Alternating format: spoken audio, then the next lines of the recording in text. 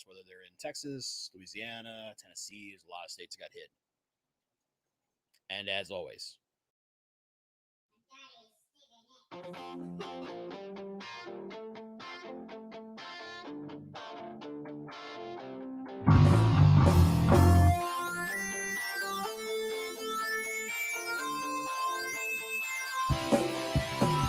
she said, I've got things in my head that she don't wanna hear nothing about.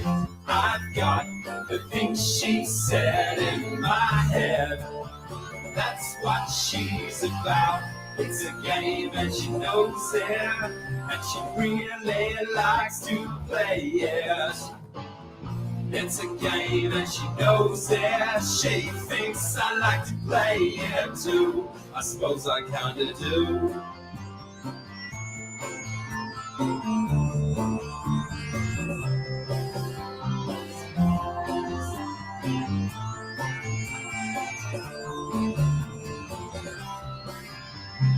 I've done things to her, she's done back to me. 3 or 5 times worse, she's been into me for a while now, about where we've been and gone. It's a game and she knows it, and she really likes to play it. It's a game and she knows it. She thinks I like to play it too. I suppose I kinda do.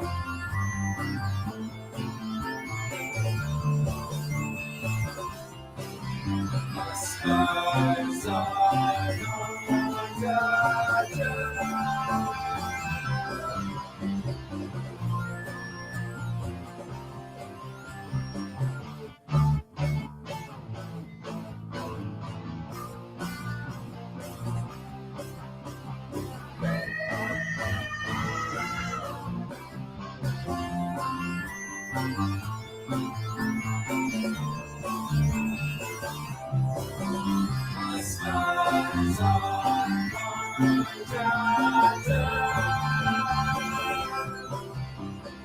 We've been sharing this space for some time.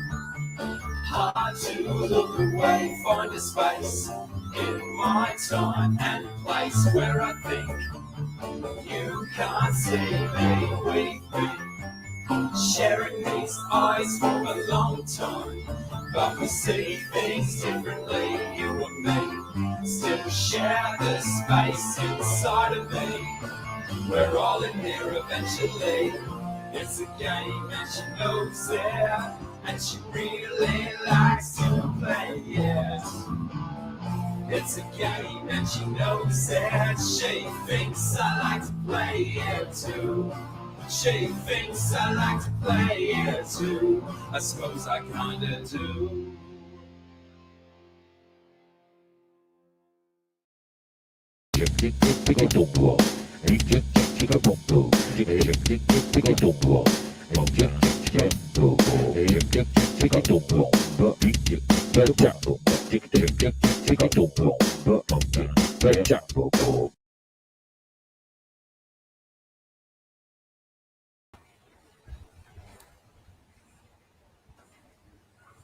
how do I get rid of that? There we go. Ha. G'day, you mob. Oh, so much housekeeping to do. Whoops. Chaos ensues. Right, what have I done? That. Fix that. Maybe turn that.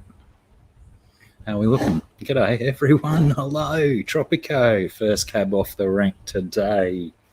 Bucket of kudos in the post to you, Fish Tropic. El Tropico. T and Aqua, how are you? T-Bone, g'day, mate.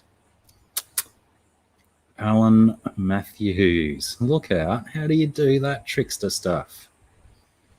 Upside down writing. I'm intrigued. Alan Matthews, new name into the chat and coming in, kicking and screaming with the technology. Very, very, very interesting and Roundhouse Aquatics coming in with the flatulence. Flatulence is acceptable all times of the day. Oh, look out. That's funny too, T and Aqua. Whilst the music was playing and I wasn't on microphone, I had a absolute perler of a burp, which I feel I may not be able to replicate throughout the stream, but time will tell. Time will indeed tell. Joel G, how are you? And Gamby Aaron, how are you, Gamby? Good old Bentley shending a few along. Chevy Fish, hello. Hello and good night, Chevy Fish. As usual, my stream starting bang smack on Chevy's bedtime. Crikey. Just showing a little respect for the Aussies with the down under chat. I'm still intrigued how to do such things. Alan Matthews is potentially a ghost in the machine. Chubby Guppy, how's it going? I might have already said hi to you, but a second one never hurts, as we all know. We do all the stuff here, Gamby. We do fish, we do plants, we do nonsense, we do ridiculousness. And speaking of nonsense... G'day, everyone. Big welcome to the beast named Z. How are you, man? Good, and yourself? Mickham, how's it going? Yeah, not too bad, thank you. Bit hot and sweaty. Yep. Bloody unpredictable, stupid weather. Yep. 17 seasons in 4 days, I guess. That's right. I invented 13 seasons. Most of them involve sweaty balls. Sack's wet. Yeah, that stuff. Turkey cola. T-bone. Good old standard. IHSP. How do you do? Good to see you. What's been going on in your world, Z? Ooh, had a day out in Byron yesterday. Yuck. Yeah. It was hot and sweaty. We got some repairs done on our car and went into town, and I got some interesting beers and got real hot and sweaty. Shared a burger with the wife and got a pizza to bring home, and the pizza was delicious. Thank you, Domino's. Really? Taco Fiesta, some Mexican pizza. Very nice. It used to be great when Domino's in Byron would actually deliver over here to Mullum. Oh, that would be glory. And then they just they pulled up stumps on that probably 4 or 5 years ago. Oh, I didn't know that. Wow. Because yeah, I mean, I don't know what what everyone's opinion in the States is of Domino's, but as far as I'm concerned, they always make a banging pizza. Beats and then the local shops. Well, considering that the local shop here does a pizza for $26, and you can get the same size one from Domino's for what, $10 or something? Yeah. Yeah, and 9 times out of 10 you get one from the local mob here, and the bottom's all burnt. Yep. Domino's don't burn the bottom of your pizza. No, they're perfectionists, and they do the nice spread rather than the big chunks of shit. Can't stand that about the local one. They just like a chunk of meat this big fucking on your pizza. It's like, how am I supposed to eat that? That's a fucking meatball. That's not a scattering of ingredients. Yeah. I can't say that I've ever had that experience with them, but I can only imagine that once you've had that experience, it kind of sticks with you. Yeah. G'day, Zip Gun. How's it going? Mickham, I don't know if I said hi to you. GRB, g'day, bro. How's it going?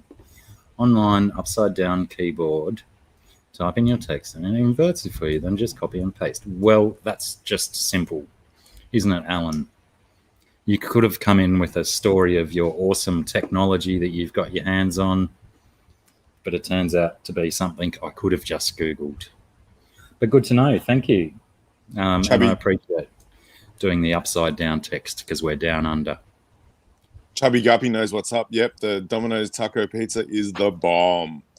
Very well made. I thought Chubby Guppy was stateside. Aren't you They Chubby Guppy? Probably do the same thing. over Yeah, I there. suppose. Yeah, it's a tried and true thing. Is Mexican pizza, bit of fusion. Yeah, You it feel works like in the Mexican, you state. feel like pizza. Yum. Yep. Bit of both worlds. If it works in the States, it's probably going to work here, isn't it? Yeah, for sure. And what did I see? I think it was Gamby saying something about getting kicked out, calling us Australians when we're actually New Zealanders. Oh, don't do that to me. No, Gamby, we are actually Australians, both of us. And George Costanza, good old George Costanza in the house.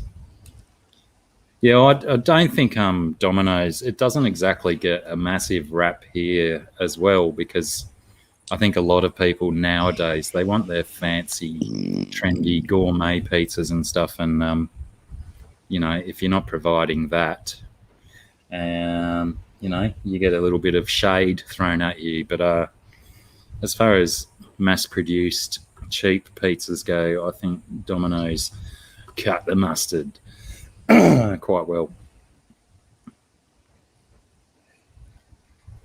I'm already a big fan of George Costanza's work because he's correcting his own spelling. It's one of my jobs removed. I don't have to correct George Costanza's spelling because he's going to correct his own. Well done. Sometimes I do get a little sense that I'm being a bit narky when I correct people's spelling and grammar, but it's what I do. Those who've been here for a while, they know I'm a bit of a spelling Nazi. And when I stuff up, I expect to be corrected as well. Oh, soldier fly. Blacky black blockers. I don't even know what Tropico means. One sec, just got a phone call.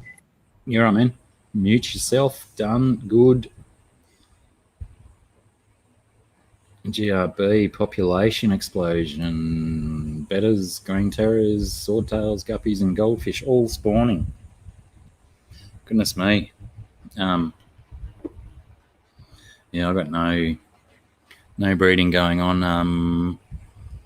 If you weren't here last week, I lost my male Feste, died. I didn't lose him, like I can't find him, like he's hiding behind the television or something. He died.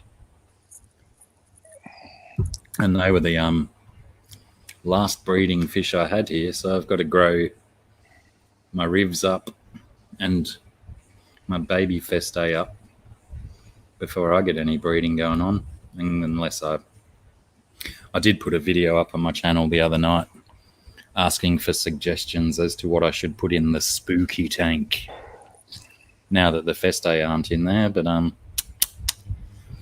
yeah, to be confirmed what I will put in there.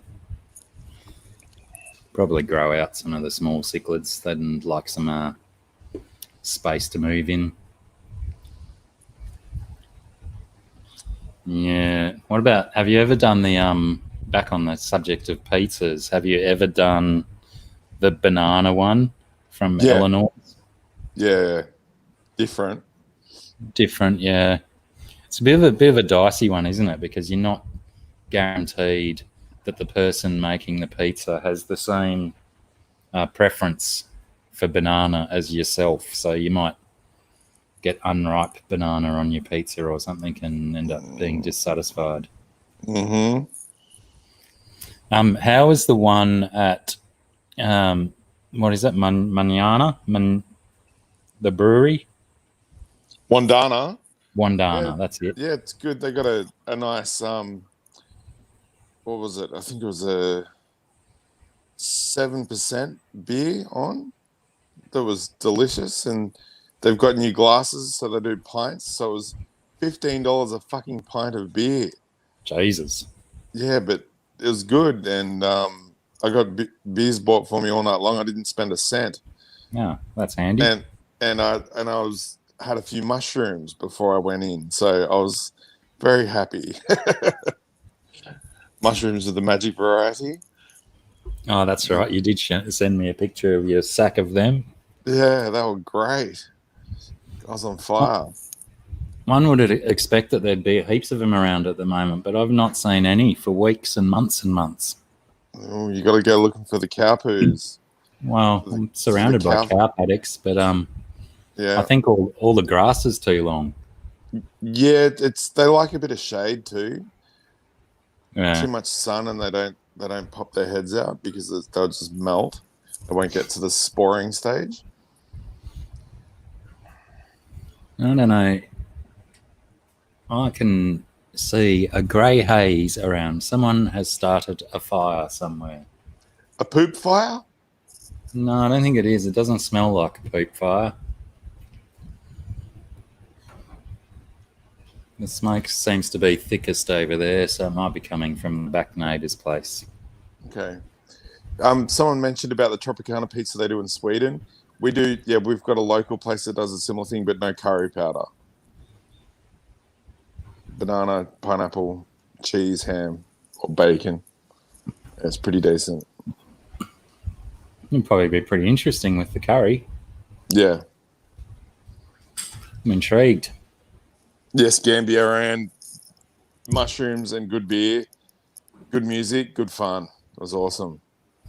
Are they making a habit of doing the pizza truck there on a particular night of the week, or is it like once a month?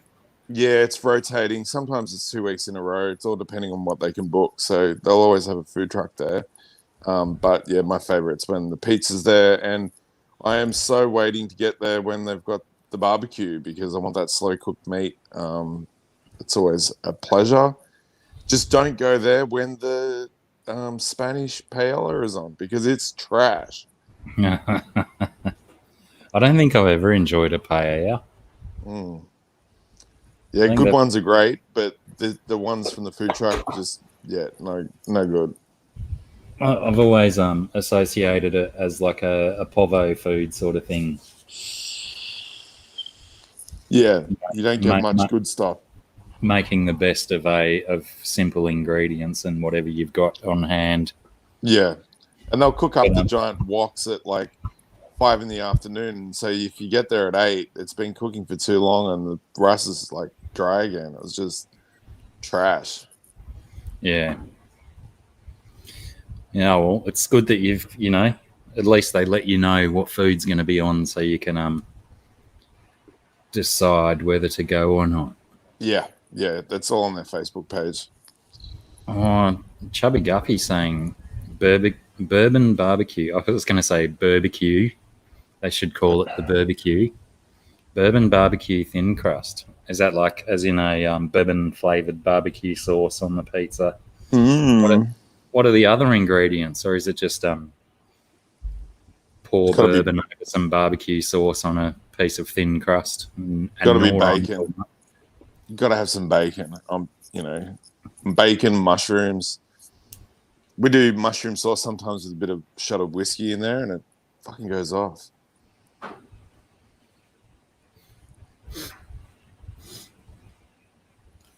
I may have to smoke several cigarettes during this stream to get rid of that smell.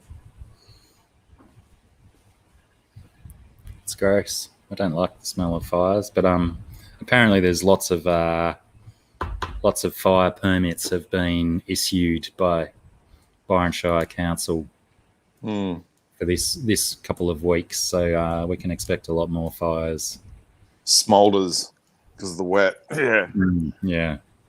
And of course, anything slightly damp and wet that burns stinks a little bit more, doesn't it? Yep.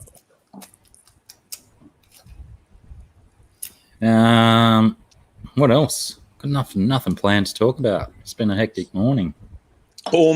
Practically all my adult swordtails have died. I'm down to 3 full-size ones, and I had like 24 before the spawning started this year. So, wow.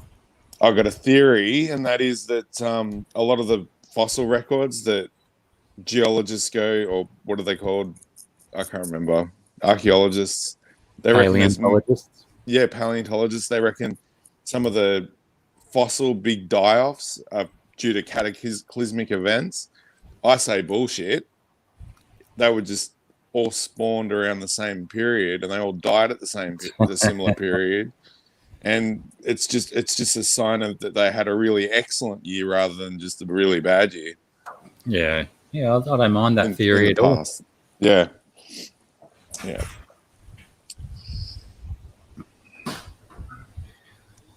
And the shrimp I added are going pretty well. Just dumped them in with the baby fish and snails, and we've got a bit of plants, and very happy colony going on. Were they just shrimps caught in your creek in your backyard? No, they were cherry shrimp donated from a friend of mine, Kai Boyson, who has been keeping bowls outside like I do for quite a while. And the bowls quite happy. No need for pumps, just in our area because of the warmth and relative lack of too much cold. Shrimp go all right, guppies go all right, and swordtails go all right outside. Yeah. Well, I've had well, they were cherry shrimp in a 20-litre bucket, and they've been surviving for good 18 months now. But unfortunately, they've bred back to feral colours, so I haven't seen a red one in that bucket for ages. They're just the colourless ones. Right. And I might have like maybe 5 or 6 cherry shrimp left in the tank inside the house. And I had hundreds in the tank where the baby feste is. That was my main cherry shrimp tank. But yeah, as I've mentioned multiple times on this stream before, not realising my baby feste had survived in there, he basically brutalised the population. Gobbled them all up. Ate them all up. There is not a single one left living in there.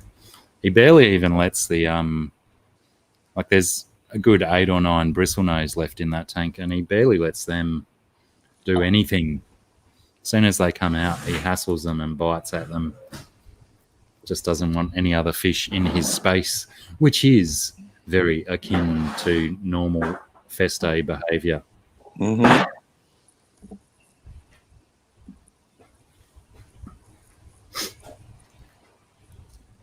With chubby guppy, I think that's where most people end up graduating to smoking meats and good quality barbecue stuff. Much more satisfying than slinging pizza. G'day, ugly man. How are ya? Welcome aboard. I'd certainly love to get into some different coloured shrimps, TN, but down here, anything other than cherry shrimp are just frightfully priced. Yeah. And no guarantees of good gene lines and stuff as well. Blokes like Sir Prawn a lot, and Blake. I think Blake still has a fair bit of shrimp breeding going on. They seem to have good success, but every time I seem to look at other coloured shrimps other than cherries, they just seem to be ridiculously priced, even for like a starter colony or whatever you want to call it, 5 or 6 shrimp or 10 shrimp, even in bulk. They're just overpriced as far as I'm concerned. Do you know if they're the same like lobster? They can't breed until they molt. Say that again. Do you know if they're the same as lobster? Like with lobster, they can't breed. The females can't be taking in the good stuff from the boy shrimp when she's got an exoskeleton. She's got to be freshly molted. I don't believe that to be the case, because I've certainly seen many cherry shrimp buried up while while still with definitely a not a malt going on. Okay, cool. So potentially slightly different. Keith Hanshaw, g'day Keith, and Heath if you like, but we'll just call you Keith because that's your proper name, sir. First job was cleaning sumps out of manual lathe, the kind you can crawl inside the spindle. That's got to be a reasonably large lathe. Oh yeah. You can crawl inside the spindle. A manual lathe too. Does that mean it's done with treadles, or has someone got to be on the end winding a winch or something? I've only ever used lathes with motors on. Just leave that, I'll get it.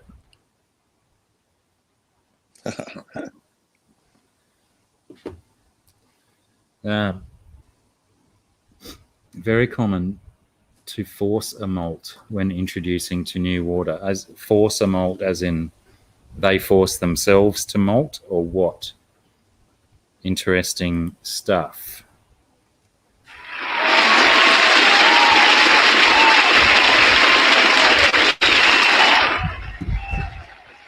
I don't even know if I need to lift that The up to the crowd. microphone. Huh? People can still hear Corvus's Hello. applause, can't they? Crowd's gone wild. The fans have gone bananas. Is Hey, my g'day. mic on? Yep, it's working. Is it working? Is it working? Yeah. Okay. Yeah, I yeah. have it turned off on my thing, but for whatever reason. Yeah, what's going on, buds? How are you? Welcome back. Welcome back. Oh. back. I am hanging in there. What's going on with you guys? Oh, we're doing Yeah. pretty good considering what Texas is going through. Jeez. Well, And- as far as I could tell, like their weather's back to normal now, but we'll see what happens. And one of the mods can throw the link up to that dude's farm that was that everyone's talking about too. I know everyone here's probably heard about. Is it Ogliad or something? Oh, Goliad Farms? Goliad, that's it. Yeah. Haven't heard anything about it. Are they doing all right? I mean, I know. No, he's apparently lost tons of stock. I With would the imagine stuff that's going on. He's he's a 70-year-old dude or something, isn't he? That runs a fish farm. I'm only going on secondhand information. Corey's been gone quite- there. Corey's gone there and done some pretty extensive videos with them. Yeah, right. Yeah, I think Corey's like giving him a shout out as well, and I know Bentley gave him a little bit of a shout out on his stream today as well. But yeah, a 70-year-old dude who's been running this fish farm for so many years, and this bloody weather in Texas has apparently really, really stuffed his farm over. Yeah, I mean, it's a real tragedy. We're out here in the first world, supposedly, right? And running into problems like it got cold out. Yeah. And not to diminish like anybody's losses or anything like that. But it really is kind of a testimonial of like why it's important to not allow this like complete and utter deregulation under the idea that like everybody's some kind of magical independent being on the earth. It's like the power went out and nobody knew what to do because it was cold and the power went out and there was no power. And it's like these extensive supply chain that we rely on daily just failed, and millions of people just didn't know what to do. They, and it's pretty awful because most people, on one side of the coin are saying like this is once in a century storm, but it's like this happened in 2011. Okay, so if it's happened at least twice in this century, which is still pretty new, being only the 21st year, it's clearly not once in a century if it happened 10 It's years already ago. happened twice. Yeah. And it's happened again now. So, I think the characterization is really weird. We've had a lot of the talking heads here in the United States trying to blame green energy sources like wind and whatnot. But the reality is, like, natural gas, oil, nuclear, and the windmills, which they rely on the wind power during the summertime, like not so much in the wintertime. But a lot of the talking heads out here are claiming that, like, the Green New Deal is what caused this to happen. And the Green New Deal is not a law. It hasn't even been like in the House or the Senate, or the president hasn't signed any of this stuff into law. So for, like, the Green New Deal to be the villain here, like, what? You might as well just blame it on ghosts and Yeah. goblins. It's nonsense.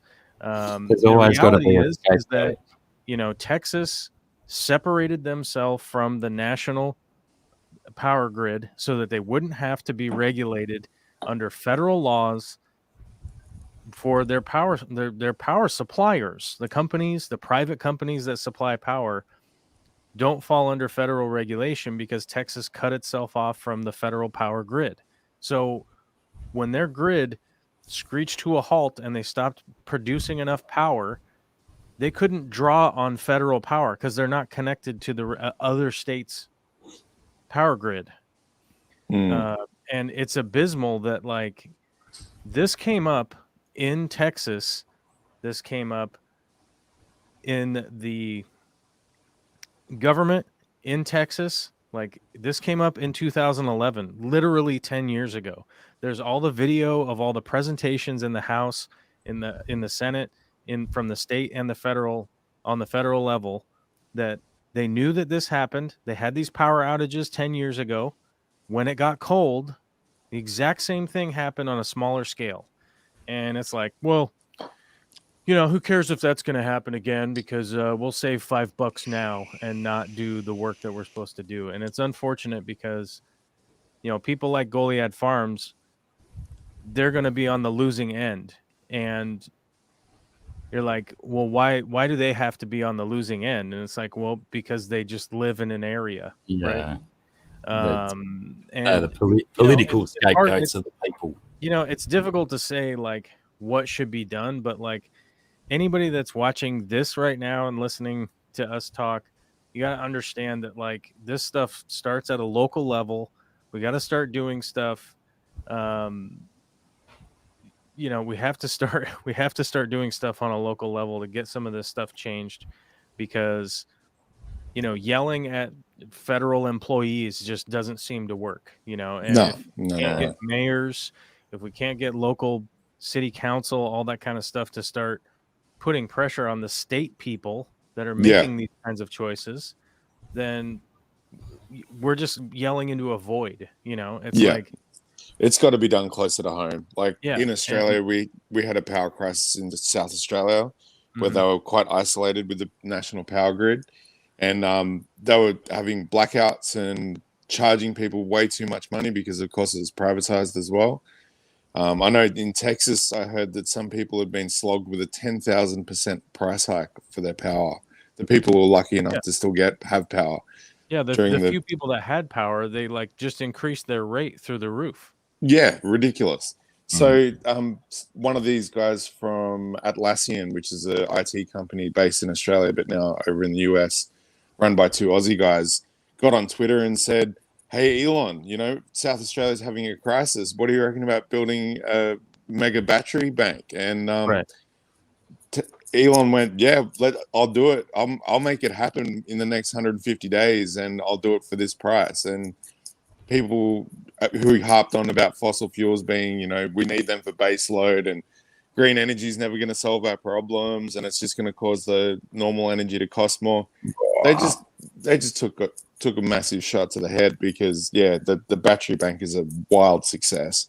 It's worked wonderfully. Well, as much as I'm okay, so as much as I'm in favor, because I am pretty familiar with that power crisis and the Elon battery banks and all that stuff. As much as I am as much as that is encouraging, right? Is that you go like, okay, well, here's a solution. Battery technology is a temporary solution. Yeah. And even Elon Musk reluctantly admits that the battery technology is not where it needs to be in order to be considered, the foundation of the power grid. Yeah, Yeah. he's certainly open about that. The unfortunate thing is that nuclear power is extraordinarily vilified because of old plants having Yeah. meltdowns, Yeah. and the devastation from that is abysmal, and I'm not in favor of that. But the best technology that we have currently is nuclear power and addressing it on a global scale, as opposed to just, hoping that we could have a 70-year-old nuclear power plant somehow operate like it's brand new. We need to invest in some stuff like that because, hydroelectric is fantastic. It's awesome, but not everybody can do that. Yeah. And- Coal is abysmal. Oil is abysmal. Natural gas is abysmal. We know that. It's not even like, is this up for debate? It's not a debate.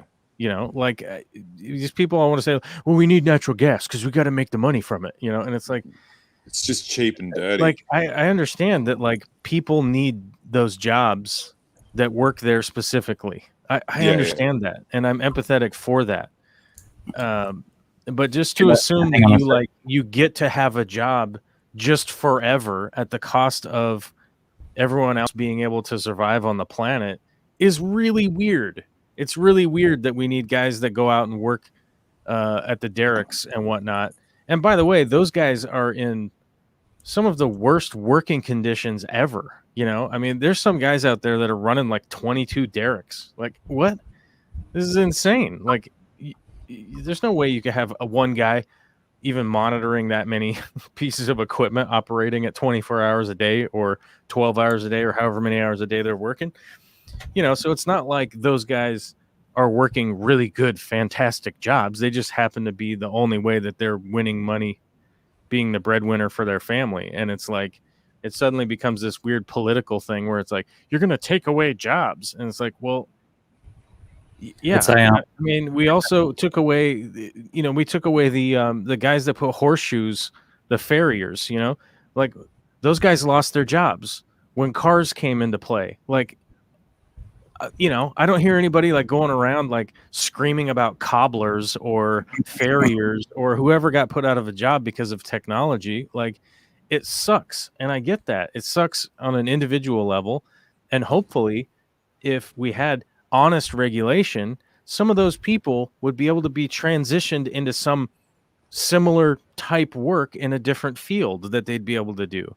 It's like an oil derrick guy could easily be an electrician or a plumber or some guy who works at a solar plant or whatever. Like, it's not like you guys just like, well, I can't work on an oil machine anymore, so I guess I can't do anything.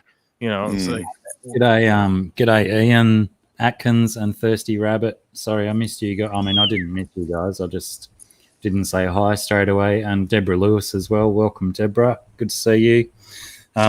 Atkins Nature Aquarium says, did you guys hear how the snow in Texas is fake? Apparently, it doesn't melt under the flame and explodes if you put it in a microwave. It doesn't explode when you put it in a microwave. And B, it does melt. Even the people that said it explodes in the microwave, they literally put it in the microwave and it didn't explode. So it is real, 100% real. This same conspiracy theory went around in 2017, and there's a debunking video of it from 2017. To explain it very simply, a ball of snow, when you go to melt it, just like on a snow cone. Have you ever had a snow cone before at the fair or whatever? Have you ever had a snow cone before, Blacky? Probably not by that name. Down here, we know snow cones as something else. It's like an icy or something. I don't know, whatever you call it. It's ice in a cup, and then they put sugar syrup on it, right? Yeah. So the same thing happens. It's essentially described as like capillary action, that the melting water gets pulled up into the structure of the snowball itself. When you try to put flame on it, and the black that gets on there from the people's cigarette lighters, it's just carbon. It's just the carbon from the flame and stuff. That's all that it is, and it's nonsense. And snow. If the snow, if the snow was fake, do you know how big Texas is? Yeah. Does anybody have a clue how huge Texas is? You're gonna massive. somehow A bit bigger than this. Yeah. Well, it's like the whole, it's bigger than that. But like somehow you're going to cover a whole entire state with some kind of fake snow. Like what kind of monumental like amount of production would you have to do in order to accomplish that? And nobody notice any of it. Like, and people be cold. They're cold. Yeah. And the whole state is cold too. You know, like completely insane. Like what kind of monumental levels of fuckery goes through someone's mind that they produce this kind of information and believe it without actually considering reality as a possibility. Right. Makes them feel special.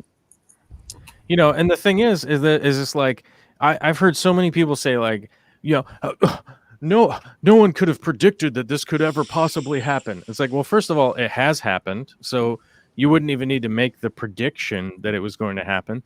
But climate scientists have been screaming about this for 60 years, 50 years, 50 or 60 years. Climate scientists have been losing their minds about how the weather is going to get more and more and more extreme. Because of climate change, because of the warming, because of the CO2 that we're putting into the environment, because of the waste that we're putting onto the planet.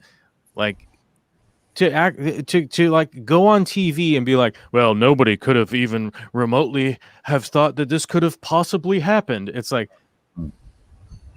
here's a sea. There's like a basically a brand new ocean worth of papers from scientists saying like, we have to do something, you know, like every year they're in the Senate, they're in the House, they're on CNN, they're on Fox News, they're on every single channel, like at some point in time throughout the year saying like, this is a real problem and we have to address it somehow. And then, you know, 10 minutes later, they cut away and go, well, I don't know. Seems like no one could have possibly predicted that there would have been this weather changes. Yeah. And I don't know. I guess there are options. You know, and it's like, I get it.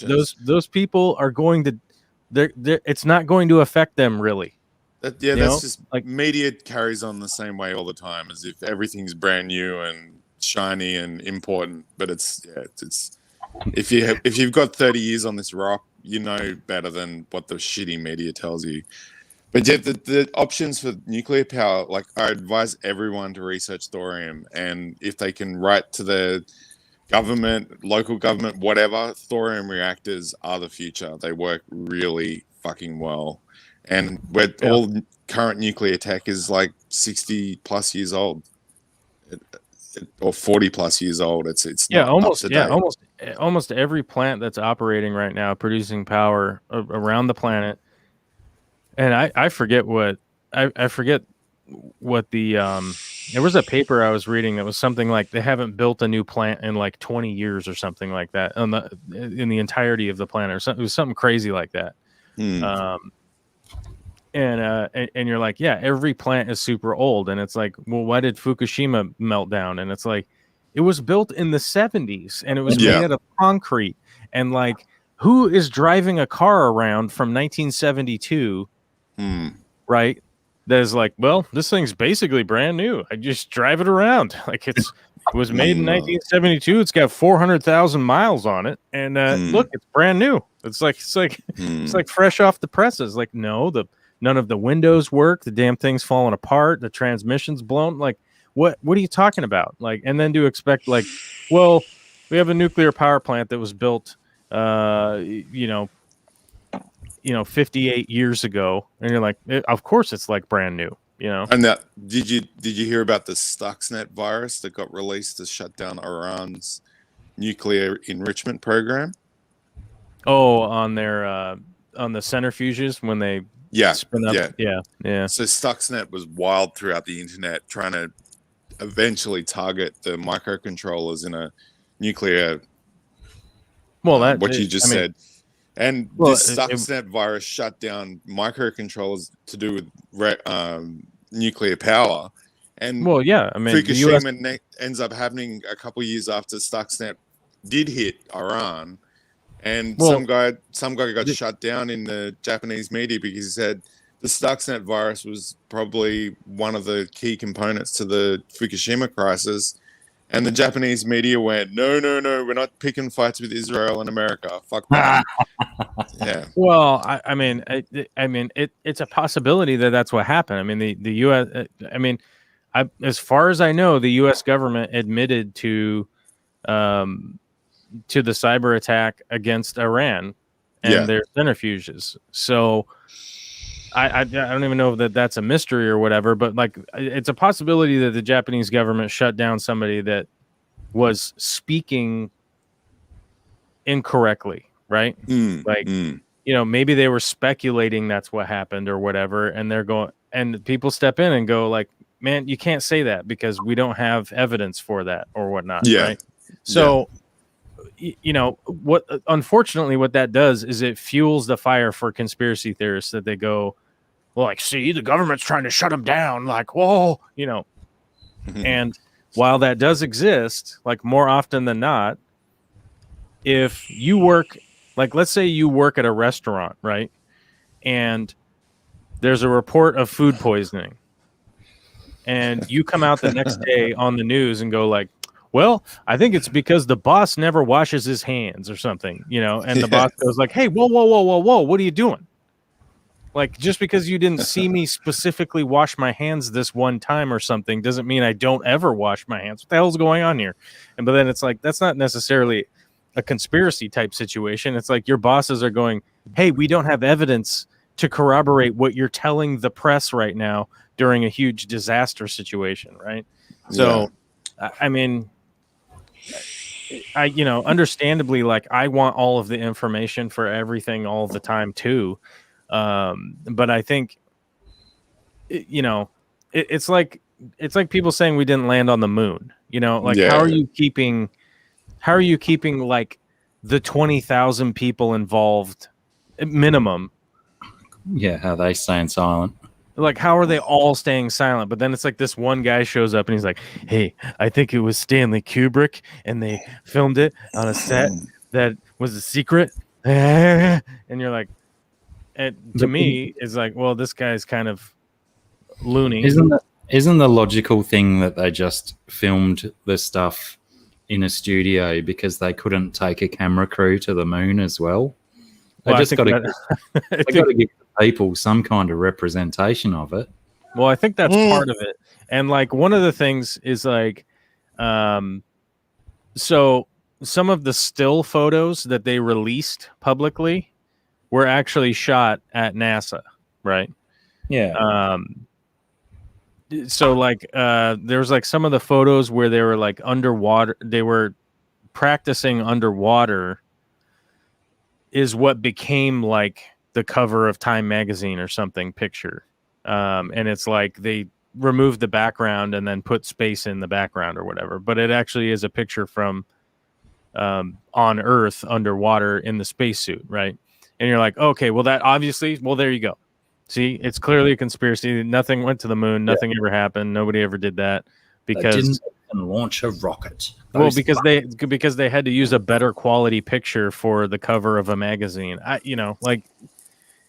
What's more likely here? They wanted a better, fancier looking picture than the ones that they got from the astronauts who aren't photographers screwing around with a space camera, a camera up in space that was like probably made out of tissue paper and the lightest weight possible thing, but it is what it is. I don't know. I think I always find it very difficult to go down these like conspiracy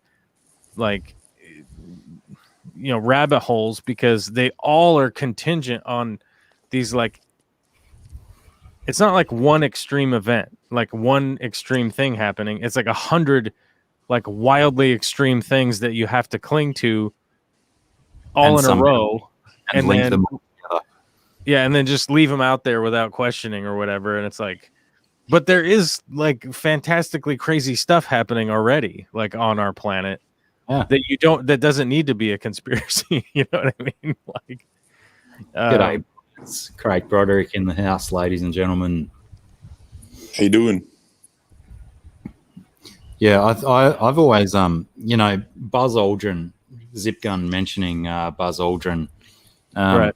He's been an interesting cat in the media in the last 20 years, and potentially, if people were questioning your greatest life achievement, maybe you'd go a little bit loopy as well. I would imagine that I'd probably get a little bit pissed too.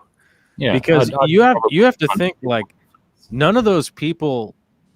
Yeah, I mean, maybe at the beginning, some people like approached him respectfully and asked him, but and he might have got tired of explaining himself in a sense. I mean, maybe it's that, but it seems to me like Zip Gun saying like there's a video of Buzz Aldrin punching a moon denier in the face, like which is a situation that happened. But yeah, I've seen the video. It's a very short video, and it's a guy who's clearly not. He's like a little bit. He's not like coming up and asking him a question or something. He's yelling at him about how, and I don't know what to tell you guys, but like if somebody was, if people were regularly coming up to me on the street and screaming in my face that like everything I've ever done, what you dedicated your whole life to, essentially, and scream at you on the street and run up to you and whatnot, like I can't imagine like it's the same thing with like Johnny Depp or somebody like pushes a cameraman away, and it's like 100 of those people every single day swarm around him and run up to him in his face with cameras constantly, and it's like this one time he shoved one of them out of the way or something, and you're like, to me, I'm kind of like, yeah. I mean, I guess technically that is like a really bad thing, but like, could somebody maybe address the fact that like hundreds of people are running up on him every day, every second of every day, all of the time, wherever he goes? Like, that's also really weird. So, if millennials have taught us anything, it's words can hurt. They can cut so deep. So I respect Buzz's right to fire up at that dude for exactly those reasons. It's the incredibly salty tears that exacerbate the paper cuts. Well, and that's the thing, like, but you don't know what interactions like Buzz had with that guy previously. Yeah, like, yeah. There's no testimonials that guy. Maybe this is the 20th time that guy's run up on him. Absolutely. And this one happens to be recorded, G'day, aquatics. Because it seems pretty clear that guy was already going way out of his way to go encounter Buzz Aldrin. You know what I mean? Like you literally have to go where Buzz Aldrin is. You know what I mean? Like he's not just accidentally walking down your street or something. You know what I mean? Like you have to go seek him out. That's a kid dedicated to a task. Right.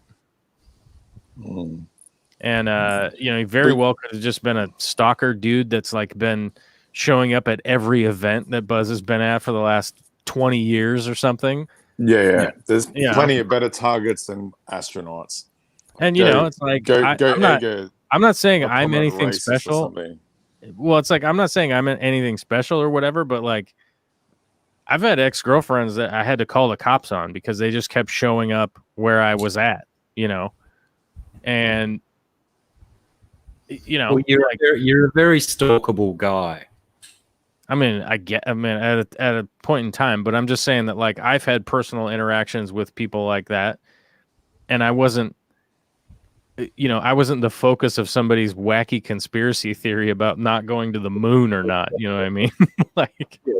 It's that kind of ties in very well with Gamby's comment that some people are just crazy. There's over 7 billion of us on the planet.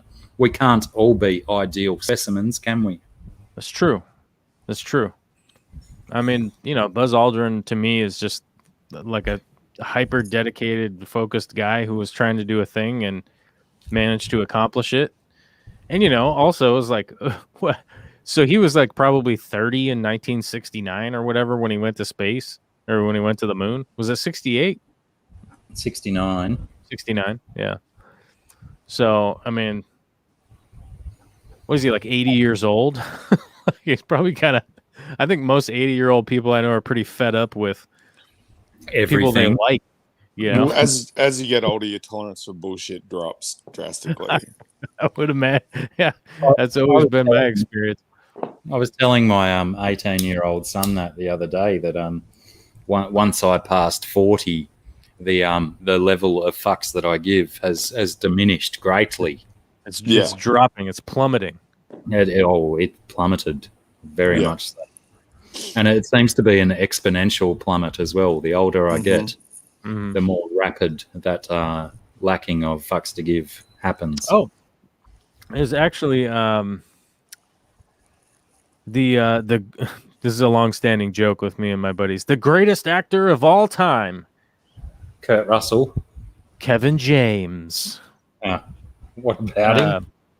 I heard him. He was doing a junket, and so they were interviewing him about some new TV show he's doing. It's some dumb sitcom, but he was actually talking about being in quarantine, being in lockdown and stuff.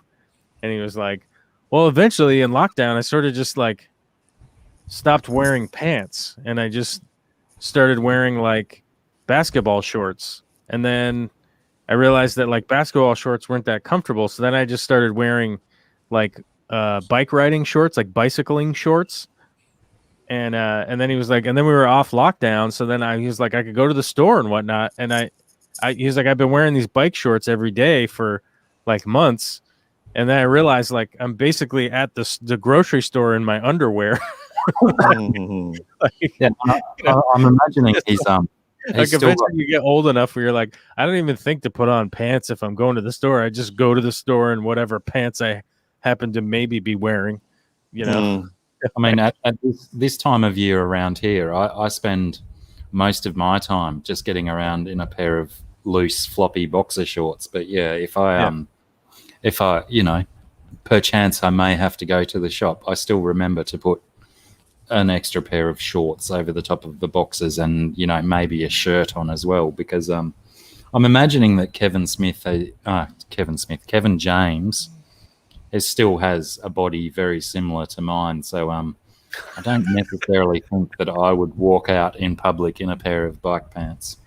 Yeah, it's a pretty funny picture. I don't know, but I'm saying like the parallel there is like, yeah, you kind of do reach an age where you just sort of stop really caring about pants and things. And I can't imagine the like insufferable people is like, well, you know what? I really should be tolerating these weirdos, like that's what I got.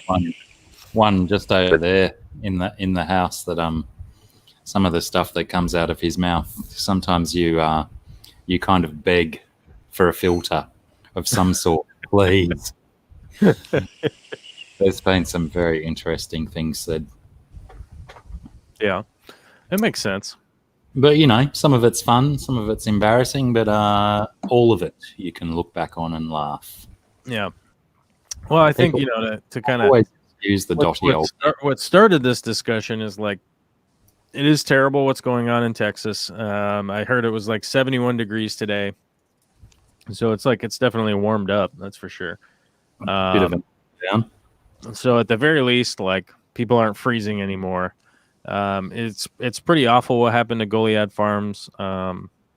If people can't help out, I would say that's a good thing. It's a good place to put your help for the time being. But hopefully people can start to have some more serious conversations about the local infrastructure that needs to be fixed. I know that Australia has a lot of the same issues that the U.S. does as far as infrastructure goes. That it was much more of a priority, 100 years ago to like get the stuff built, and then it's definitely not it's not like a sexy thing to like rebuild the garbage plant you know, like the recycling plant. You know, it's like, well, we're gonna rebuild it. Well, can we make a new one? You know, and it's an ongoing situation, and hopefully, more people will be encouraged to at least have some of those conversations on the local end. You know, Absolutely. like, There just needs to be more eyes open to what's actually going on and stuff. right. And BJ Palmer, hello. That's not pleasant to hear that you're fighting off the pneumonia. Oh man, I had that the beginning of last year, and it lasted. Man, it went on for months. I had to keep going back in, and of course, then COVID like shut it down because like, you know, everybody was on pandemic regulation, and they were wanting to do everything over the phone and stuff, and so I was like getting all this medication over the phone. It was crazy. So I hopefully you're getting some better treatment, being able to get your X-rays and stuff like that and get checked out. Hopefully, One would hope so around. that COVID's not interrupting BJ Palmer's treatments. Indeed. Now, can I backtrack a bit, Beast? You mentioned this new nuclear technology just before. Yeah, thorium. So How do you thorium's just like the god Thor, THORIUM. And that this is some kind of new nuclear power developing technology. Yeah, so thorium on its own is non-fissile. Like you can stick a bunch of enriched rods of thorium together and they won't kick off. You need to sort of space them out into space with uranium. But what thorium does with uranium is any nuclear byproducts and waste, its half-life is reduced by, I think it's like a factor of 1,000. So instead of having to wait 10,000 years for the nuclear waste to stop kicking off and being dangerous, the waste products end up being, hundreds to 1,000 years that we've got to store them and look after them. The other fantastic thing with thorium is we can use old weapons grade plutonium and uranium that are in missiles and decommissioned weapons and use it with thorium to safely dispose of weapons. So it's all about disarmament. So is it, apart from the disarmament factor, its other benefit is that the waste has a much shorter life of detriment to the planet. That's right, much shorter half-life. And then combine that with the newer technology of a liquid sodium cap on top of the reactor stack. If it does have a meltdown, the design is such that the cap melts and breaks, and the liquid sodium just pours all over the rods and stops any meltdown from happening. So we can basically, using this technology, we can avoid any future meltdown events and make them safe. But a lot of naysayers and older dudes who are so used to making money from their ancestors' ways, they just poo-poo it because they've never seen it in action running at full capacity. Only research reactors have ever used it. But the science is sound. The story's out. Australia's got the biggest resources of thorium, and we basically shouldn't be selling uranium or to anyone any yellow cake unless they're taking thorium on to help mitigate the pollution, basically. Yeah. And Chubby Guppy, with your experience working in a nuclear joint, have you any experience with this thorium or any input with regard to the thorium process? Heard of it? Used it?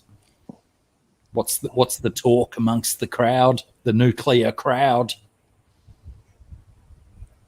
I suppose it's like anything new that comes along that's a little bit different than the way we've always done it. There's always going to be your naysayers and your people who are unwilling to adopt the modern cause or the up-to-date ways of doing stuff. Hello, Crystal. How are you? Welcome.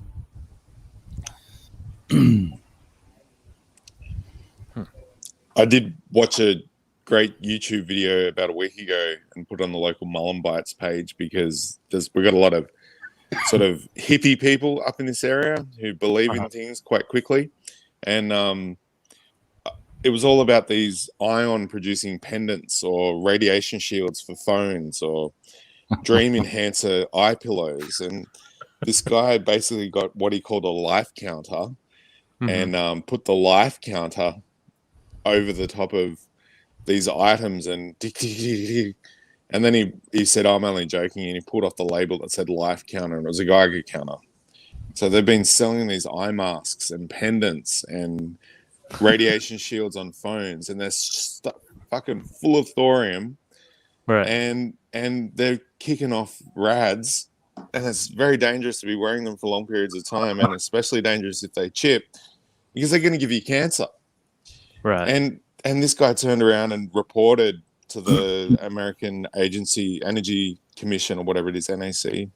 Anyway, once he reported these items and the Amazon sales teams that were responsible and the businesses trying to distribute them through the US, he got a letter back within a week saying, thank you so much for your good work. We've taken the links and we've removed these sellers from the websites, and God help anyone who's bought them already. And I thought one of these pendants looks really familiar. I've seen it before. And a friend up the road, Tom Dutton, he was wearing one, and he had this exact life force pendant that was supposed to be a radiation shield, and he'd been wearing it for like 6 months, and it had chipped. It's actually irradiating him. Yeah. So he's like, get rid of this shit straight away. Oh fuck. It's so dangerous. Just been out there like voluntarily irradiating themselves. Yeah. Like they're Iron Man or something. Yeah. We really do have some awesome specimens of the human species in our area. Yeah. It's quite don't we all? I believe that we all do. I think we all have that in common. Well, I think we've become known as the anti-vaxxer capital of the world because most of our population are firmly anti-vax. And anti-5G as well. You can't have 5G and vaccinations around here without getting snarled at by the hippies. Right. And like Beast sort of inferred at is that a lot of the numbskulls are used the term advisedly around here. Do they read something and they just take it on board and roll with it? You know, there's no fact checking with a lot of people around here. Read something, it must be true. I don't research that. It's fact. It's like somebody wrote it down. The saying is, do your research. In other words, read articles that support the theory that I'm talking to you about. Exactly. Ignore anything that criticizes it.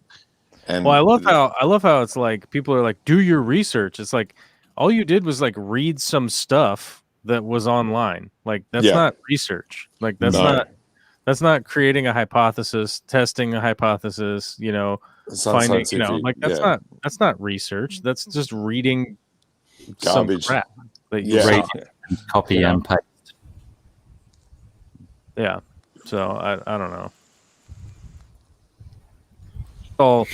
It's all like very interesting to me in a way that, you're like, hey, why do you, how, at what point did you like come to this conclusion if it weren't for just having read some stuff, that's just weird, It's like, well, I read this weird stuff, like, okay, well, what,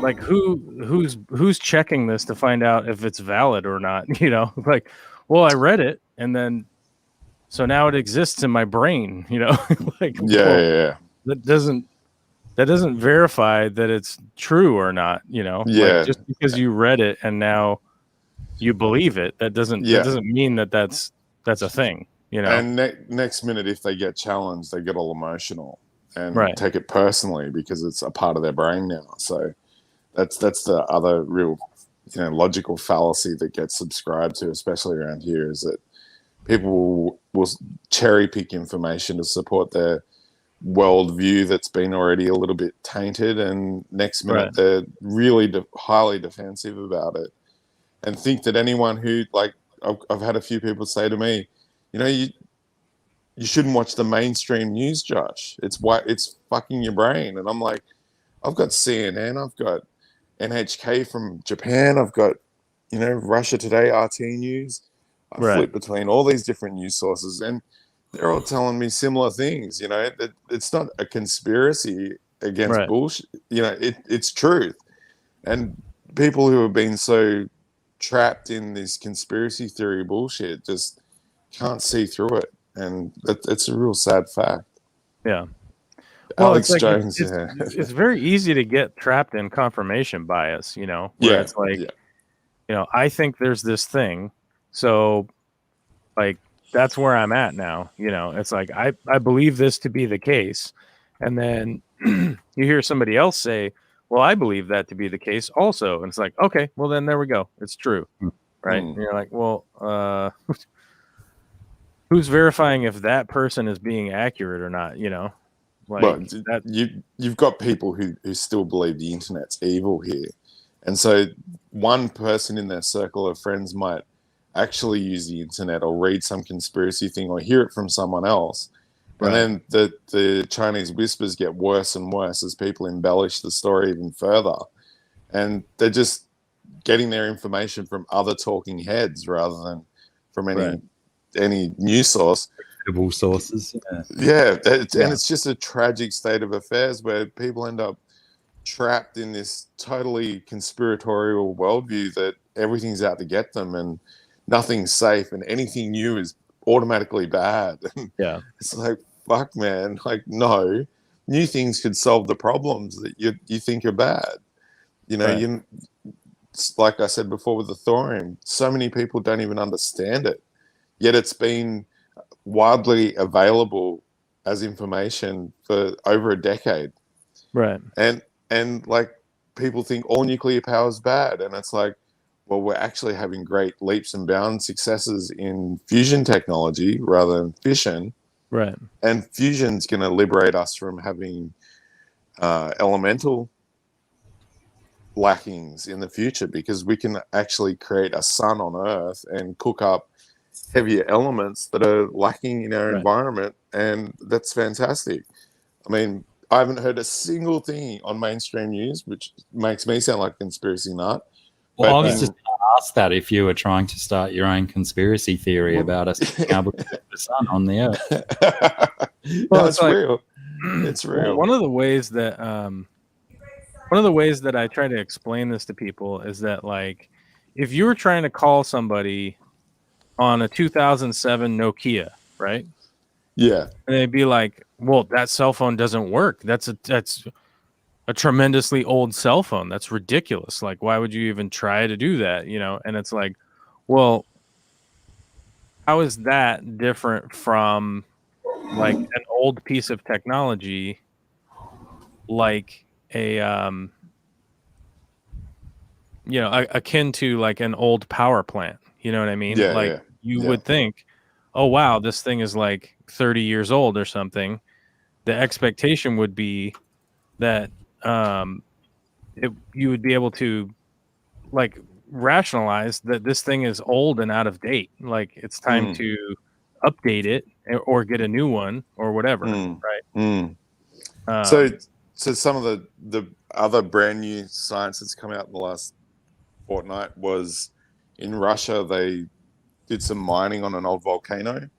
They found some new mineral in the copper series that's I think from memory it was 1 copper atom to 7 oxygen atoms. And it had strange properties that they'd never seen in nature before. And the scientists that they took it back to the lab to test it and examine it said, holy shit, this looks like a natural formation of how a lithium battery's chemistry looks like. This might unlock, and it might be possible to use this geometry of atoms, atomic structure, to create a sodium ion battery.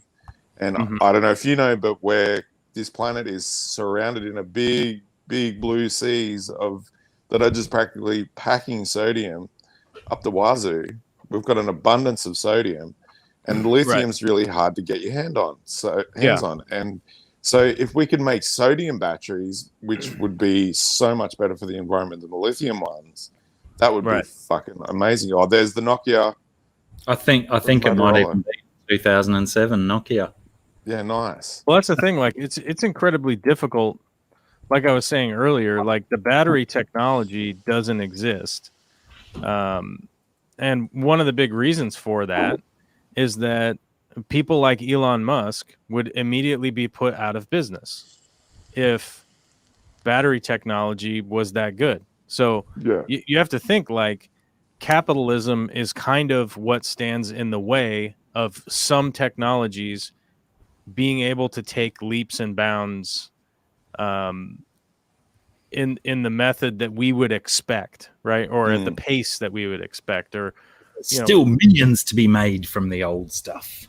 Well, I mean, yeah. I mean, that's the thing is that like, well, it's like when we talk about, the coal plants and stuff, and it's like, well, coal jobs, and I believe the statistic I saw about how many coal jobs there actually are, like in the United States, it's something like 17,000 or something ridiculously small like that, where it's like these coal jobs have become some kind of political talking point of like, well, we have to keep the coal workers working. And it's like, but how many of them are there, And the statistic that I heard was there's something like 17,000 people that work in coal, and there's like 100,000 people that work at like J.C. Penney's or something, and you're like, well, no one cares that J.C. Penney's would go out of business, but that's like 10 times the amount of jobs that would be lost, but it's not a political talking point because no one cares about people that work at J.C. Penney's, right? Yeah. Like it's just somebody selling clothes at a store. Who cares? And you're like, well, if the argument is just that we have to maintain these jobs just to maintain these jobs, well, what about these other jobs? Yeah. Well, I don't care about those because they haven't been politicized by the company making billions of dollars off of something that is pretty clearly either A, outdated and causing a lot of pollution, right? Or B, just being mechanized to the point where people have lost those jobs because, like what they do now is they just strip the mountain from the top. Like they don't dig in the ground anymore, right? So because machinery is so effective now, what a company will do, like if they're going to do coal, what they do is they find a hill that has coal in it, and then they just start stripping it bit by bit with machinery until it's flat, and they dig up the coal that way. Yeah. Like if you go around Kentucky, and like one of the tours that we did in Kentucky was some of the Blue Hills out there. I think it's the Blue Hills. It might be a different name for them, but when we were out there, like one of the things that our guide that was there was talking about was the fact that all the hills that we were at, like used to be like big peaks and stuff, but everything was all flattened out and like gently rolling and stuff. And so we drove like 40 miles away or 30 miles or something like that. We were on the freeway. It took about half an hour driving fast. And he's like, yeah, here's one of the areas where they're actively stripping. And, you go out there and it's just a bunch of earth movers and machines and stuff.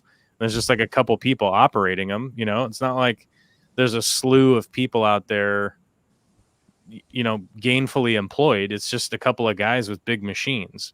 And he was like, here's the hill like before, and then here's the hill during, and then here's the hill after, because the ground cover grows in fairly rapidly. So in like 5 or 6 years time, it doesn't really look like the amount of devastation because you have all this ground cover that grows in.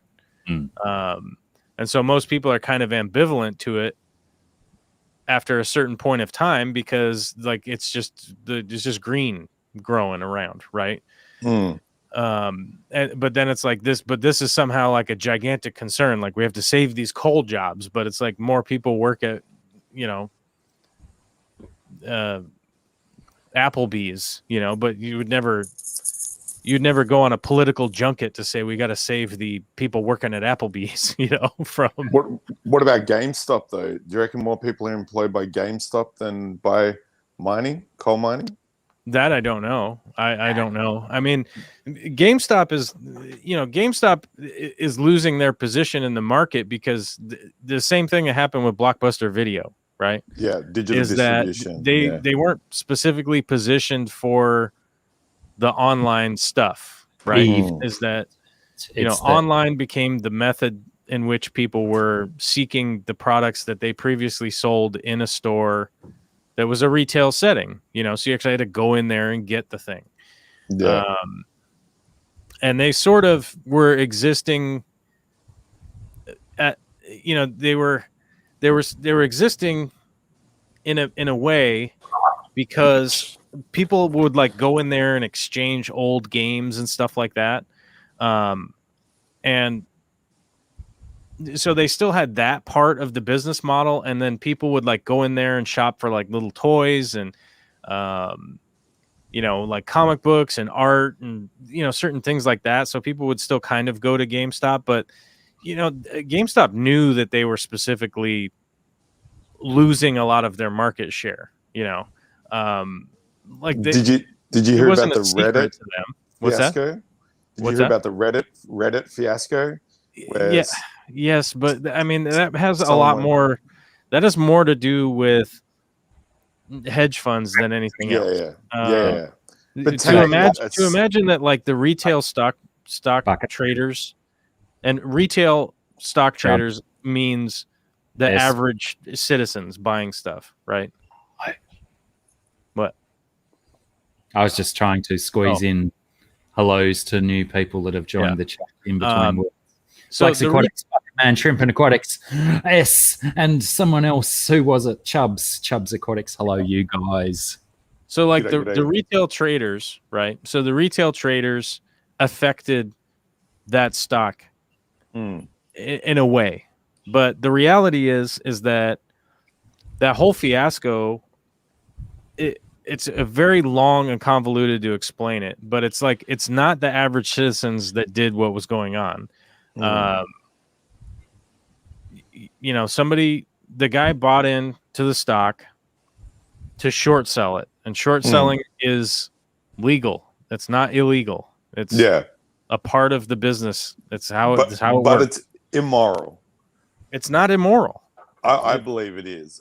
If you're going to benefit from someone else's demise, you can't. You're not betting on someone else's demise.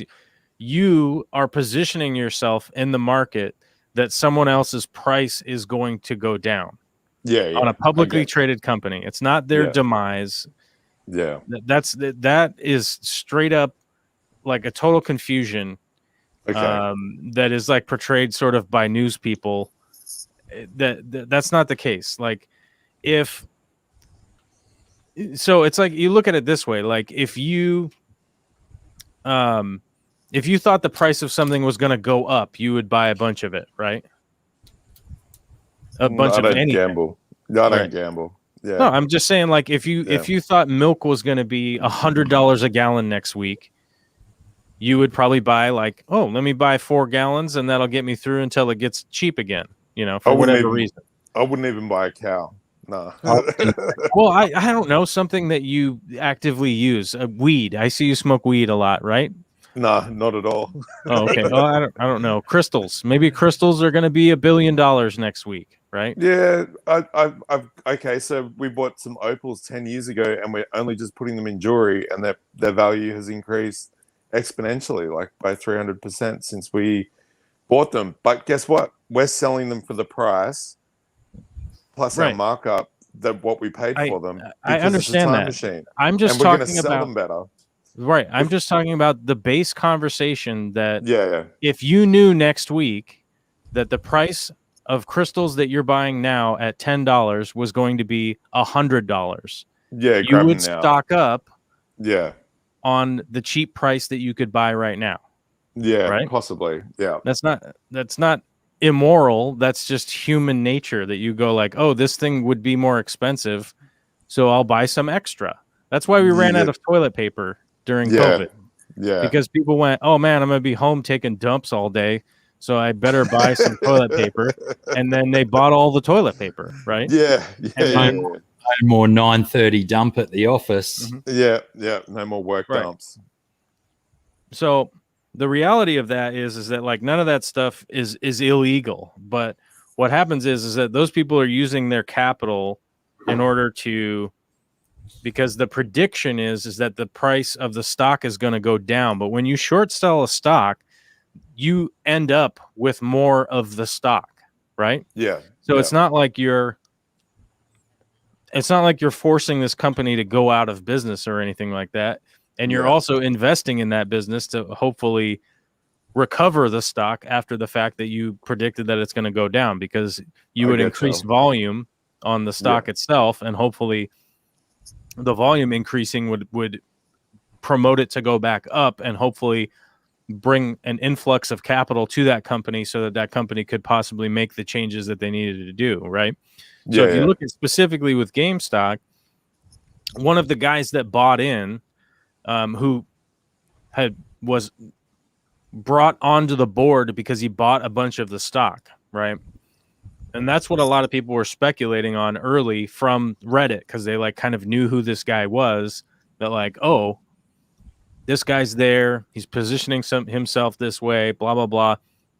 Maybe there's an opportunity that we could all buy some shares and would help increase the volume, and the price would go up and we make some money. And then hopefully GameStop has enough money to, like, you know, for instance, sell off some of their shares and invest back into the company and keep GameStop going. And the whole thing kind of snowballed to a certain point where a bunch of hedge funds started positioning themselves and doing things, and they're the ones that won. They're the ones that made billions and billions of dollars. And unfortunately, the people that bought in, like, once it was on the news, they ended up losing a bunch of money. But like, if you want a perfect example, go look at Bitcoin over the last 2 weeks, right? So Bitcoin Cash, Litecoin, Ethereum, regular Bitcoin, all of that kind of stuff. Go look at the Bitcoin market when Elon Musk said he was gonna pull out $1.5 billion and buy Bitcoin. Bang! Yeah, didn't went do up, that. Yeah, and then 6 days later, right now it's just plummeting back down to where it was before. yeah. So where I think it wasn't it you? So at what point is it immoral that Elon Musk is going to take $1.5 billion and invest it in money that only is generated by wasted energy? Bitcoin is generated by the use of electricity. That's how Bitcoin is made. So Bitcoin is literally wasting electricity to make money. And Elon Musk is willing to take $1.5 billion to force that technology to continue going. Yeah. So who would realistically be immoral in that situation? I thought it was primarily so he could, if he was seen to be investing in Bitcoin, then people could pay for his products, shall we say, with Bitcoin. They could pay for his products. He could opt to accept Bitcoin. He doesn't need to falsely inflate the Bitcoin market, pump a bunch of money in there, and then dump the Bitcoin off once the price goes up. So you take $1.5 billion and you dump that in and you increase the share by 40%, then you take your money right back out. Yeah. And everyone else goes, oh my God, the market's going back down. Well, why? Because Elon Musk just sold 1 point what's the math on that? So you got 4 plus, so he just pulled out $2.3 billion out of Bitcoin, and all of a sudden the price starts plummeting. Well, guess who loses out? All the small people that bought in because they were like, oh, Elon's gonna buy in. He's like a wizard, right? He's Lex Luthor. Doesn't that tie back exactly to the GameStop situation? That sure, all of these people that got involved with the Reddit in the first place might have won, but didn't it also then, when all the prices started to drop, all those small guys, didn't they get, I was going to use a terrible R word, didn't they get raped at the end of it? Yeah, I mean, all the small people lost money, and hedge funds just made billions of dollars. Yeah. Because you're out leveraged in those stocks. You don't know when those big players are going to pull out or push in or this or that or the other thing. A lot of people just literally took like the $5,000 that they had, and it's like the only thing that they had, and they bought in, and they're like, I'm gonna stick with the stock. It's gonna go back up to $500, and it's like that stock is never going back up to $500. Yeah. I think that's where I saw the problem was that. They were there. It seemed to my eyes that their motivation was to, stick it to the man and nail the wealthy man and stuff like that. And then essentially the whole exercise still, raped poor people in the bum who thought they were going to get a quick return. Yeah. Mm-hmm. I saw a fabulous piece from a decade ago. It was a listing for a StarCraft tournament. Thank you. That's what I was about to refer to before. Yes. Yeah. So the top prize was $250. Second place was $200. Third place was like 150. Fourth and fifth were 100. Fourth was $100. Fifth to eighth was 25 bitcoins. Yeah. Fifth to eighth, it was 25 bitcoins. Man, if those people still have their bitcoins, those losers just won big time. Well, yeah. I know a guy. Who's like, he's a pretty savvy computer wizard, dude. And we were talking a little while ago, and this is like probably a year and a half ago, maybe 2 years ago, when Bitcoin went up to like 12 grand or something like that, 12,000. I think it's at like 55 now or something. Oh, but he has like 600 Bitcoin on a hard drive somewhere, and he thinks he threw the hard drive away. Oh, can you imagine that? Yeah, I'm like, he is the only person I know that could psychologically handle that. Like, seriously, like he's the only guy I know that literally could just be like, well, sometimes you have a hard drive with like $8 million on it, and it just ends up in the dump. I'm like, wow. I would be having heart palpitations daily, going like, oh my god, maybe I could go to the dump and find it. It's not gonna happen. But I got offered 15 years ago to get, I think it was about 15 or 10 years ago, to get 10,000 Bitcoin for $1,000. And I had the money at the time, and I didn't take up the offer. But fuck, I'd be sitting pretty if I had. Damn. But legit. I could have been the same dude losing the hard drive.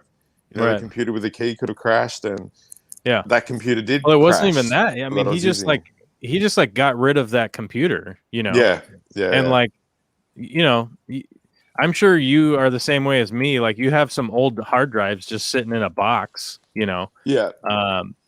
But the reality is, like, a lot of those times where it's like, well, it's old hard drive. Do I really need it? Like, maybe I should just recycle it. Like, whatever, like, I can't imagine what's on there, whatever. I have a pile of hard drives that's over a foot tall of whenever I dump a computer, I keep all of the hard drives. So I've got a pile of hard drives from the last 20 years of my computers. Unfortunately, the ones that I really want to still work don't work. Yeah, but it's one of those weird things that, like, you wouldn't ever have like really actively thought about the Bitcoin that was on that hard drive, because it was basically worthless, and then all of a sudden it's like you find out, like, however many years later, it's like, oh, Bitcoin's worth a lot now, and you're like, oh, that weird thing I was doing actually turned out to be correct. Like, oh, damn it. Like, you're like, I'm not still involved in that. And are we going to be? Because I think Beast, you sent me a link to the Stanford one, the pie, and then I've had Yep. several links from other people to that as well. Are we going to have the same thing with that, or is this pie one going to fall on the arse because it's Got come no along? idea. Got no idea. You know, Well, it's like a one of gamble those. that's worthwhile giving it a go. It's one of those real things where, like, one of those things that you just really don't know. Yeah. It's all speculation, and it's one of those things like I think it's fine if you're somebody that is like, oh hey, let me put like 10 or 20 bucks in this goofy thing, and you know that's not a horrendous ordeal for anybody, but definitely don't put any money that you need in Bitcoin or any investment. of the electronic money out there. The digital money's like I pulled out a Bitcoin Cash the other day, and I mean I made $100, but it was all legitimately money that I didn't need for anything. It was just literally like, oh well, I would have spent this money like going to the movie theater or whatever, and obviously we can't do that right now, so I'll just put it into this entertaining thing and see what happens, you know. A worthy gamble.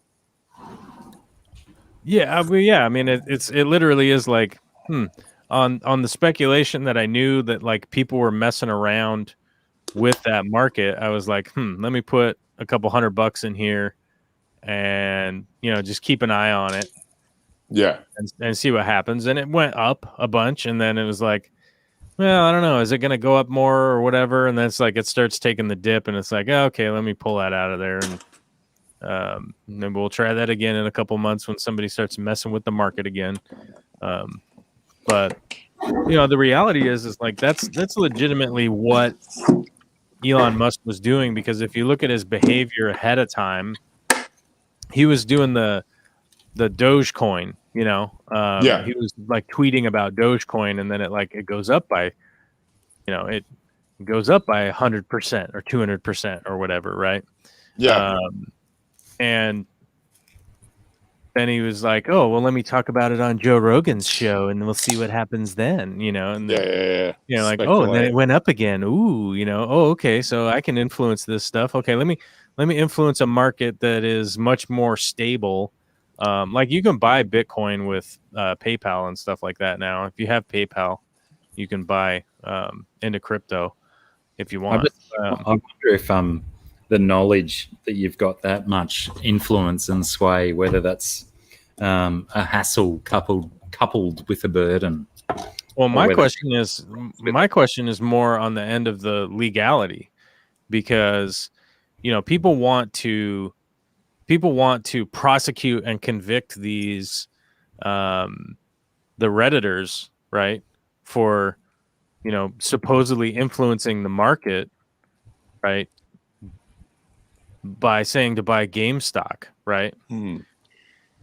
Well, those are all small time people that put like $10,000, $20,000, $30,000 into stuff. Well, why isn't anybody pushing to investigate Elon Musk if he's taken $1.5 billion to influence a market and doing it publicly so that everybody is influenced by his specific influence with that amount of money behind you? And like the gray area or what? I personally do not think that that's a gray area, but I'm not specifically an expert or in any way involved in prosecuting that or investigating that or anything like that. I'm just saying it as an average citizen. That seems like some pretty strong, you know, for lack of a better term, fuckery with a specific market that clearly is affecting people. You know, maybe we're not hearing about it this moment or anything like that. But I mean, you know, we'll likely hear some stories from some people that like, well, my husband put our 401k in there and it all just went down, you know, and now we don't have any money, you know, but no one's really going to care about Jimmy, Bob, and Sue that lost their retirement. Because they diversify. No, Yeah. Yeah, you should. Yeah, yeah. Is it? You should have diversified. Like, okay, what does that mean? You're like, well, you want to buy in on high yield index funds. Or at least get some blue chips with your Bitcoin. Goodness, whatever a blue chip is. Exactly. Most people don't even know what it is when you throw that kind of stuff out there. It's like you should diversify your investments, and it's like, well, what do you mean? And it's like, well, you should be in an index fund that's based off of a whole bunch of stocks, and somebody controls it for you, and somebody takes care of it for you, and has a level of expertise to make sure that your money is properly taken care of, and hopefully you'll see a decent return over a long period of time. Like I talked to my investor yesterday, and an index fund generally looks to come at about like 7 or 8%, with like 40% of it is basically federal or state bonds, right? Whereas you could invest in a more aggressive fund that might get you 11, 12, 13%, but none of it's protected with bonds. It's all literally just following the market. So if the market goes down and all your money is stuck in that, and for some reason you need to pull out before the market can go back up, well, you just lost a whole bunch of money. You don't really have anything sitting there that's secured. So you can take the gamble and go the riskier route. I believe the Vanguard is one of the really big ones. That's probably one of, if not the biggest, it's one of the biggest that, they're over the last 40 years, they've seen 11% return. So that's a pretty good return on your money if you were invested that whole 40 years, right? Invest in yourself. Start a small business. Well, you can start a riskier, but small there's business, far more- but you want to far more invest in your rewards. retirement, right? Yeah, So, yeah. you want to start a small business, invest in yourself 100%, but also you want to take 10% of that money and put it away for when you're not actively making money. Also, this is advice for the United States. I don't know. It might be different in Australia, but our Social Security here is on a sliding scale. So the more money you put into it, the more money you're going to get out of Social Security, which I always think is really weird, because the amount of money that you can put into Social Security is capped. Every year you can only put a certain amount of money in. So like, I believe if you make like $174,000 a year annually, you will have put in the maximum amount into Social Security in automatic deductions, and then anything you make over 174,000, they stop taking Social Security out. They're like, oh, you don't have to pay that anymore, So that's why I've always thought like, well, there's a cap on it. Why do you get to have a bigger Social Security check than the other people if there's a limit to how much you can put into it? But it just kind of is what it is. But like the maximum amount that you could get now from a Social Security check is like I think it's like $3,600 a month, but that's the maximum. That's if you put in the maximum for every year for the 30 years that it's calculated out as, because it takes the top 30 years of your earning, basically. So BCFR, hello, welcome. Invest in gold and silver thoughts. 10 years ago, I was telling people to invest in gold and silver. Nowadays, it seems pointless because gold is double what it was 10 years ago. If people took my advice 10 years ago, they'd be fucking rich. Idiots. Well, I trade in silver, and silver, we've always got a backlog of quite a decent amount of silver and gemstones, and certain silver mines have run dry. Other ones are hitting gangbusters because in their silver deposits they're finding platinum mixed in with the silver. So we got a bunch of stuff that wasn't selling and scrapped it. It took me about a week to cut all the stones out for recycling and putting into other jewelry. But I ended up getting about 10 kilos of silver. We took it to the scrap guy came and tested it quickly here and took it back to the forge to melt it all down. And he said, well, you guys get a bonus because 1% of that 10 kilos was actually White 10 gold. 10 grams of platinum. And we got bonus money. And we were like, he said, where do you get this silver from that's got platinum mixed in with it? Who would do that? I said, well, we're getting it. The guys that are making our stuff in Indonesia get it straight from mines. So the global spot price for silver might be a certain rate, but amongst craftsmanship people, like people actually doing the hands-on work, sourcing them raw metals from a mine directly, they get mates rates. They're not paying spot price. Right. And that's how it all works out better in the end, because if everyone's paying the zero costed as much as possible, the bare minimum, rather than paying exorbitant, markups, more stuff moves. And it's all about volume rather than selling, one piece a month. We're selling 100 pieces a month, if not more. And that has just been abundance for us over the last 21 years that me and my wife have been doing it. So yeah. Right. Dream keeper. Yeah, I've got a bunch of silver coins too. I really believe in stacking ounce silver coins. I've got a few American ones and it's some one of those protest things. ones. It's one of those things that like precious metals have always had some kind of use, right? Yeah. So whether or not you're simply using it for an investment opportunity is great, but also like if you're somebody that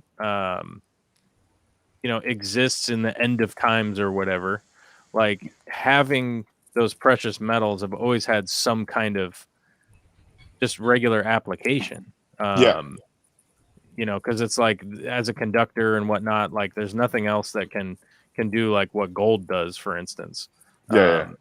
Like you're just not going to get anything that does that. It's like the precious metals are the only thing that does that, right? Yeah. So, not only from the standpoint of like an investment that could possibly help with your retirement and stuff, like it's also something that would be a usable item regardless of what happens with the world. Because even when we were, cowboys in the Wild West, like there were still uses for gold, for instance, that wasn't just monetary. What were they using it for? There's just a bunch of weird properties with gold. Like it doesn't corrode. It doesn't. It's like it's the best conductor. Like if you have it purified, like there's a bunch of weird things that you can do with gold. That I don't necessarily know right off the top of my head, but like nothing else just found regularly around does a bunch of stuff that like precious metals do, like trying to think off the top of my head. I think Beast would know more about that specifically. S is making a reference to your Minecraft videos, I think. Gold pickaxe, yeah. Gold pickaxe. Well, yeah, you got to be able to make a good pickaxe, Gold's not going to do very well as a tool, but yeah. Yeah, it breaks down quick. But, for finesse jobs, I could see the importance of having, like, say if you're working with watches. Right. Fine watches, if you made a screwdriver or, a probe out of gold, it would force you to be delicate, and if you applied too much force, the thing would bend rather than damage the apparatus. So, right, in high finesse things, I'm sure gold has a high good use. Did you know in small watches, like automatic watches, there are rubies spaced within the apparatus that are The rubies are naturally porous, right, and they act as miniature oil tanks. So you'll have rubies all throughout the watch, and you've got to get them oiled every 2 to 8 years. Right. a drop of oil put on each of the rubies, and that keeps the mechanics keep ticking away. How bizarre. Did Yeah. not- Well, it's one of those things that, like, you know, oil and fats and all sorts of weird stuff that, like, a lot of things have like specific properties that other things don't do, you know? Yeah. And like precious metals are one of those things. And, you know, I don't have any great examples off the top of my head. I mean, I could look them up, but it's always just been something that humans have needed to do whatever specific application. But like you said, like a weird timepiece or something like that. Like there's not something that else that does that, you know, like you need quartz to keep time, you know, and you know, yeah, it's possible like zombie apocalypse, like you don't need a timepiece or whatever, but you know, I would assume that people would want to know what time it was, I guess. I don't know. Quartz got synthesized by a professor called Marcel Vogel. Mhm. Can't remember the time, but he patented a process whereby you take a seed of an existing quartz crystal and then you put a strip of that seed quartz into a bath of high silicon and apply electricity through electrodes on either end of the wafer, and it just stacks on more crystal molecules until you've got a big chunk of synthetic quartz, which is optically clear and really good for industrial use. But before he'd worked out how to do that, the hunt was on globally for quartz. Minas Gerais, I'm probably pronouncing that wrong, but in Brazil had the best quartz. Arkansas had some really good clear quartz as well. But we needed clear quartz to do all of our radio for transmitters and receivers. And a lot of people we don't get taught this shit in school. It's ridiculous. Right. But quartz is responsible for so many applications, you know.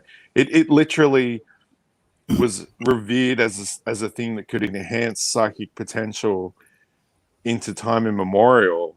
And then we worked out how to electronically, I'll use that bad R word again, that rape word. We learned how to electronically rape quartz to do our bidding and to make telepathy available to everybody. And suddenly you could tune into your favorite radio show and listen into your stories of an evening, and you know, the rest is history. Telepathy for everyone. Can't argue with telepathy for everyone. I mean, you can, because I don't really want other people getting in here. Yeah. There's a difference between what you keep inside and what you send out.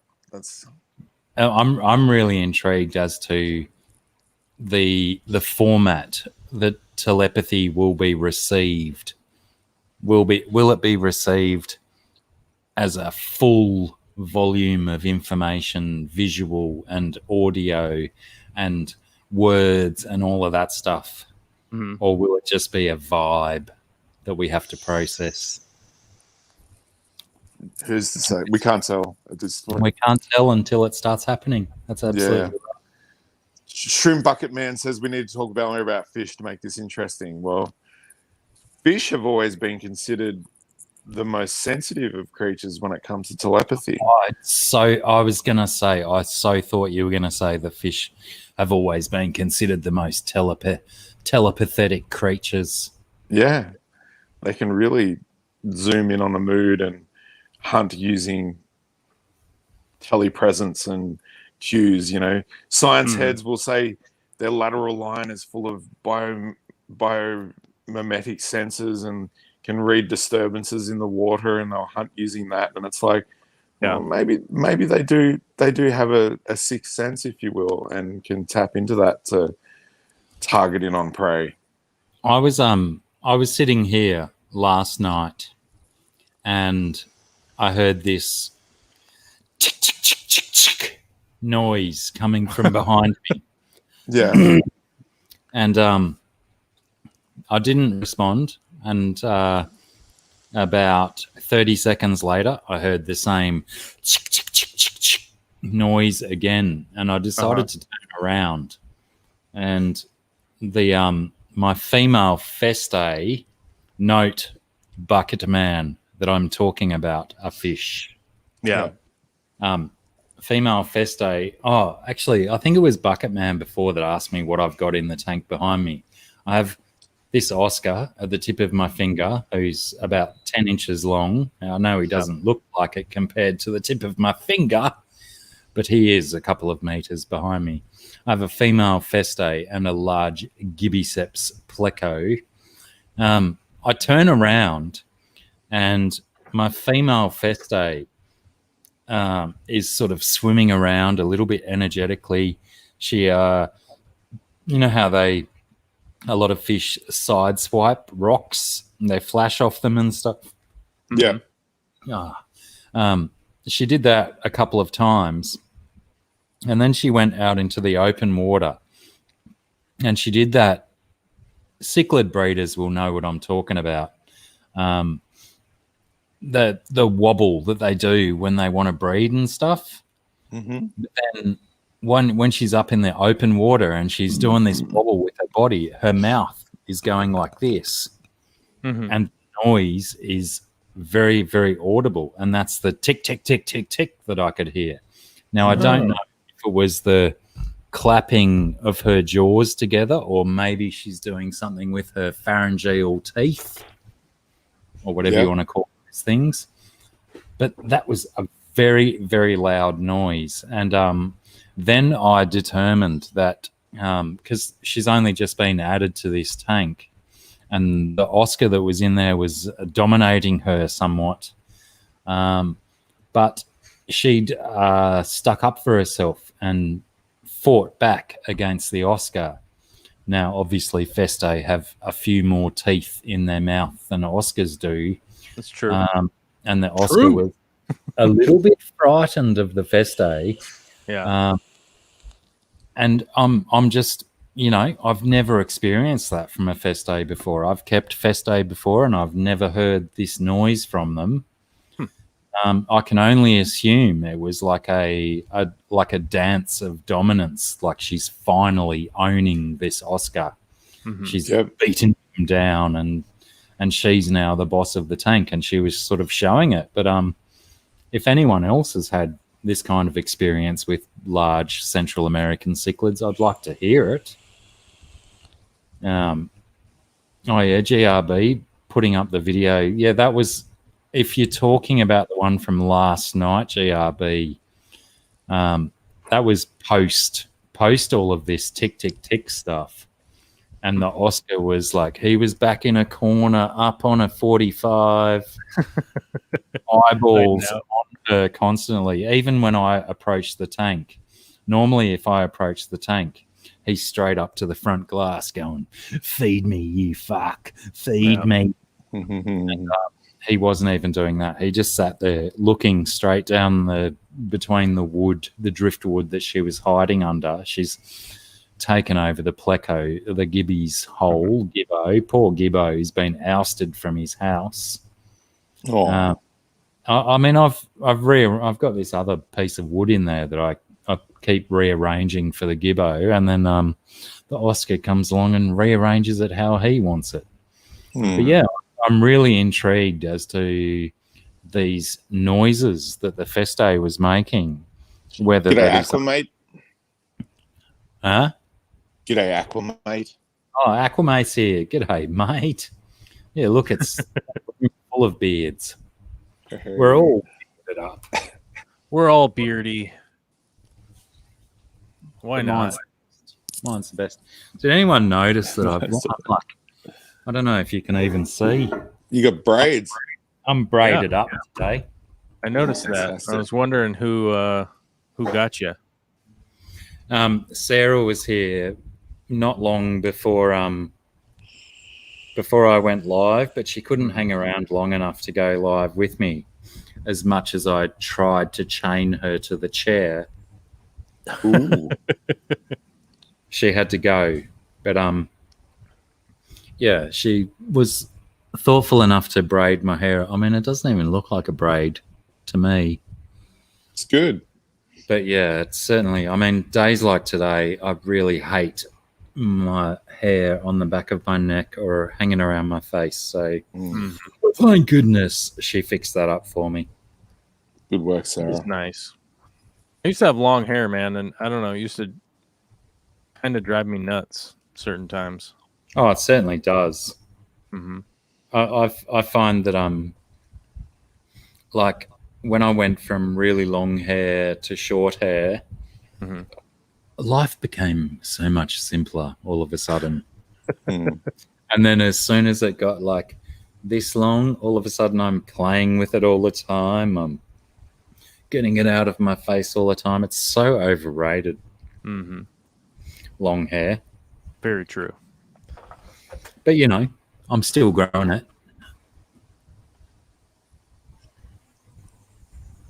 Oh, Gambia Ron is saying, am I right in saying in the USA you have copper coins that are worth more by weight than they are as US currency?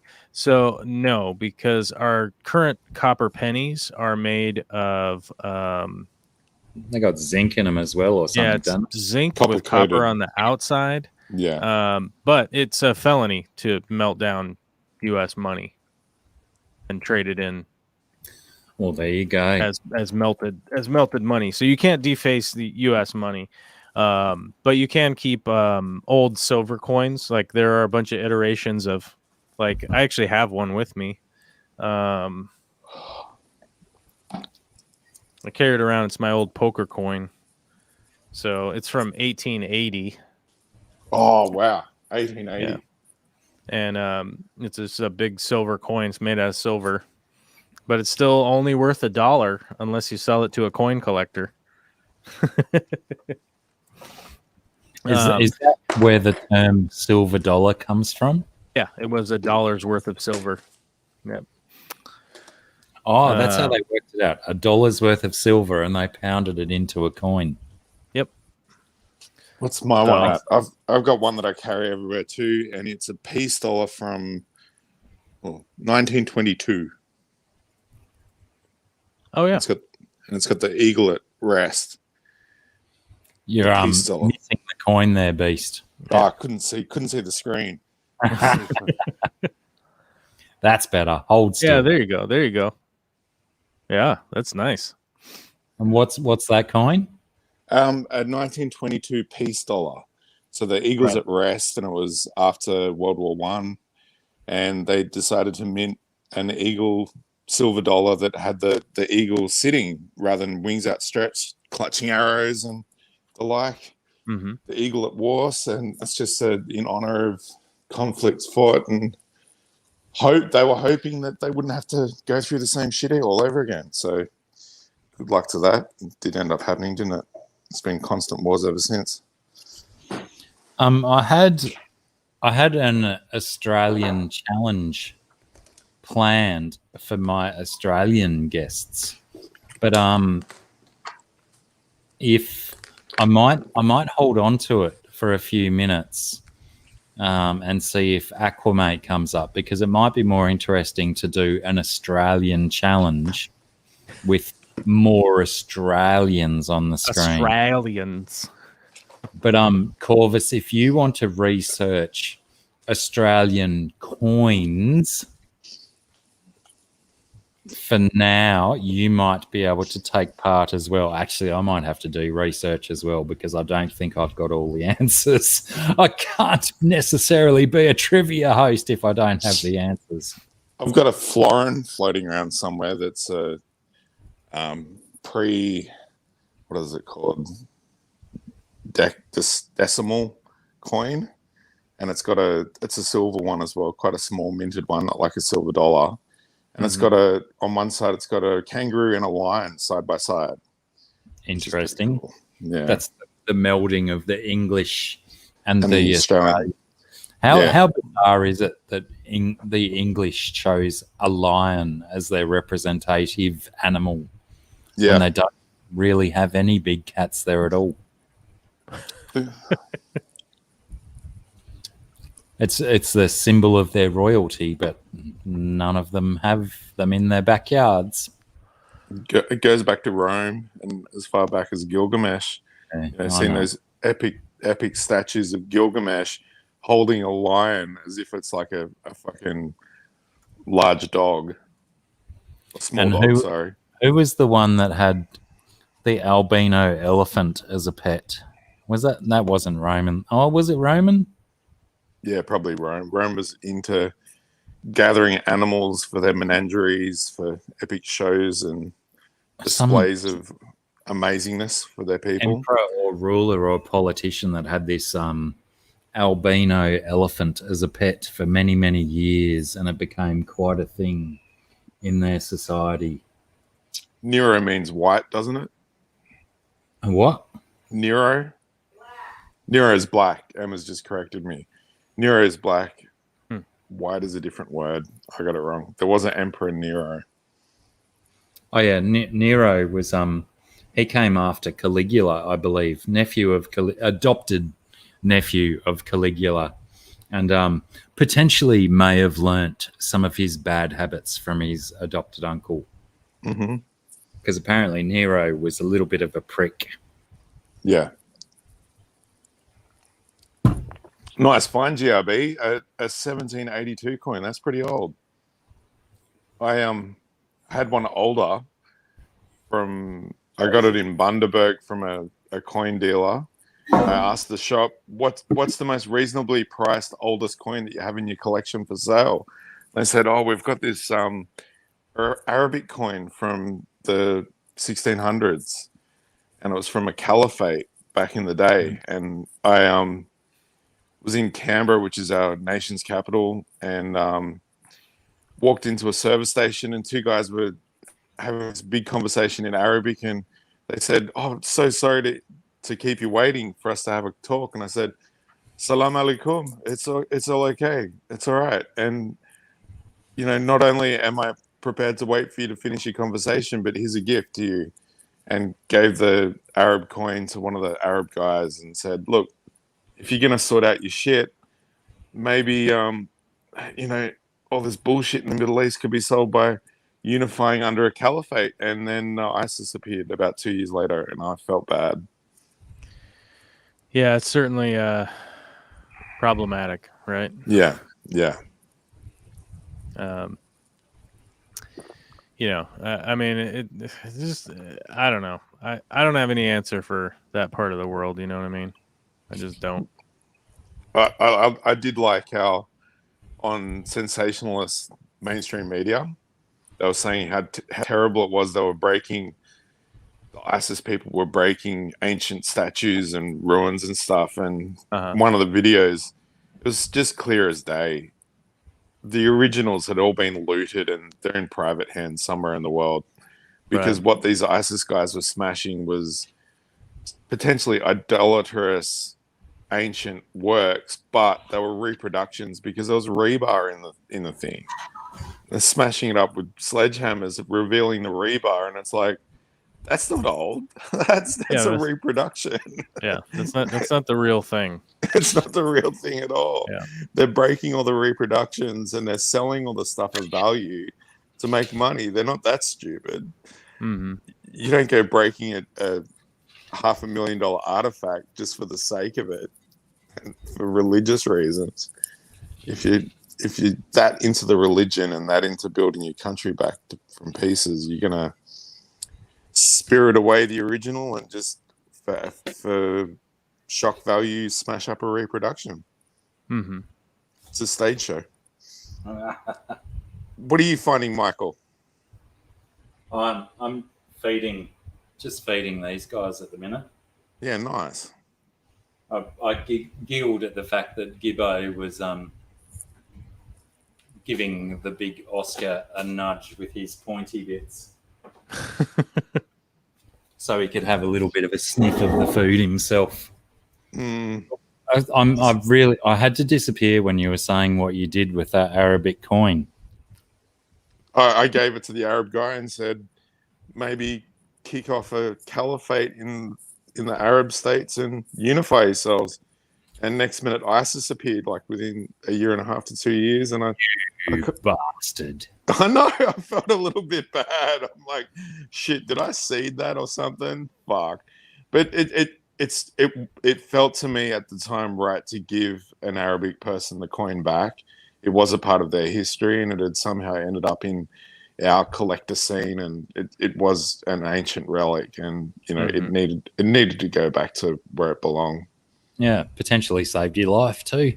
Yeah. Australia, don't fuck with us.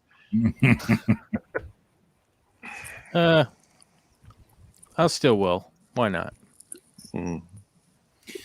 Now, before we get on to nonsense about Australian coins, shall we talk some TV or something? Oh, what do we got? What do we got in the books? What do we got coming up? Well, I don't know about what's coming up, but I did this mad thing where I went and watched Twin Peaks. Yeah, nice. I went right back to the start because I actually couldn't remember it from the 90s. I know I've watched a few episodes here and there, but I've repaired a bunch of stuff in Tweety's Cafe. You what? In the cafe in Twin Peaks, the restaurant? Yeah. I've repaired a bunch of stuff in that actual restaurant. Oh, right. Yeah. What was it actually in a particular town with a name that wasn't Twin Peaks? It's not in Twin Peaks.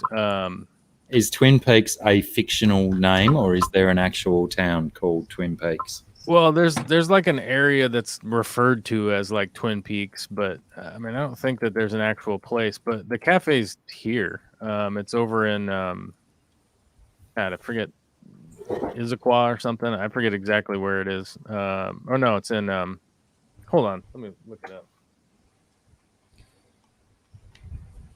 But yeah, if watching Twin Peaks again, even though I couldn't remember it the first time around, if it did anything for me, it reassured me that crikey, Sherilyn Fenn and goodness me, what's Lara Flynn Boyle? Absolutely fantastic actresses. And I use that name based on their aesthetic appearance. Yeah, it's in North Bend. There we go. Sorry. It's in a town called North Bend. North Bend. Yeah. That's almost as creative as our local one called Main Arm. Yeah. They're river-based names. Arms? Yeah. It's come on, RB. Foster's is okay. I don't know. When I used to drink, it didn't, I mean, I liked a good beer, but if there was Foster's, I probably would have drank it, Yeah. Any port in a storm, right? Right. I've got these mega cans I got delivered to me this week, and they're let me just get the can again so I can read it because it's ridiculous. If Bucketman didn't know what he was getting himself into by asking that question when the beast was on panel, he's in for a treat. This one drop thing is a double raspberry ripple cheesecake nitro imperial thick shake IPA. It's 11%. And it's 3.8 standard drinks in a can, and that's pretty much in it. That's pretty much like 100% hipster right there. Big time, solidly. Yeah, I mean, it's ridiculous. You're like fully engrossed in the hipster beer right there.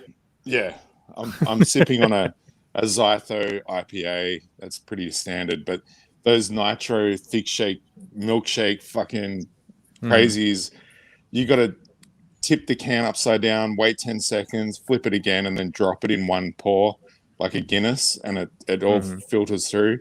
But the flavor is just so intense. It's just ridiculous. And they put so much flavor in there that you can't taste the fact it's 11%. And fucking just absolute deliciousness. Limited edition runs. That's the second style that they've done in that way. And yeah, big cans. Big drinks. Mhm. fuck you up. I'm so loath to try so many new beers because they are so dedicated to the hipster market, and I feel that so many of them, their main ingredient is pretense. His pretentiousness. Hmm.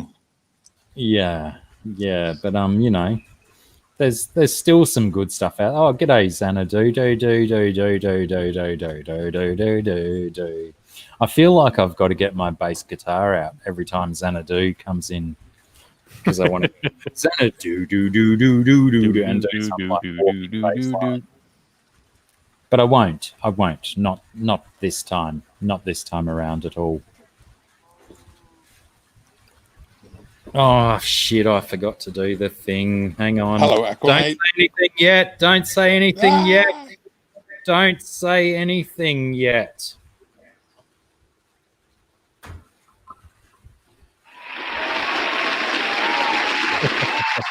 There you go. Guys, how are you? Very well, thank you. Is my mic working?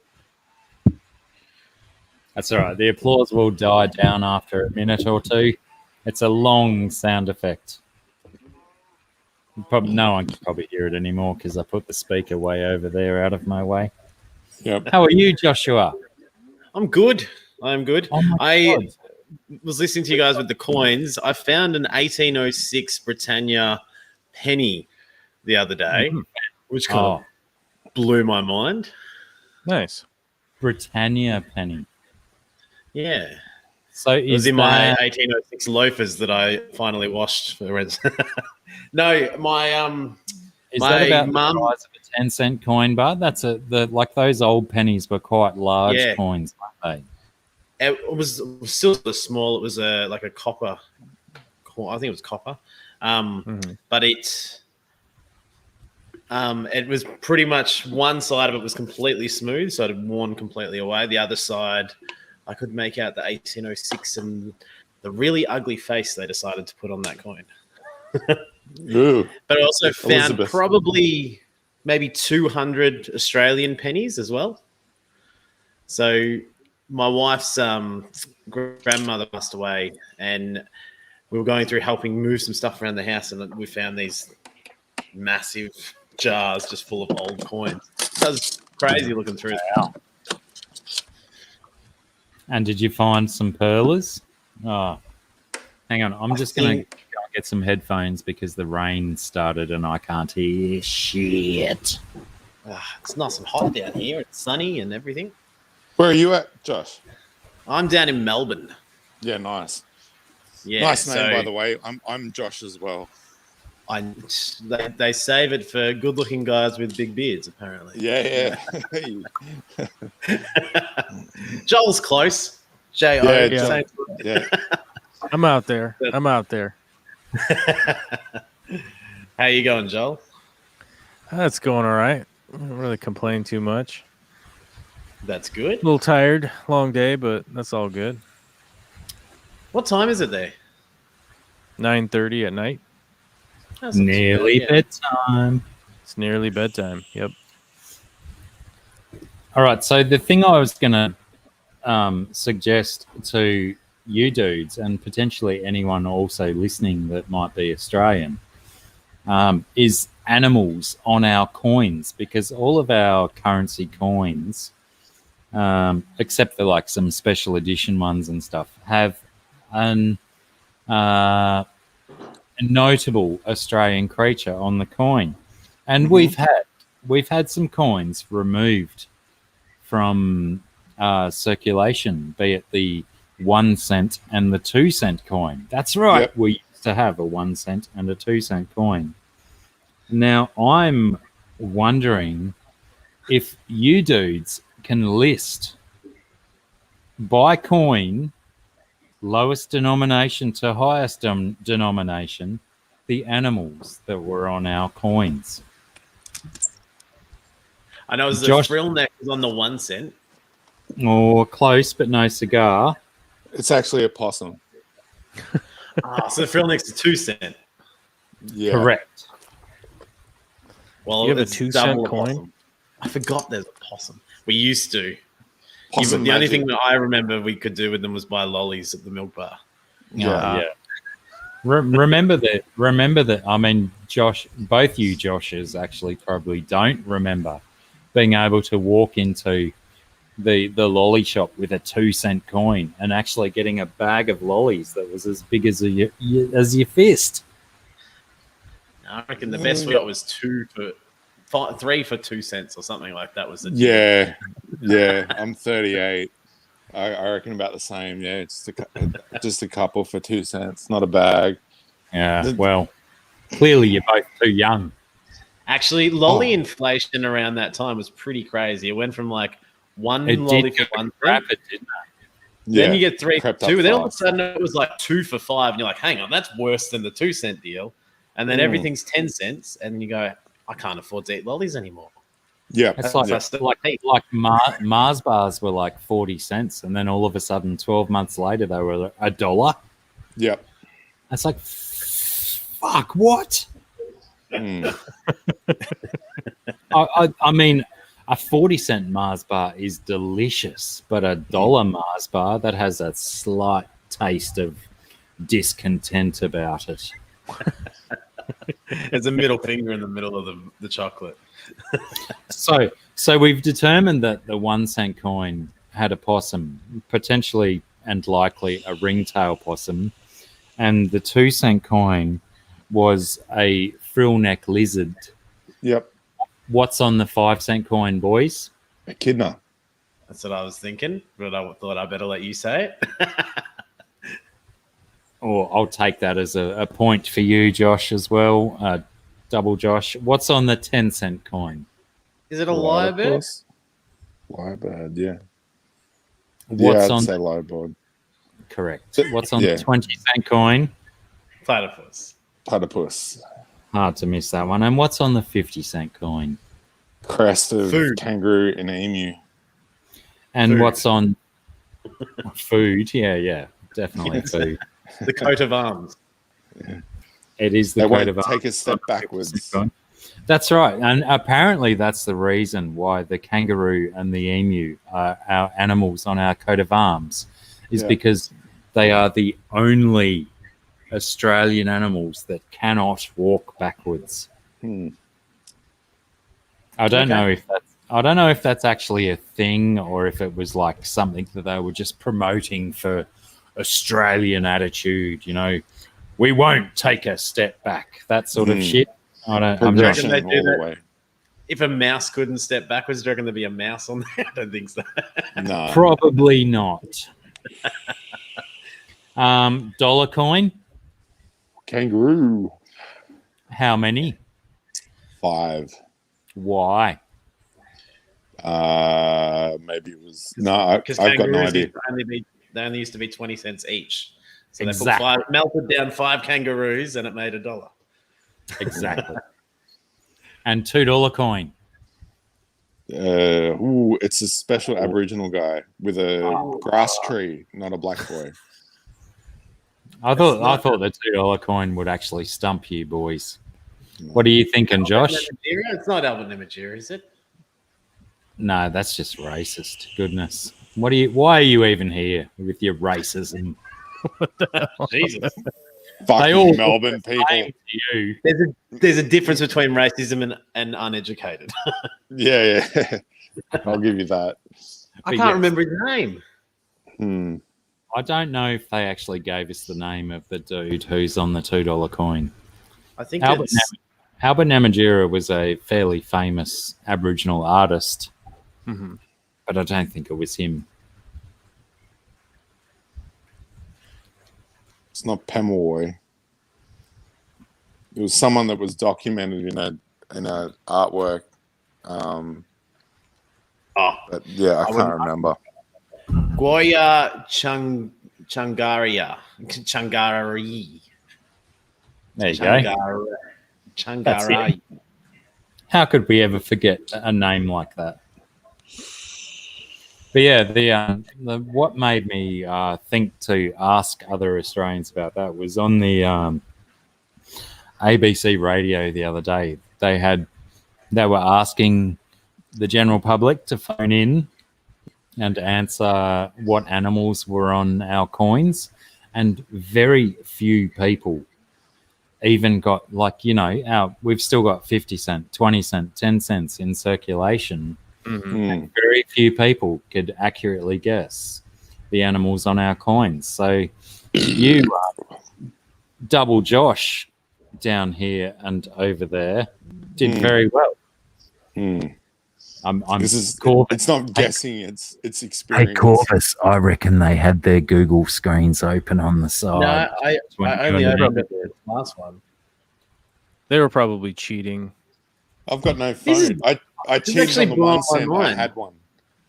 There's a famous image of, I can't say his name properly, that stands out to me, and then I look at the coin and I go, it doesn't look the same. So I've never drawn the comparison that it's the same, meant to be the same thing. Well, not often can you compare a picture of someone's penis and their face and get the same. Oh. When was the $2 coin put into circulation? Oh, Jesus, that's an even better question. 1991, 92, 90. Well, 89. we used to have $2 notes. 88. didn't we? When was it? That one in 88, I think, 1988. That was when the picture was taken. Right, bicentenary. Okay, it was after that. We at primary school, we all got a $5 coin Oh, yeah, I've got one of those. hidden away somewhere. They're legal tender, but imagine the look on the shop attendant's face if you pull a $5 coin out. Yeah, Nowadays, they just wouldn't know what's going on. they're worth above face value now, especially in mint condition in their original packaging. But I think a lot of kids got one given to them for free and went, "I'm going to the tuck shop." Yeah. Go on. Joel G, yes, 20-cent coin is a platypus. And he also asks, when have I been matching faces and penises? On a daily basis, Joel G. On the regular. Dr. Black likes a bit of the chat roulette. He likes to see the cock and then see the face. I like to imaginate the matching, the joining of the two body parts without actually knowing if they join. The pairing. Potentially, if we were to make this a little bit more difficult, maybe we should do the New Zealand coins next time, Joel G. Fuck. No idea. Joel 5 C. has a lizard on it called a turritella. Tuatara. Tuatara. Three-eyed lizard. Yes, it's got a third eye that can sense light on the top of its head. It doesn't, but they speculate that it might have had in the past. Yeah. Bizarre creature. But yeah, New Zealand coins have equally awesome creatures and stuff on them. So maybe we should do New Zealand coins and get half an hour of dialogue out of it. What's the bird that doesn't exist anywhere else? Kiwi. Kiwi. It is a kiwi. It's not. Yeah. And puffins? Is that right? Puffins are northern hemisphere. Yeah. Okay.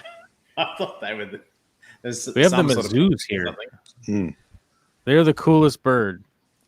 We have them in like zoos. New Zealand has the coolest bird. Is a ground parrot. Yes, they rape documentary people. They hump their heads. Yeah, it's so hilarious. And they can't do shit about it because they're protected. You can't swat it away. You just got to let it rape your head. Yeah, that's the gorgeous part of that story, isn't it? You've Rub just your got to cloaca in my hair. That's what I want. Yeah. Swipe your cloaca juice on my earlobe, and I'll just have to accept it. Yeah. But that's a ground parrot. It's got wings. It knows how to fly, but chooses not to. Chooses to spend its life on the ground. Kia. Oh, Kia's a different bird again, isn't it? It's another ground-based bird that is flightless, I believe. The Kia. The Kia's the ground parrot. Oh, is it the same thing? Yeah, it's the big green ground parrot. He's Oh, awesome. right.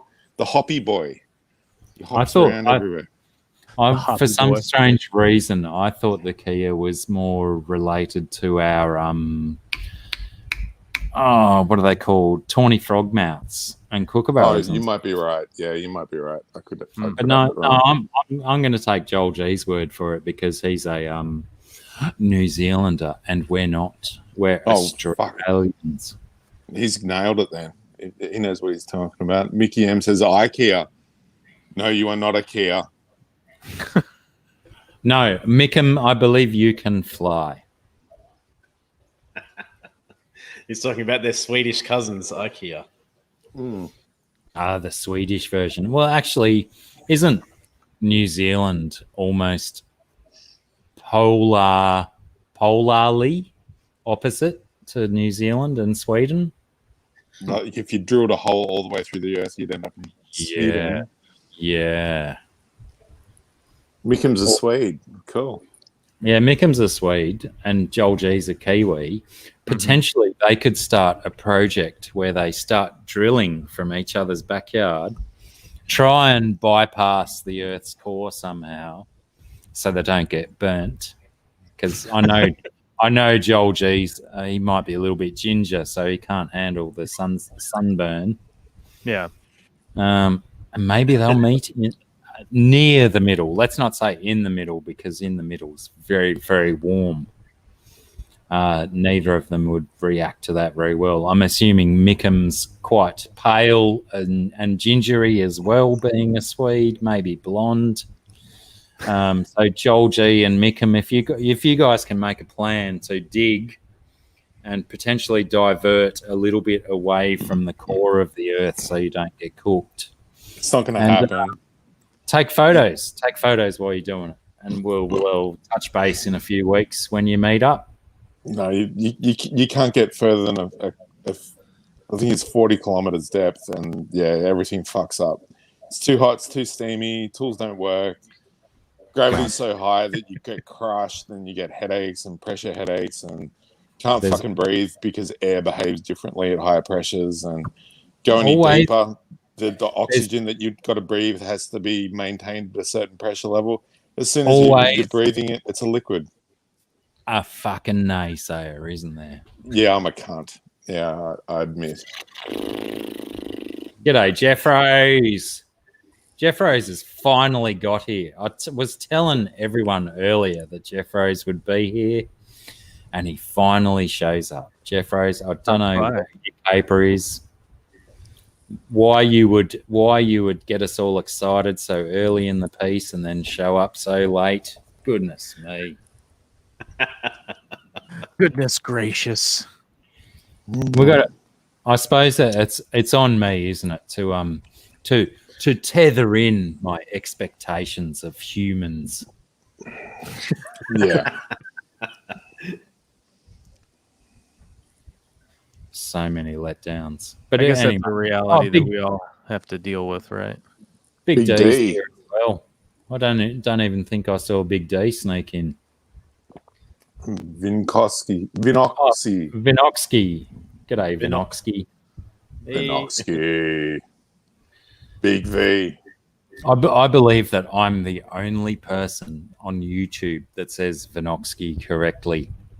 Vinoxky might, he might confirm nor deny such allegations, but I've never heard anyone say it correctly. Assuming Vinoxky. But we're all here to learn, right? We're all just here to learn. I'd go back to movies. I saw a pretty fucking. At first, I thought it was a shit movie when it ended, and how it ended. But the concepts and the way it was presented was actually really good. Called Captive State, and it sort of documented an alien invasion or occupation of Earth and the way they'd taken over the planet and become its controllers, and it was done really fucking well. You know, I've dwelled on it for a week or so after watching it, and I highly recommend Captive State. I think I saw that on, I saw that on Amazon Prime. Very cool. John Goodman, excellent. As in the Captive John State. Goodman. Yeah, the good man, John. Yeah. Did you happen to see that alien invasion one that was shot around Murwillumbah? Oh, I'm so struggling for the name. I mean, if there was big talk when it was being filmed around here because this is our area, and then the movie tanked. It went really shit. Awesome concept for a film. Far out. I wish I could remember the name of it. Get back to me with that one. It'll come to me, I'm sure.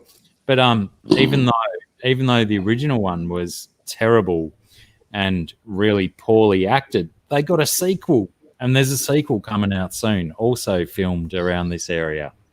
Yeah, nice. Have you guys watched Raised by Wolves? Yes. Watched what? Raised by Wolves. Ridley Scott. No. Oh, Raised. Same universe. Aliens. Yeah. I swear Aquamate said Raised Bubbles. Rice bubbles. Raised by Wolves. Yeah. By Wolves. Oh, So yeah, last year. I have not watched that yet. Watch it. Check it out because I've Yeah. just finished it, but I don't know about you, Josh, but I was like, I kind of loved it, but I kind of don't know what to think. So I'm hoping It's one of those. like definitely things where- season 2 would be very much anticipated, but I love all the aliens movies, the universe. Yeah. Occupation is that one that was filmed in Murwillumbah, and there's a sequel coming out for sure. Occupation. Okay. I absolutely love your review there, Josh, because it was talking Raised by Wolves. It was exactly one of those things that it was very fantastically done. It really made you think positive things at the same time as thinking, ooh, nasty, evil stuff as well. Yeah, a little bit was like a bit disappointed with how they went about it as well. So, well, that just looking at especially it going, this could be something huge, and it's sort of slowly getting there. And I'm like, is it ever going to get there? But yeah, and that last episode was like, it was almost like it was a fantastic climax, but it was almost like an anticlimax as well, because it's like, I want more, but can they do any more because of where they left it? Well, of course, they've added another ship full of people, so that this is playing on the trope. It's not really a trope because it hasn't been done enough, but the idea that Earth, or the Earth that we live on, isn't exactly the only Earth that humans habitate. Yeah. Like, we've got stories in our culture of high technology, and it gets written off as myth, like especially the Indian Vedic stuff. And, you know, they're talking about things with really long lifespan, and they can travel interstellar and not intergalactic. I've never heard anyone that says intergalactic, but the idea that humans can travel between planets that are habitable, and where we live on Earth isn't the first one, because we had technology that could do mapping, and we've got old maps of the Earth. And some cultures, like there's the Dogon in Africa, and they knew that Sirius A was a binary star, Sirius A and Sirius B, and we couldn't confirm that until we had powerful enough telescopes. But here we have somehow they knew. They got told by space people called the Dogon. They venerated. Allegedly, if there's any lawyers in the room. Yeah. Don't sue me. But yeah, we got plenty of stories around the planet of people coming from far away, solving problems for us, and then fucking off, not sticking around. And I think that's the sad thing, is that we're kind of due for someone to turn up and say, yo, you guys are humans, and there's humans in other places. Get real. Don't kid yourselves. You're the only ones. That's ridiculous. Right. Stop wasting energy discovering life on other planets that are practically dead. But what they've got to do is they've got to turn up. They've got to make their bold statements, and then they've got to hang around for a little while and back their statements up instead of turning Fucking up, off. Yeah. saying, "Here's some technology. Here's some ideas. I'll see you in a million years." Yeah. Yeah. Let's face it, though, like if any of that sort of stuff is true, then they don't want to be seen.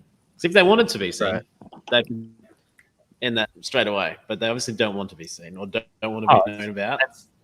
Like Blake, when Blake came in before and he was talking about why the aliens aren't, hovering over Times Square or Los Angeles or, in the middle of Beijing, sorry. Hong Kong, where there's highly populated places. They want to keep the secret going because it's driving our development, and potentially that lack of confirmation is helping us to become better people. Yeah, it's either that or the aliens still believe that we're very, very, very, very stupid. Yeah, we are. Yeah. Yeah. We're not ready for that yet. We're still fixated on guns and blood and stuff. We're not ready for the next level. We got to wake the fuck up.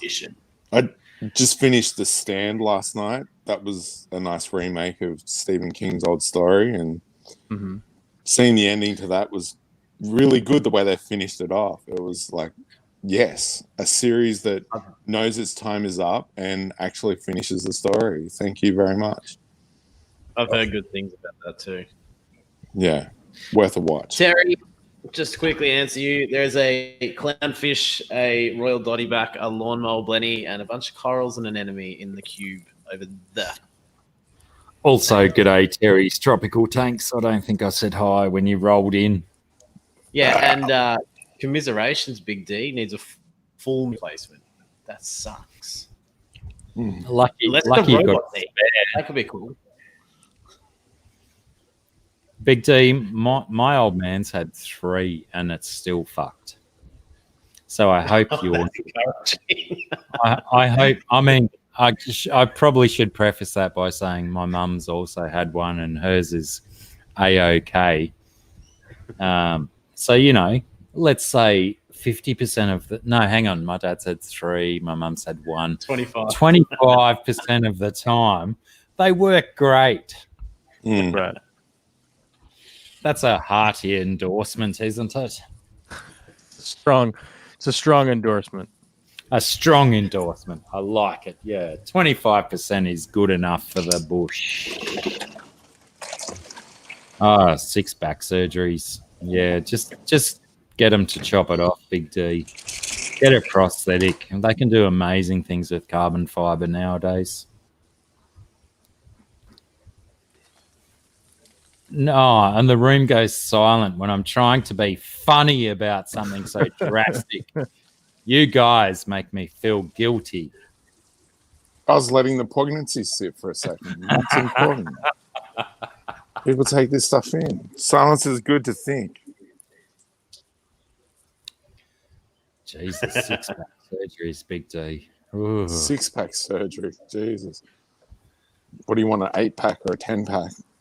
Oh, I fully agree, Jeff Rose. And I think that's been one of the problems over here is the push part of the recovery is that you've really got to want it up here.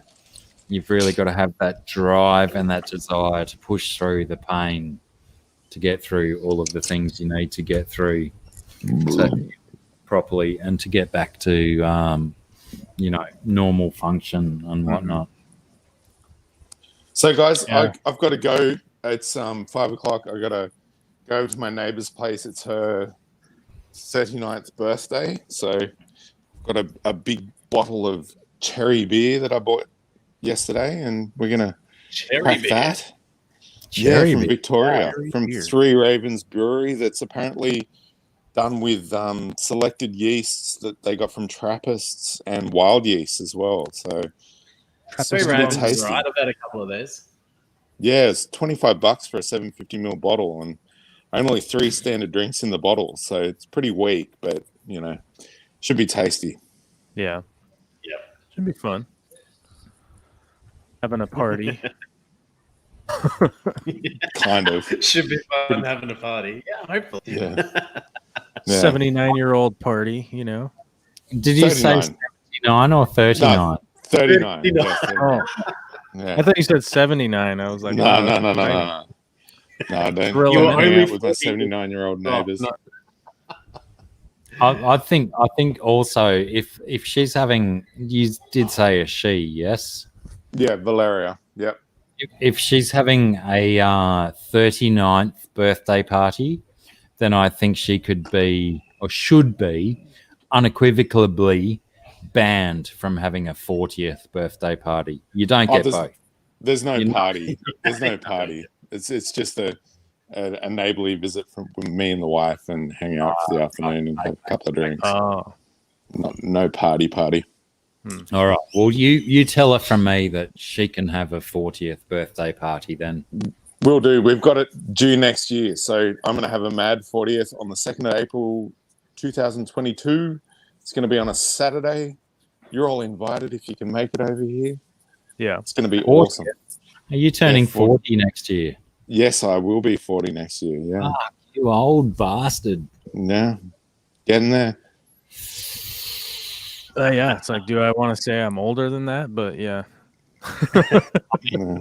I'm quite willing and happy to call him an old bastard, knowing I'm 6 and a bit years older than him.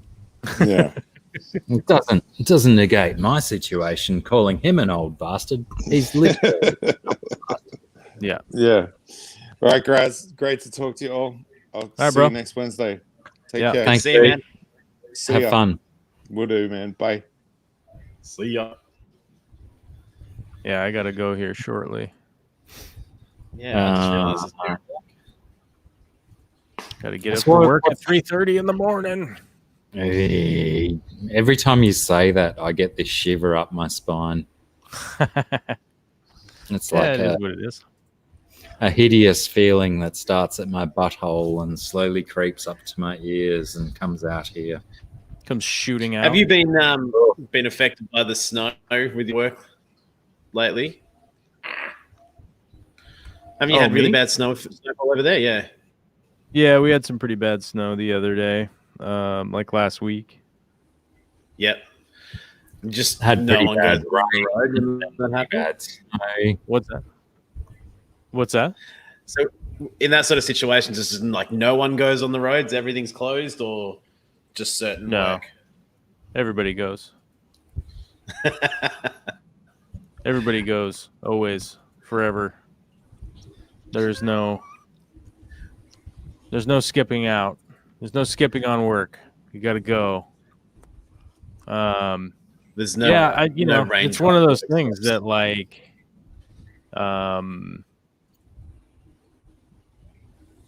like you just everybody's got to go basically, like, or you're somebody that's like, well, I can't drive in the snow, and then people will like try to find you a ride, or whatever.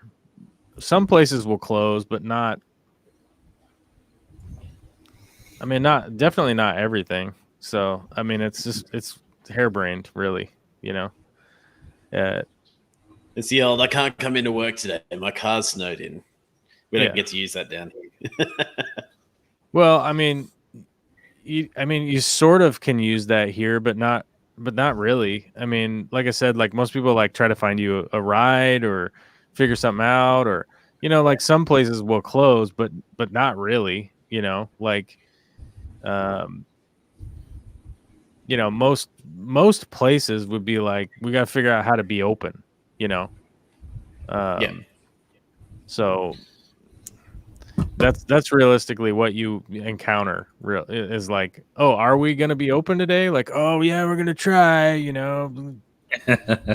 See what's up, and that kind of shit. But That's the best thing when you've got to drive half an hour to a shop and you ring them up and say, you guys opening up today. I appreciate that it's really shit weather. Yeah, and you get a maybe. It's like, oh, I just need to drive to your shop. Will you just say yes or no, for goodness sake? Well, well, I mean, the reality is like there really isn't any like in the world, right? Like as far as the world goes, like if you just aren't open because there's snow, like the rest of the world doesn't stop, you know? Like banks don't go like, yeah, you don't have to pay your loan because there was snow. You know what I mean? Like the whole world keeps spinning, so it's like everyone's trying to just operate like normal. And it's probably difficult for people to kind of admit, but like that's the reality is like everyone's just trying to operate like normal. Like just because it's snowing doesn't mean you don't have bills to pay. So everyone's still trying to go to work and stuff. And most people are motivated to go, like because you don't want to just like miss work just because it snowed, and there's no such thing as like I mean, you could probably like put in for like sick hours or something, like if you missed a day. For snow? No way could you take a sickie for snow. Well, some people could use we call it PTO here, so it's paid time off. Oh, okay, yeah. We call it time accrued. Right. So, I mean, you could take some of your PTO or something, like if you missed a day or two because the weather was so bad that like you just weren't comfortable driving. But the reality is like I said, like the world keeps going. So it's like you still have your mortgage payment. You still have to pay your insurance. You still have to pay all your bills. So, well, the reason I asked was obviously on Facebook, the co-op had to close for a couple of days. So I thought, is it really, really bad over there? Or is it just sort of a normal thing and it was just bad timing? Or, well, I mean, because from the sounds of it, you get a lot of snow, but when it gets dangerous, it's really bad. Like when shipping gets bad, so like if a bunch of roads are like have a lot of snow on them, then like trucks can't drive as well as they normally can. So like if something typically took 16 hours of driving in like a semi, right, that would be split between like 1.5 days, because a truck driver would normally like they would drive for 10 hours and and then like probably sleep or stop for 8 and then hit the other 6 to finish the leg. Whereas like if it's snowing, those guys can't drive that fast. So like a 16-hour drive might actually turn into like 25 hours of driving, which then would take them 3 days to do or whatever. So things do slow down if there's a lot of snow like all across the nation. And on top of it, like if stuff is being delivered out in the cold and it's like live plants and stuff like that, like stuff will just get damaged and ruined by shipping, right?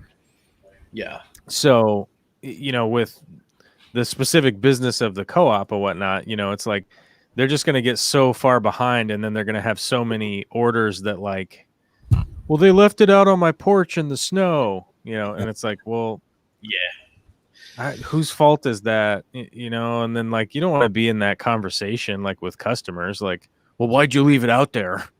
Like that doesn't. So ideally, you would take that sort of like time in lieu. Then you're like, all right, Holy crap! They let me in then here. tomorrow, or when the weather's better, we're gonna like work a bit longer. We're gonna get more of these orders out. We're gonna catch up. Right. Hey, Dr. Black, how you doing, man? Terry, what are you watching? Family Feud. Hey, I want to say hi to Corvus, of course, over there in the West Coast, just having a good time. Yeah, I'm just. Hey, he's not talking about the devastation that happened in our country. That there, in 100 years, there were people dealing with cold that have never dealt with that before in 100 freaking years. It was crazy. It was, honest to God, a perfect storm of cold that went down into the States. And it was ugly, and it just ruined everything. Are you talking, Terry, about the Texas cold that we were talking about Yeah, Australia exactly. an hour ago? Yeah, I'm sorry, I'm a little late. I just got in here, you damn jerk.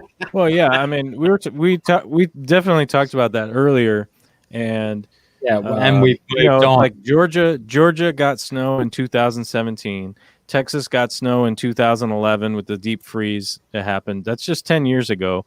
Hey, you know what I want to hear about more is I want to hear about, I'm hearing Australia has what the heck you call them? Tetra, the tiger barbs. You guys got tiger barbs swimming around, just hanging out, just whatever. You can just net them when you want. Not in. There's certainly at least 2 river systems in Australia that I know about that have tiger barb infestations. It's not a countrywide, and Too cold hopefully, where I live. yeah, definitely not down in the south. But apparently, there's a river in North Queensland and one in, I think it's in the Northern Territory as well, that has populations of tiger barbs. But hopefully the baby crocodiles eat all of those little I'm sure. I'm fairly certain they'll eat them. Yeah, tiger barbs are pretty shit fish that you don't want in river systems. So hopefully the crocodiles get the better of them. Yeah, you definitely don't. You definitely don't want tiger barbs taking over. No, that like even as aquarium fish, I rate them as a massive fucked. Don't put All them right. in. Okay, my next question. I hold on. I gotta get in front of the camera. My next question for Dr. Black. I have to ask. Who's your favorite Doctor Who? Tom Baker, easy. David Tennant, reluctant second, and all the rest. Oh, hang on, who was that? The really old dude with this like my style squiggly hair and stuff. You're really gonna go there? Tom Baker definitely first. Oh, who was that? No, I don't even know who he is. So come on, it can't be that good. Who? Tom Baker? Tom Baker was number 1 in my opinion. Yeah, me too. Yeah. It was Corvus's opinion. I'd have to say David Tennant's the only one I ever actually watched that Or much. did Corvus even like Doctor Who? I mean, I like Doctor Who, but there's like 60 seasons of the damn show, so I don't. Yeah, it's hard I to just- keep up with. I don't have time. I don't have that kind of time. Thank you, Alan Matthews. John Pertwee is the old grey-haired dude that I was referring to with these kind of hand actions. Well, yeah, and I always find it like, Nice. I mean, I understand like it's part of the character of Doctor Who that, you know, he like regenerates into a new person, or there's a different term for it, but I always find it like super difficult to suspend disbelief, like, because it's, you know, it's strictly because like the show can't have the same person be the actor for a certain amount of time, and they like wrote it into the show as like, hey, that's a part of the character, you know, and you're kind of like, Yeah, okay, but but this like, new- how many Spider-Men are there now? You know what I mean? It's ridiculous, and I the feel the same way with Doctor Who, where it's like, which Batman do we got? It's Michael Keaton, and he's 70. Like, what the hell is this? You know, like, with Doctor Who, we're supposed to think that this person is a somewhat let's call it a reincarnation of this other person. Yet they're absolutely nothing alike Yeah, whatsoever. they don't even act the same or anything. It's like they're not playing the character. It's just like, I'm not gonna die. You just have to ask. It's like a part of knowing your personality. Who's your favorite Doctor Who? well, like David Tennant's the one that I've actually like watched multiple episodes in a row and stuff like that.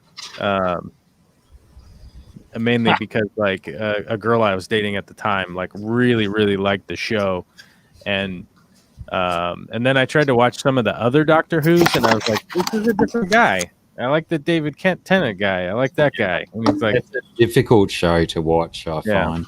so All right, Dr. Black, I'm here in the United States, and here's something you guys have never talked about on your show. 2 questions. How popular is American football in Aussie land and NASCAR as well? Well, I'm going to say that NASCAR isn't very popular down here, but your question regarding American football is quite timely because to your side on screen, you have quite an avid Australian fan of American football.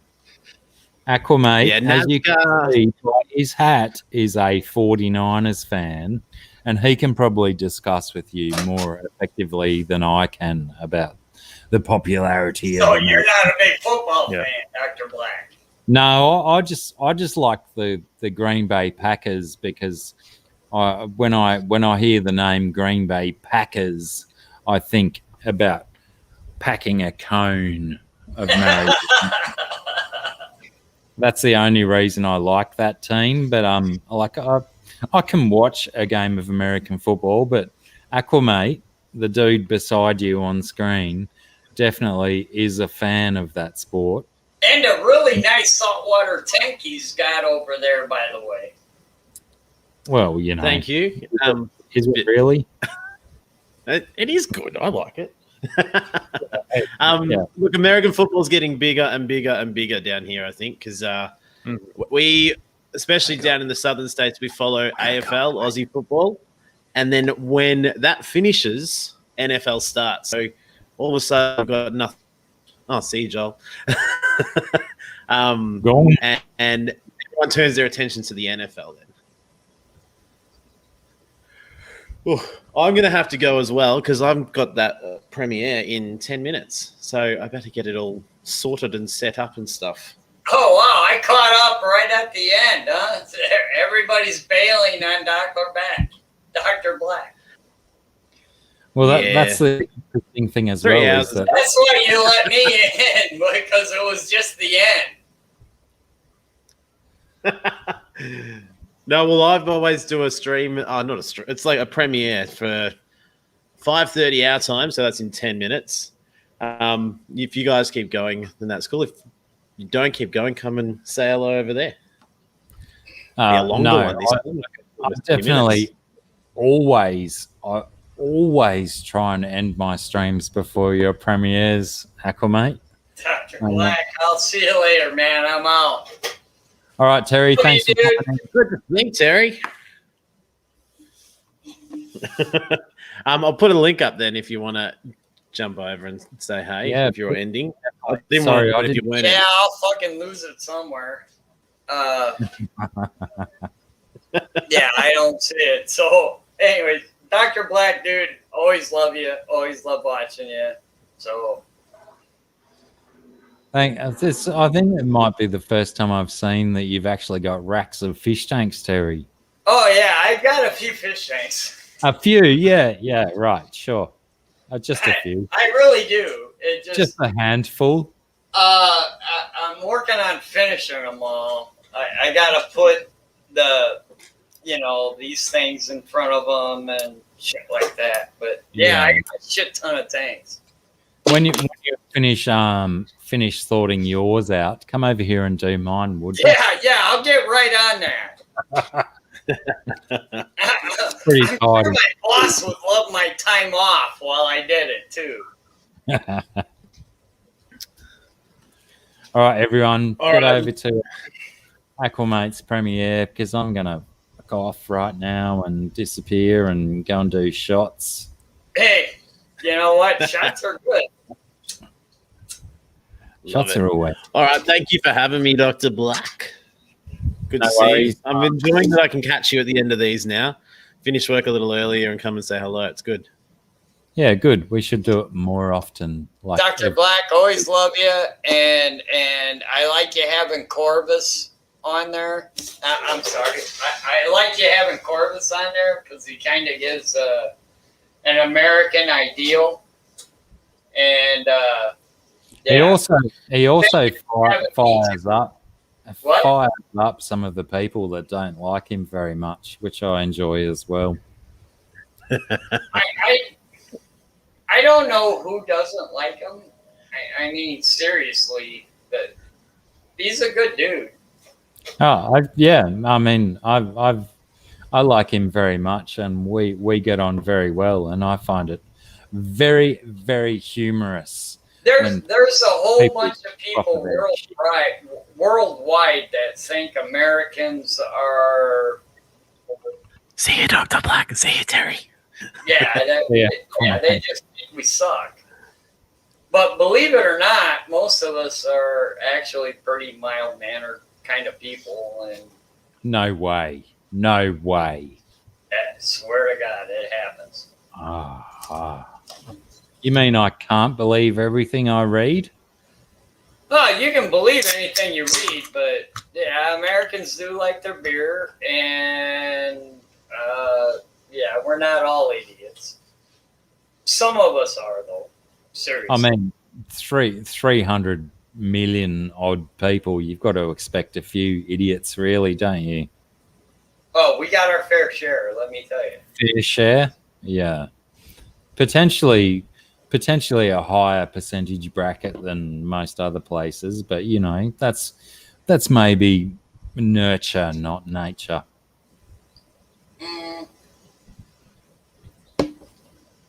Yes and no. Yes and no. It is absolutely nurture, 100%.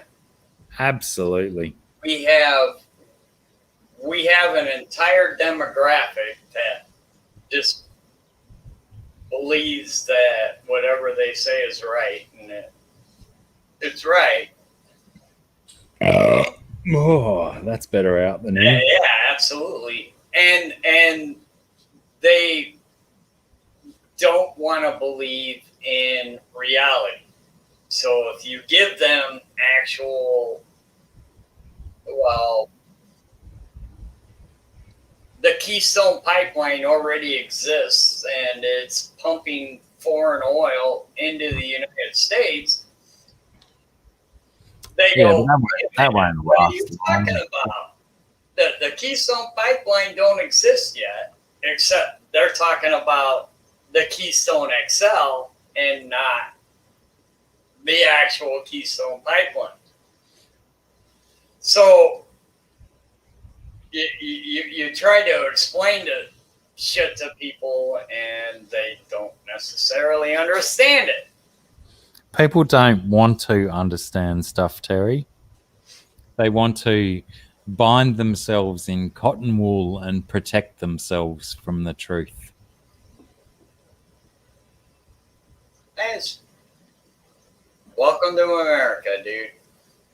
I'm not in America. I'm in Australia. I And know you are, but I'm just saying, welcome to our world. yeah. You've The got average American doesn't give a shit about anything except how do I live my life, and right. it doesn't matter where my TV comes from, where my microwave comes from, where my stove comes from, where my refrigerator comes from, where my power comes from. I just want life simple. Welcome to America. That's what based on how many aquariums you've got electrically powered behind you. I feel that potentially you should be concerned about where your power comes from. I am concerned where my power comes from as long as it's clean. Clean, right. Good. GRB, you should just pop up on here. Shall I send you a link, GRB, and we'll play songs? Hang on, we get a delay though. I like GRB. He's good people, man. GRB is a legend.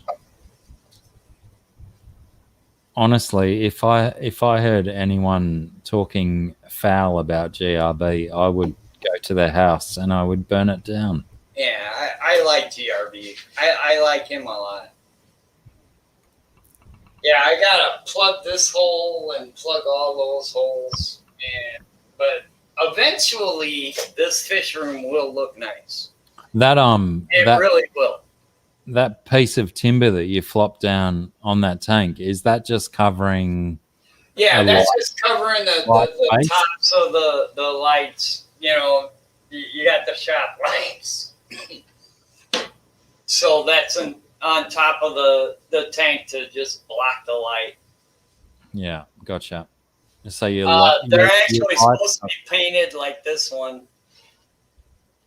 Yeah, so, get it done, you lazy bastard. What are you I doing? know it, man. I got to get on it. What are you gonna do? You know, sometimes you just got to go do other stuff. But I'm working on it. That'll take care of all this glare down here and the glare up there, and yeah. I'm a lazy fucking bastard. Have at it. Aren't they the best kind of bastards? You know, eventually I'll get to it.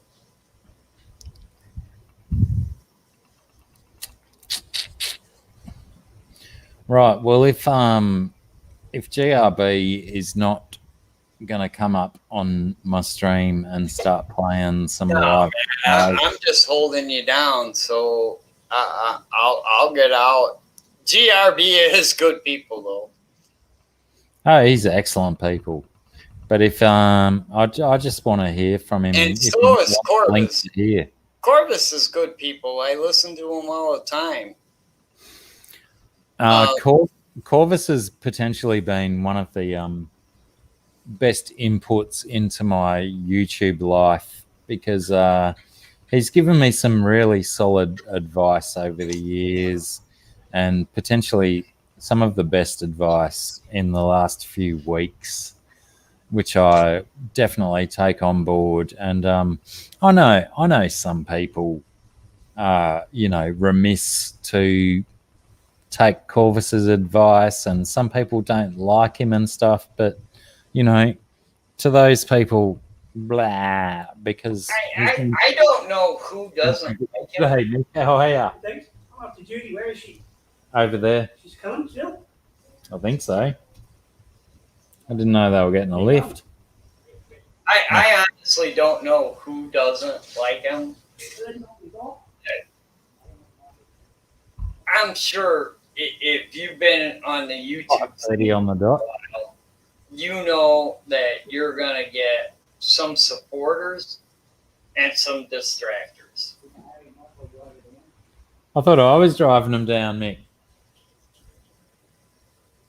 They had her on the bus, please. Have you got other people to pick up? I'm out. I had to do the runs and yeah. If you wanted, you can. Yeah, if you want to keep going, I'll drop them down. Yeah, sure.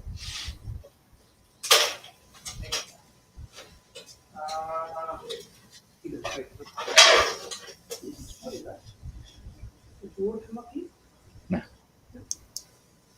Yeah, I'll take them down when Mum's ready, man.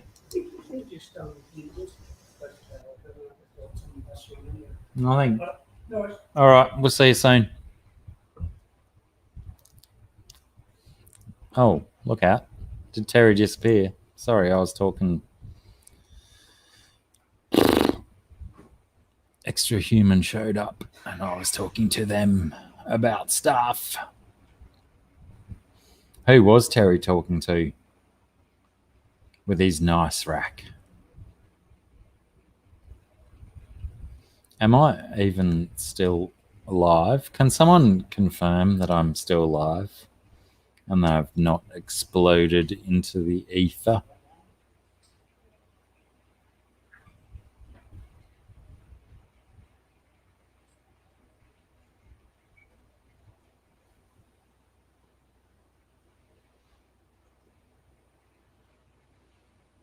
Strange. Oh, g'day, Sandy Doty. Sandy, you come along at the best times. Except for the fact that you had to experience that burp, but thank you. GRB, if you want to, I'm going to have to drive my folks down to the RSL club soon. If you want to do like some live songs on this stream, I can send you a link. And then potentially when I come back from taxi duty, we can maybe try and join in. Live jams are difficult, aren't they? But if you want to, you know, let me know, GRB. I'd gladly have GRB playing songs on my live stream.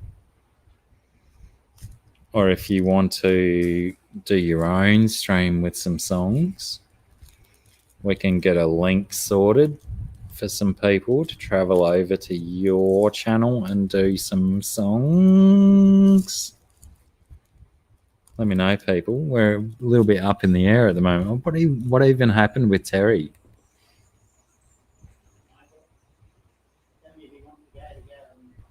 No, he's already gone. I told him to go, that I'd take you down. What'd you get him to pick you up for?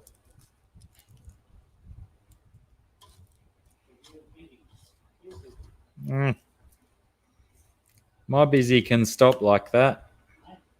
My busy can stop like that.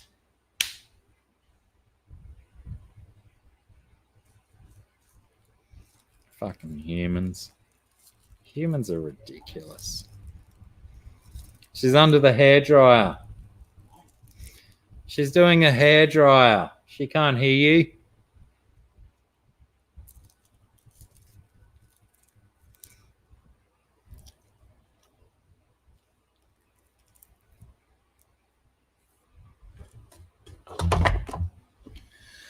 Oh, here we are. I'm back. Sorry. At Chattanooga, Ed. Redbeard. Ugly man, thanks for hanging out, dude. People, they don't come here for the flatulence. They come here for the burps, Paddy. Get your shit right. Goodness. I imagine, Mickham, you would be sleeping very soon. Can we see a live kangaroo? Not from here you can, S, because I only have wallabies, no kangaroos.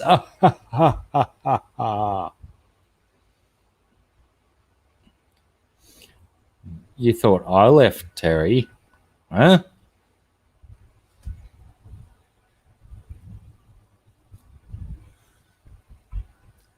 I've had an interesting... I don't have a kangaroo, Paddy Shaddy. And the wallabies are few and far between. If I had a 20 cent coins platypus, kangaroos are on the 50-cent coin.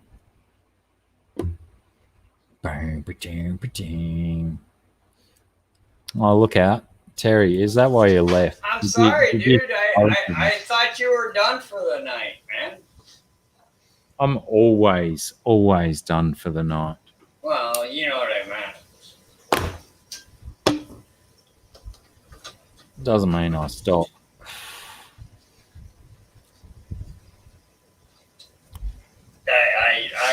I apologize. I really thought you were done for the night, and I said, well, I'm going to get out of here and, just do other things. And then I saw you were still on. And, man, you have no idea. I do like watching your streams. I really do.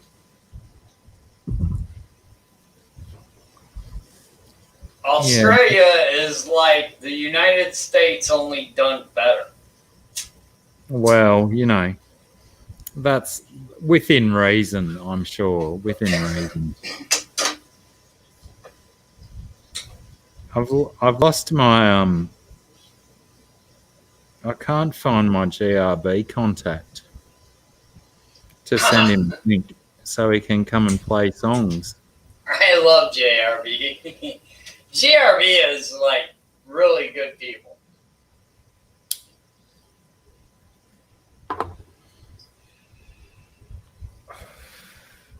So, well, if you can't find GRB, tell me about your tanks. What do you got? I got nothing. No, I'm only running. You're like me, man. You talk about this wall. This wall is stupid, man. You don't want to know about it. Well, I'm only running, I think, 7 tanks at the moment. Oh, maybe 8 if you include my 20-litre bucket tank. As long as you do them right, who cares? But yeah, they're kind of like as far as my history with fish has gone, where in my past I would have had, like, if I had 7 tanks like I have now, and they would all be dedicated to this, and this. I'm just not doing that nowadays. You think I am? You think this tank right here is where I want it? Or you think this tank is where I want it? You think this tank is where I want it? No, man. They're all evolutions in progress. They're all evolutions. I suppose my biggest drama is that I'm in a stage at the moment where I've been a large cichlid keeper, Central and South American cichlids, and all of a sudden my population of cichlids is changing. That potentially I'm opening up to more avenues of fish keeping. But yeah, time will tell. I'm really not sure at the moment where I'm going to go with. As long as you've got an outlet to sell them, you'll do fine. Man, I live in rural country Australia. There are no outlets for sales, so breeding is not a profitable exercise. Well, then just let them eat them. Yeah, that's where you get to. It's like, oh, fuck, awesome. Yeah, just fucking let them eat them. My fish bred, but my babies are dead because I had no outlet for my babies. So they just become food. Yeah, it's just the way it is. So yeah, potentially I'm my thinking is that like when I had Australian long arm freshwater prawns, they were some of my favorite things that I've ever kept in fish tanks. I've seen pictures of them. Yeah, I've got a video on my YouTube channel where one of my long arm prawns takes out a fairly formidable opponent. Is quite entertaining, but I'm kind of at the stage now where I want to put all of my large cichlids into one tank and let them fight it out. And I have to ask, first of all, bottom line is, how did you get your fish to begin with? As in my big cichlids. Yeah. How'd you acquire them? Well, they are mostly readily available in fish shops, but so you can't sell the babies to the fish shops? Not for any decent money. Well, I agree. You're not gonna ever breeding fish. You're not gonna make money. Yeah, that's unless right. you're doing it on a mammoth scale. Exactly, and I don't have, racks and racks Yeah, of me either. 3-foot tanks that I can have grow. racks of tanks, but I'm not gonna make money breeding fish. But also, like population is my biggest inhibitor, because where I live is the local market. The it's local market's saturated. Well, it's not population dense with humans that want to buy fish. So even if I had fish that are worth awesome amounts of money in certain marketplaces, it's going to end up costing me more money getting my fish to those marketplaces than the value of breeding them, if you know what I mean. Yeah, you've just said every fish breeder's pretty much problem. Yeah, I mean, it would be even me if every one of these tanks were filled with breeding fish, I still got to get them to market, and it's brutal. What I said could be completely different for someone breeding fish in a city environment, someone who is breeding fish in a massively populated area. But I'm in rural Australia, and I will say that there's just not enough people that are interested in fish out in my area that I can justify breeding setups. Yes. I do breed fish, and I do make money from those breeding fish, but I live in an area that is close to, 10 million people. Yeah, that'll be. I have multiple fish stores to sell to. I have all kinds of clubs to sell to. Yeah. I'm sorry you live out there in the sticks. Yeah, you know what? I kind of would like to live out there, though. Well, look, if not being able to sell my fish is the negative, then I'll take it, because there's. I would really like to live out there. I live in an area where if you pull out from your parking spot, somebody else pulls in. That's right. So it's an entirely different world. I mean, I have that same parking space experience here, but unfortunately, all of the dickheads who want to steal your parking space are not interested in buying fish. They want your parking space and they'll fight you for it, but they just don't want to buy fish. Well, then you live in at least a semi-industrial environment. I don't know how you make that correlation, but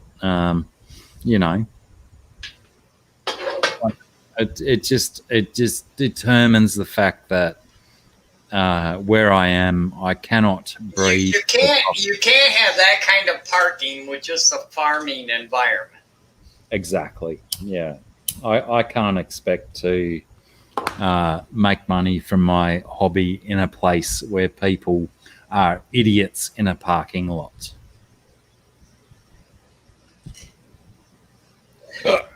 Hello, collaboration of curiosities.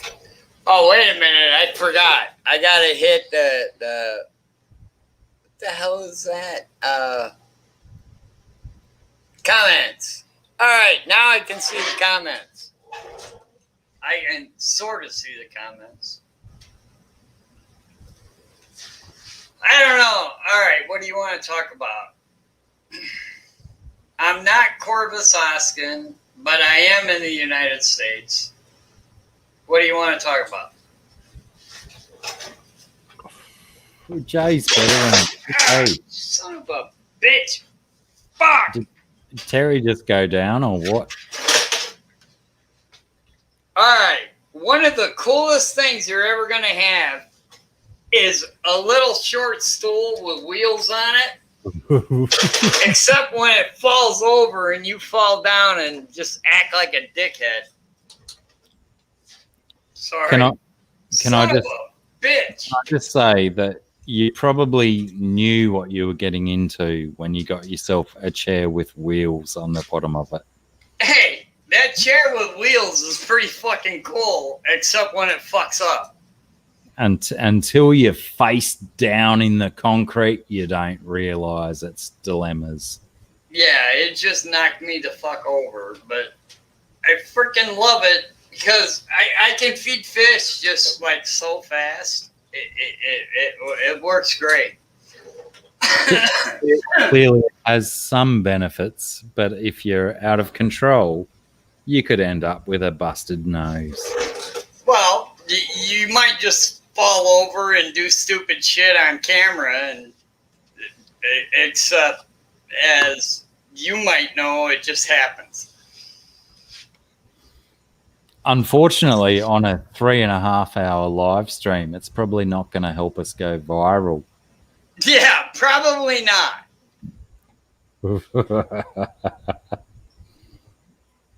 I sure as fuck hope it don't anyways, because I really don't want to be the victim of it.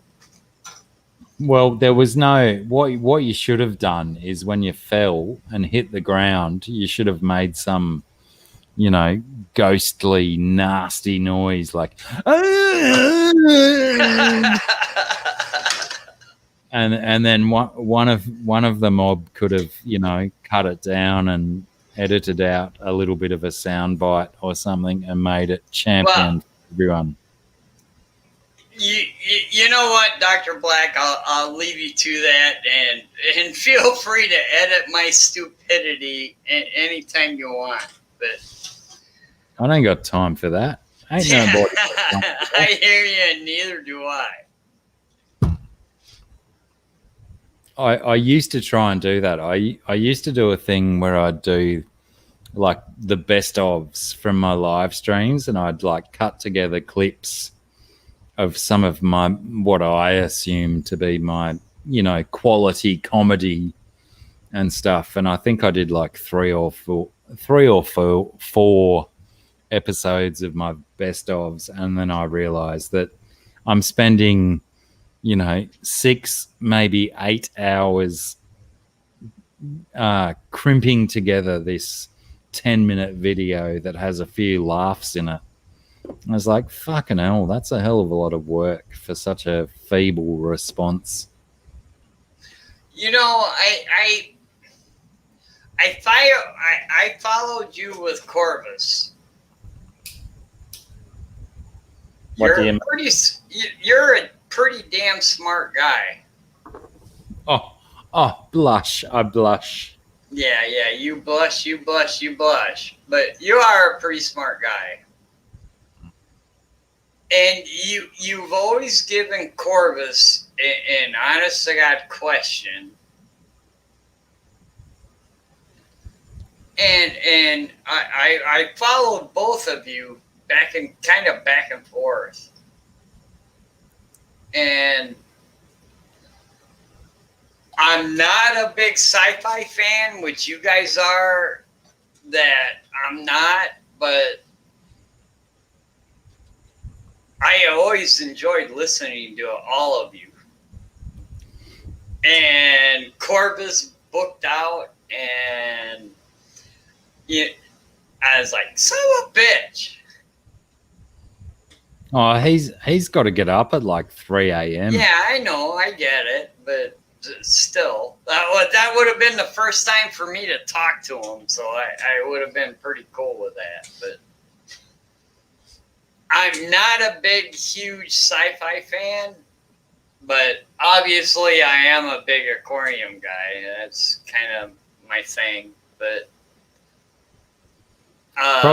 probably lucky that, I mean, I had a list as long as my forearm of sci-fi stuff from television that I wanted to talk about on this stream today, but we got sidetracked by politics and energy and stuff. So, you know, maybe hate that. I don't hate it at all that we had stuff to talk about. Well, yeah, no, I get it. There's great things to talk about, but how do you talk about it? And what's the best way to go about it? And I don't have any of those answers, so I'm an idiot, and you really shouldn't have me on your show if you're going to talk about politics. Well, my theory with my show is that we just, like, we go in with nothing prepared, and we just fly by the seat of our pants. So, and so be it. I find that's the best way to go, because quite often, if you go in with planned content or planned discussion, you basically already know the you know, you might get 127 responses to your particular topic, and essentially you already know what 121 of the people are going to talk about with regard to that topic. Absolutely. So in my mind, it's to just go in naked, essentially, and not give a fuck about what's going to happen. And to be honest with you, I fucking love you to death because of it. Just it's the only way to go. I kind of go in that the same way. Is this is who I am. This is what I do. Deal with it. Well, I still get multiple people every week coming in here and going, what are we talking about? Are we talking about fish? Are we talking about plants? Yeah. And it's like, as soon as you say, we're talking about whatever talking about life, whatever the fuck comes up, and then all of a sudden the number of viewers drops, and it's like, well, you know, I don't really care about that. The people that just want to, you know, nut out ideas and discussions and stuff, those people hang out, and they're the ones that we want to talk to. I 100% know you have fish. They're behind you right now. Yeah, I got fish, but I'm not predisposed to talking about them nonstop. My fish are not my life. There's a lot of other shit that goes on in all of our lives that rate higher than our fish, and those people that just want to focus on, oh my God, they spoke for 2 hours today and they didn't even mention fish.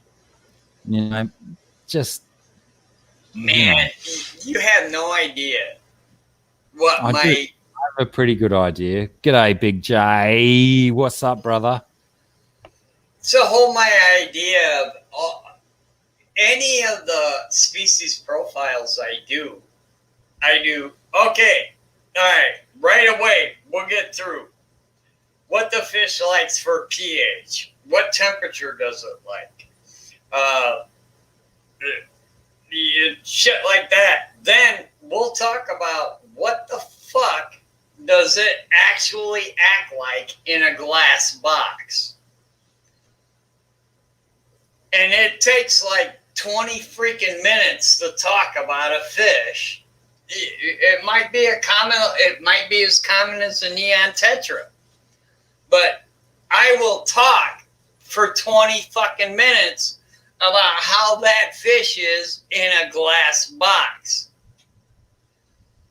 And all the other species profiles, all you get is, well, this is the pH it takes. This is, what you should keep it in. This is what temperature you should keep it in. Blah, blah, blah, blah, blah, that you can get any freaking where. It's like, really? Have you actually really kept the fish? Mm-hmm. There's so many people out there like that, isn't there? Oh, I've read this thing on a particular fish, so I'm super willing to tell everyone else around the world about how they should keep this fish. And the world is listening. Oh, they lap that shit up, don't they? Bloody world. I don't know if they actually lap it up, but my species profiles tends to do better than most.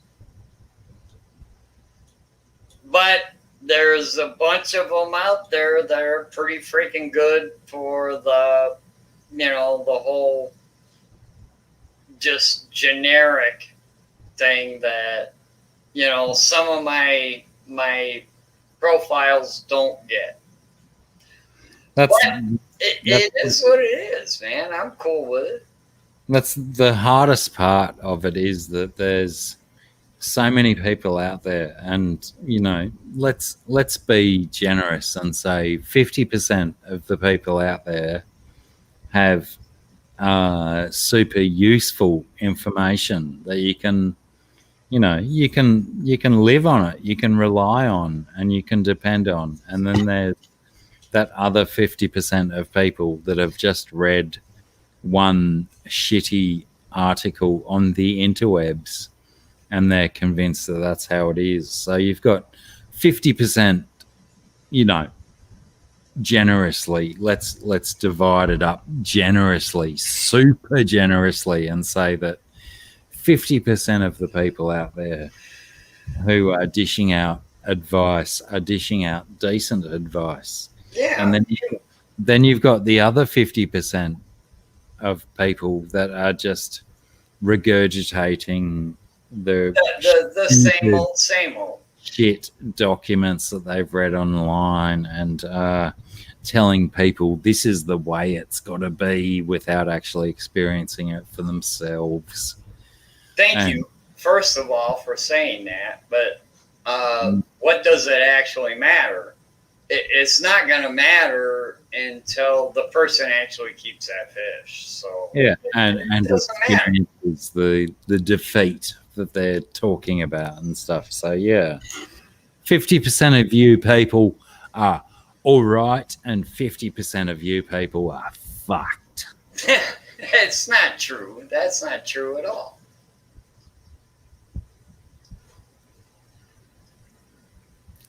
I honestly think that most people keeping their fish want to keep their fish in the right way. And eventually they find my content. They may not find it right away, but they eventually find it. That's the funny thing, isn't it? That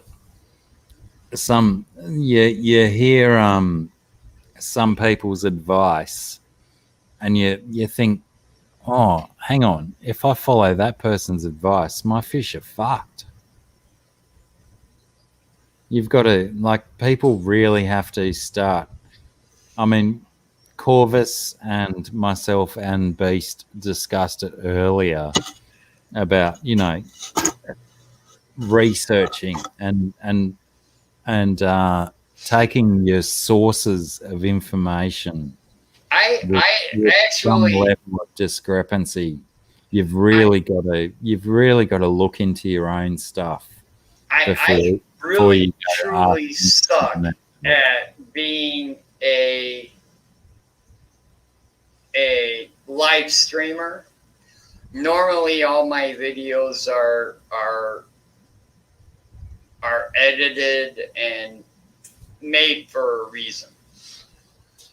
I made a video, live stream video of don't be a one-trick pony. There are people out there in the fish hobby, because we're talking about the fish hobby, and I'm sorry we're talking about the fish hobby because you've got so much more to offer, but we're talking about the fish hobby right now. My personal opinion is don't be a one-trick pony. There are people that'll say, well, you got to have a deep sand straight. No, you got to have a deep sand straight. And if you don't have a deep sand straight, well, your plants ain't going to grow and all your fish are going to fucking die. Or you can have the guys, well, I got a gravel tank just right here with shop lights and it just does just fine. I don't fucking know. Sorry for using bad language, but what fucking bad language? There's so many ways to approach this hobby that you can't just say one way or one other is wrong. Absolutely. You have to fully wholehearted keep everything in your brain and use it when you need to. That we are a hobby with so many variables that no one from any point on this globe can say my way is the right way. Be perfect for everyone on this planet. Right. I'll give you an example. There's 8 10-gallon tanks across there. All right. They were all set up the exact same freaking way, and they acted 3 different ways. So, who's to say which way is right? Exactly. I don't know. All I do know is every freaking tank I set up reacts entirely different. Yeah, and anyone that says their way is the right way, they can fuck off and eat a box of dicks because there is no right way. It's I am very much into you take everything from everybody and you add it to your toolbox.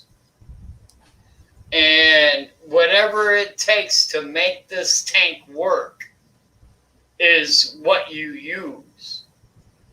It might be entirely different for somebody else, but it's definitely something that you need to keep up here, but you may not need it until of an entirely different situation, but you can't sit there and say that, well, if you don't use the proper depth of a substrate, you can't grow plants and you're just running Russian roulette for your fucking tanks. You can't say that. Do you want to, hey Terry, do you want to hold this stream for about 10 minutes for me and I'll come back? I don't even know how to do that, but just sit there and talk. Yeah, I'll sit there and go to the bathroom. How's that? Well, yeah, I'm gonna do that as well, but I have to disappear for about. Wait a minute, how many people do we got? 20. There's 20 people here for honest to God reality. I mean, I can just close it. I can close it if you want. You go to the bathroom, then I'll go to the bathroom. How's that?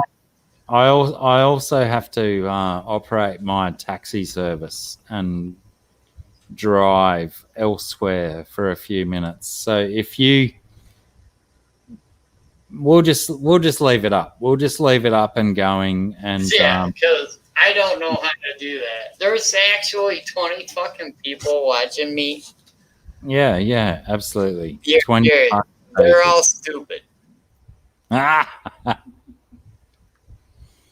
All right, you go do your toileting and come back and talk more shit to the people, and I'll come back and I'll try and bring them back down to earth from the unstable places you take them. Oh, believe me, I'm definitely unstable.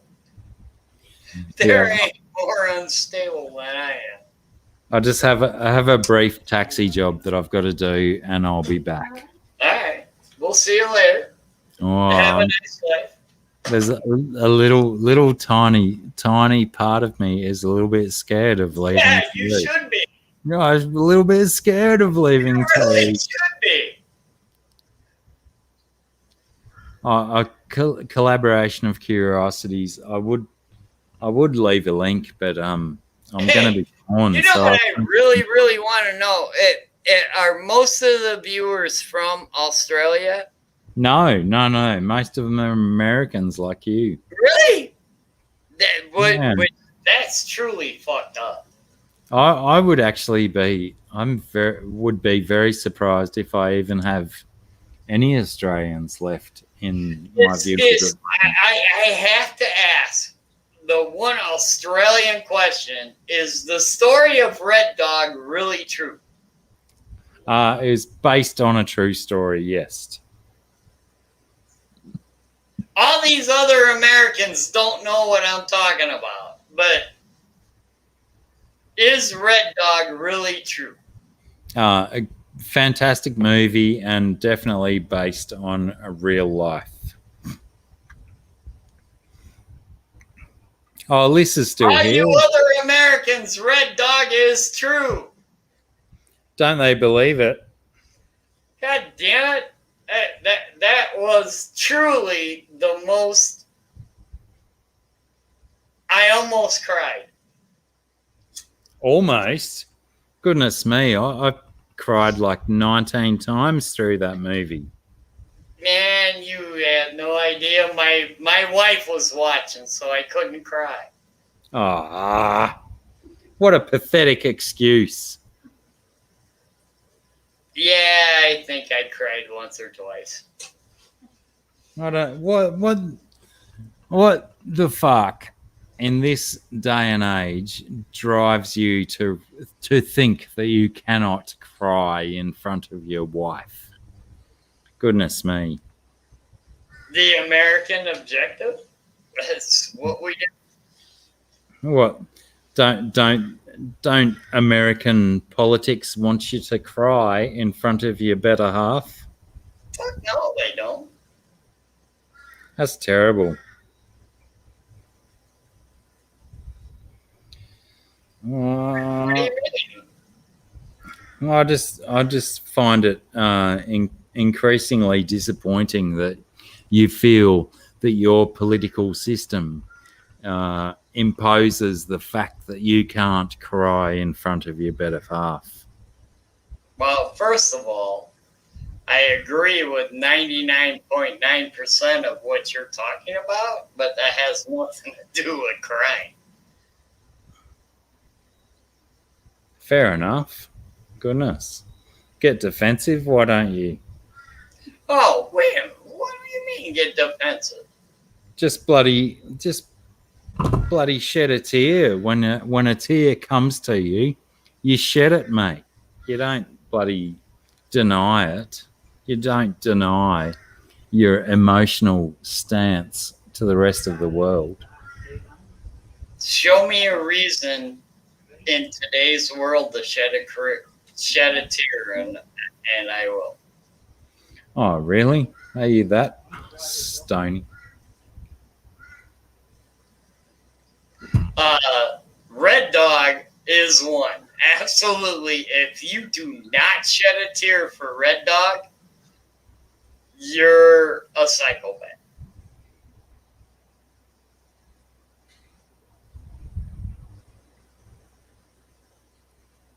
Red Dog was awesome.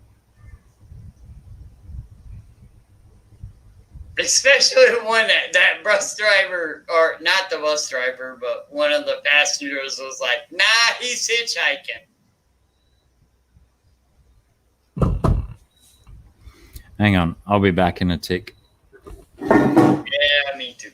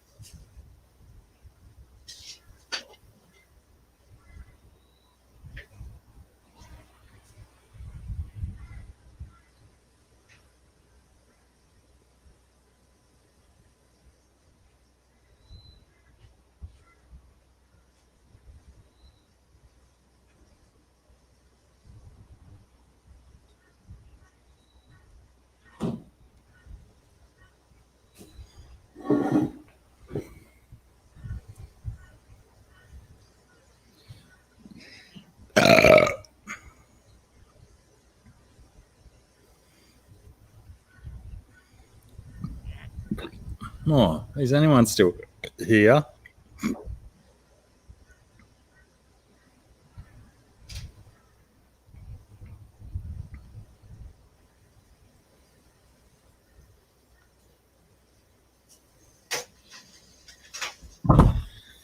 All right. If All right, what the hell am I even freaking doing here? I have no clue. But all right, I'm back. GRB, I sent you a link to get on the panel if you want to get on the panel. Man, GRB is awesome, man. I know. Oh, collaboration of curiosities. You're in Brisbane? Outstanding. I've done plenty of time in Brisbane. But I have do to turn my panel around if I can actually read the comments, but I'm sure you'll tell me if there's anything bad. Oh, g'day, Timmy G. Tim Gay is here, ladies and gentlemen. It's bloody good to see you, Tim. Haven't seen you for yonks.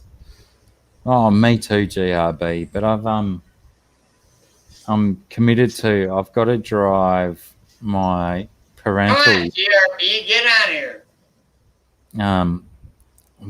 Got to try to get my parentals to the RSL club so they can go and have some dinner and buy some raffle tickets and stuff. Oh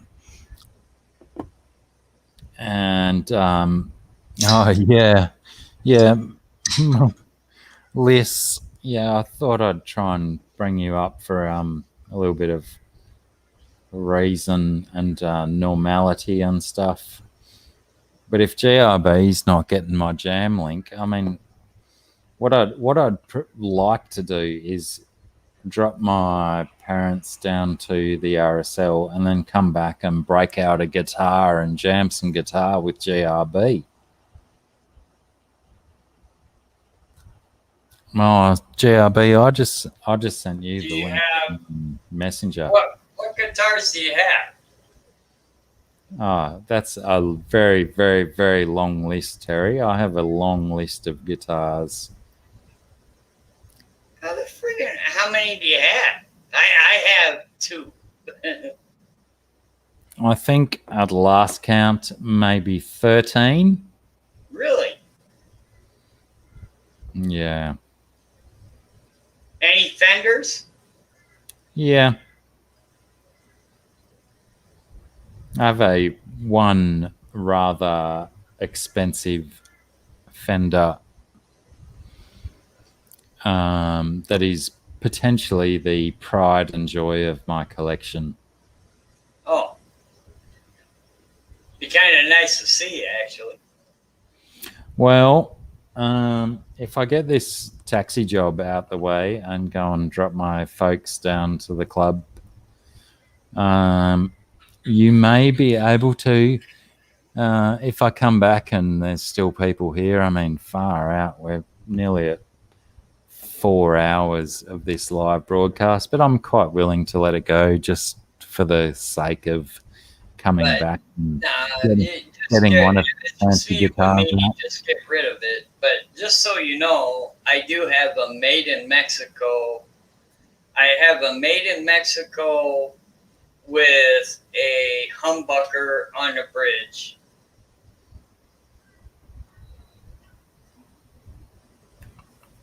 Fender Strat.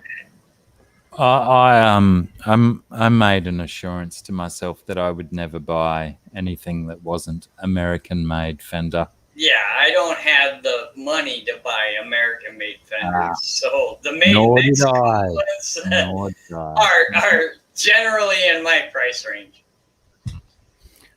Potentially one day, maybe like 20 years into the future, I might actually be willing to share the story about how I came across my super expensive Fender Stratocaster. But at the moment, I'm a little bit dicey about still talking about it. If you've got a USA-made Strat, that's a lot of money. Yeah.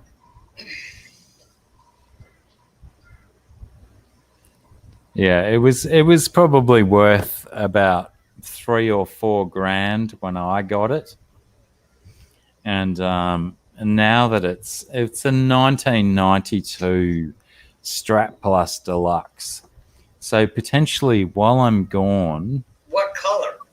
it's like a blood red. What are they? I'm not even sure what they call the. It's like a blood red sunburst or something. Do what you got to do, but later streams, you're going to have to show it to me. Well, if now that I've got GRB here, and g'day GRB, it's very good to see you. Blacky, how you going? How are you, Terry? Hey, what's going on, dude? Yeah, going all right here. Potentially, what I'm going to have to do is leave you boys. Oh. Ooh, Hey, I got glass you. Whatever. That goon glass has got a stem. It's full We mark. got going on. Dangerous.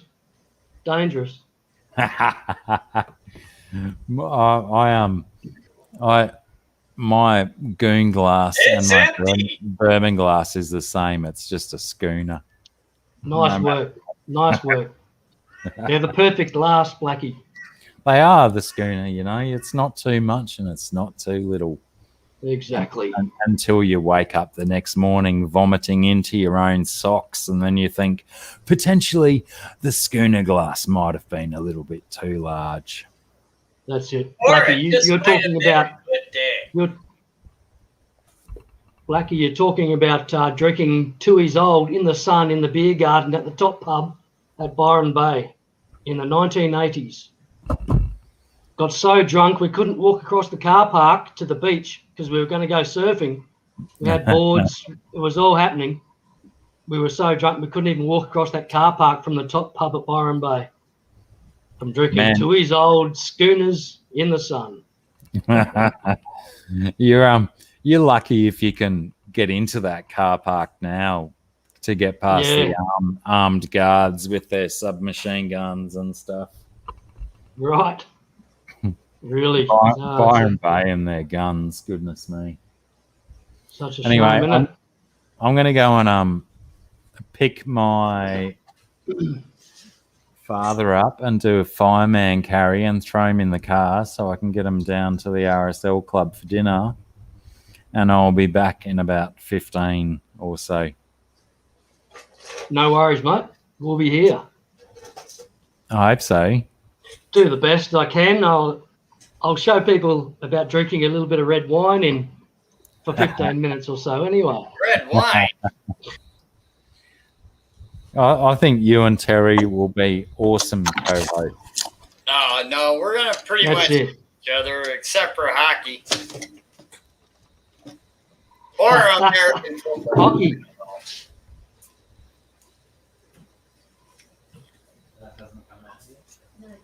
For real, he So just now, everybody, please excuse me. I've got to find the YouTube chat so I see what everyone's talking about. what's everybody talking about? Well, first of all, you got freaking lizards just living in your backyard, right? Well, sort of, kind of. I've got them sort of living in my kitchen at the moment. Oh, yeah, that's kind of what I was talking about. That's right. Yeah, I've got one's just wandering around the table here somewhere. Oh no, he might have disappeared. He might have. You actually keep fish too, don't you? I do keep fish. Yeah, yeah. Usually, like a lot of Australian native fish and South American cichlids.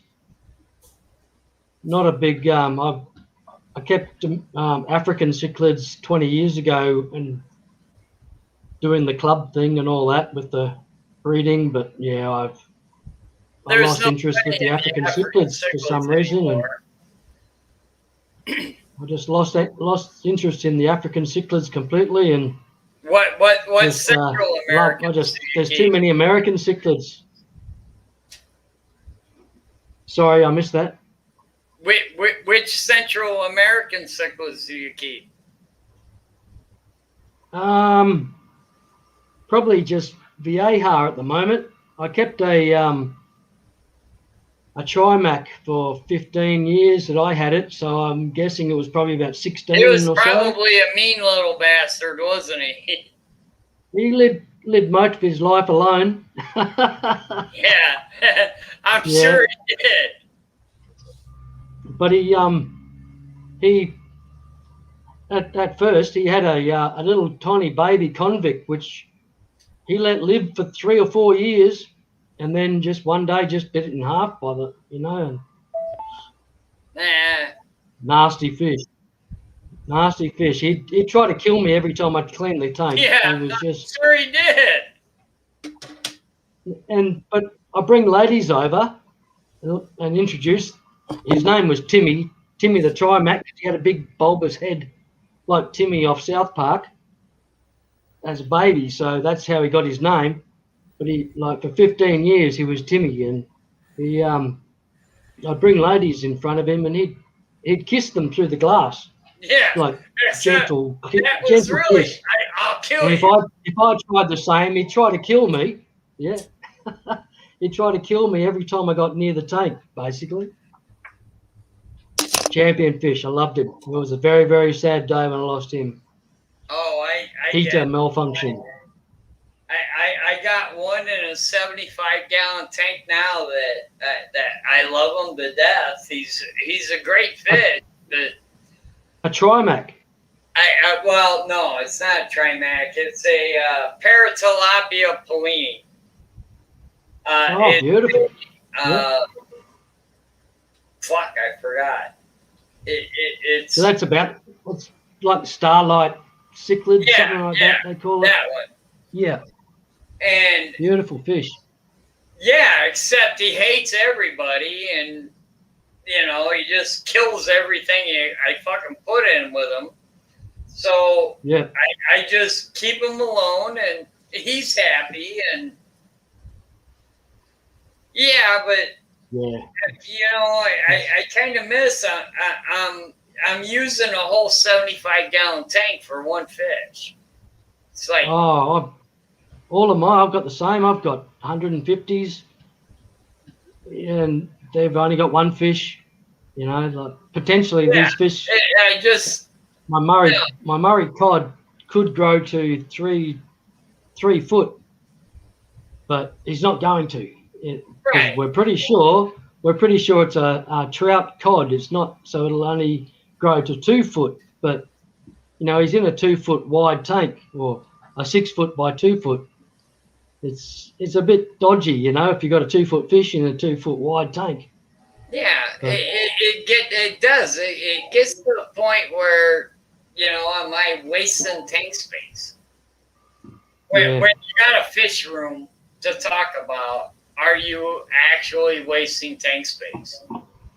Well, my 4 or 5 display tanks are all one fish tanks. A big Vieja, a big male feste, what are their names? A true parrot. If you're at that point where you got a 120-gallon tank with one fish in it, you named it. They don't really have names, those 3 fish. For real? No, they don't. They're all in the same room. There's 3 tanks make a U shape in the room along the walls, and they're not named. There's just the red Terra male, the Vieja, whatever it is, Coatza colis, whatever. They're a big Vieja, grows with a bit blue as they get older, apparently. Mine's not showing a lot of blue at the moment. I'm a bit concerned with that. It looks more like a Simspillum, but but I'm pretty sure they're that it's that it's the Coatzacalis or whatever. But I don't know. It's just not looking that way at the moment. But it's fine. It's healthy. It's eating. Got some Vijas. I got some Vijas that I was told were a certain species. And as I grew them out, I was like, I really don't think this is right. Yeah. And I just got rid of the whole group. It's a big problem over here. A big problem, apparently. I don't know too much about them. United States also. This is my first. There's no way my that first go. I got what I paid for. Yeah. See, that's what they say here. It's very, all the bloodlines are all mixed and they're very close, but so people think they've got a real fish, but it's not a real fish, and then it's spitting out all sorts of babies. When they grow them out and breed them, they're like, well, this is what I bought them as, so this is what I'm going to sell. Yeah, exactly. Except they're not that fish. Yep, no, totally. We've got the same problem here in Australia. It's amazing. I'm pretty well just about getting full, actually. The old all my fish tanks and everything with, I've stole about probably 200 green terra fry, and so that filled up about 4 tanks. Actual true green terrors. Well, whatever they're called these days, Aquidon rivulatus. Yeah, but the actual true green terror. Not fantastic quality. Beautiful fish, absolutely beautiful fish, but I've had better quality color wise with more orange and that in the fins, but still I just love the fish. And my pair live together and just spit out about 1,000 fry a month. That's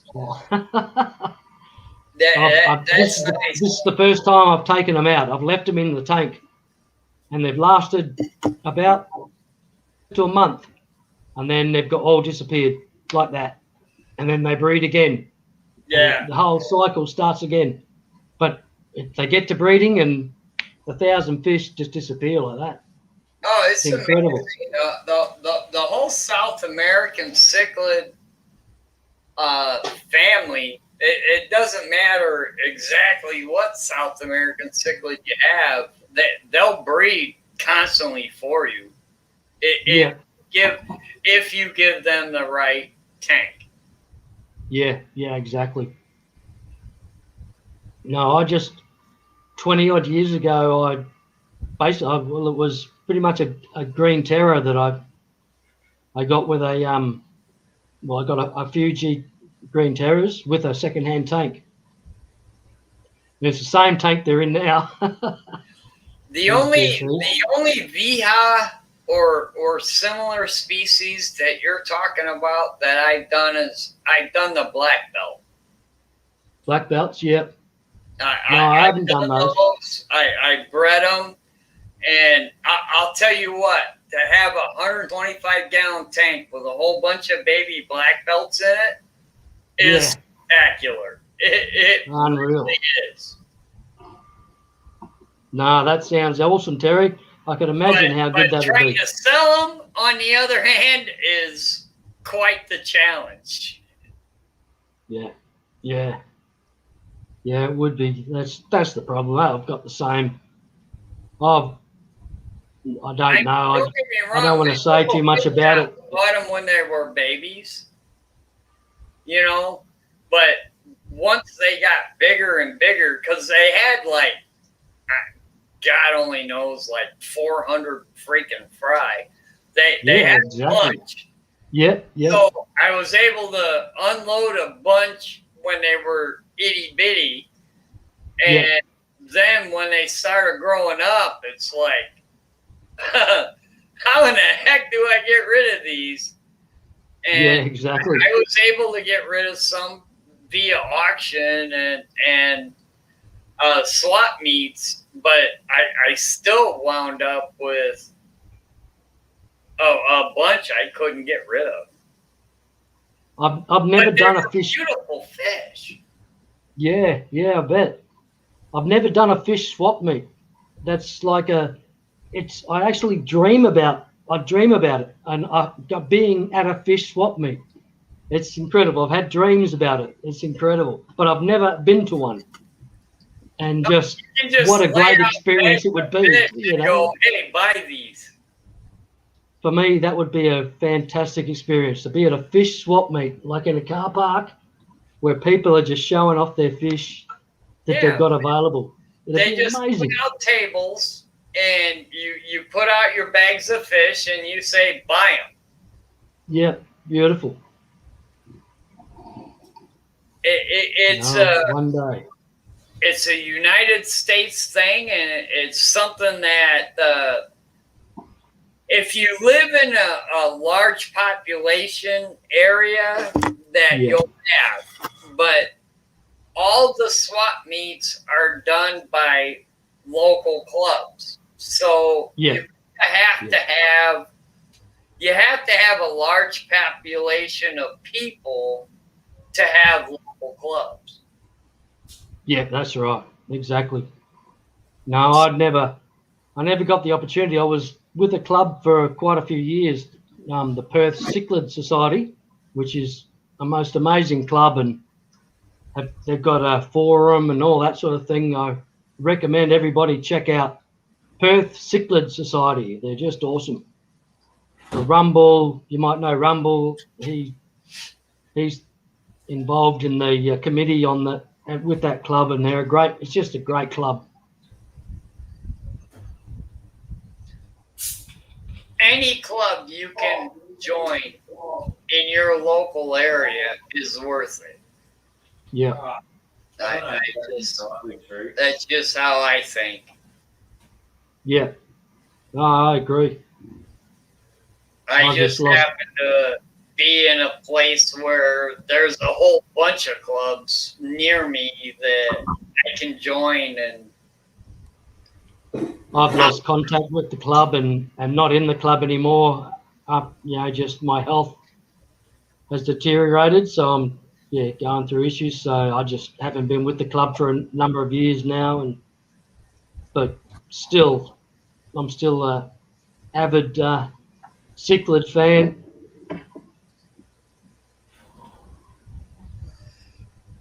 I used to be, honest to God, in the 1980s, if you looked at all these tanks, there wouldn't be anything but cichlids in them. Yeah, right. And now I'm different. You're telling me I'm stuck in the 80s? No, I just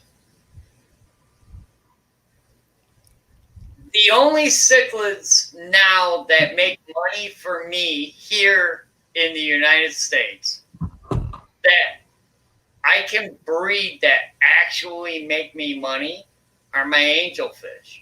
That's it. Really? Yep. The African cichlids are absolutely useless because the Florida fish farms give juiced fish to the pet shops, so they all look male. Yeah. It's like, well, what's the point? Yeah. So I make more money on my angelfish than I do on any of my other cichlids at all. So I'm not the only person that's over Africans. Not at all. No, we're having a bit of a not an anti-African cichlid discussion. Oh, but I loved African cichlids. I started breeding African cichlids back in the 70s. unreal, And man. in That's the amazing. 70s, we were all very cognizant of who had what and what was what, and You would have been all paying our $200 a strains fish. were pure. Then the Florida fish farms came around and just said, "Man, we'll just combine everything and see what happens."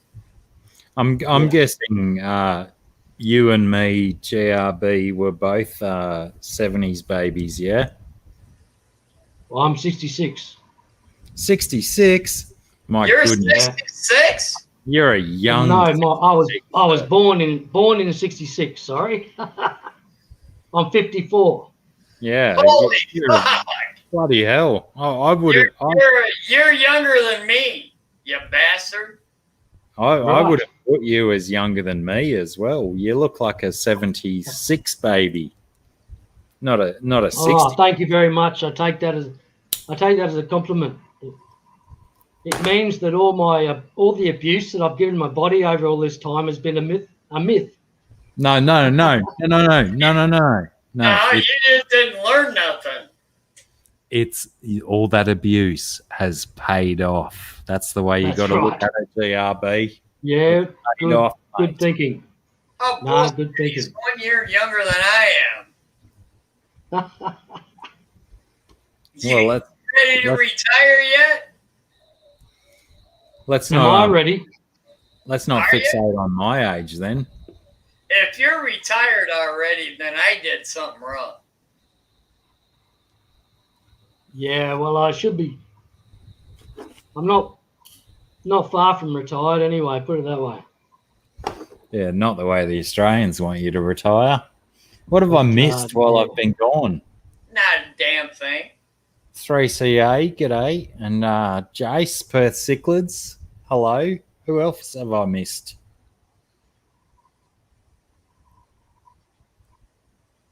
Sorry, everyone. I keep forgetting where the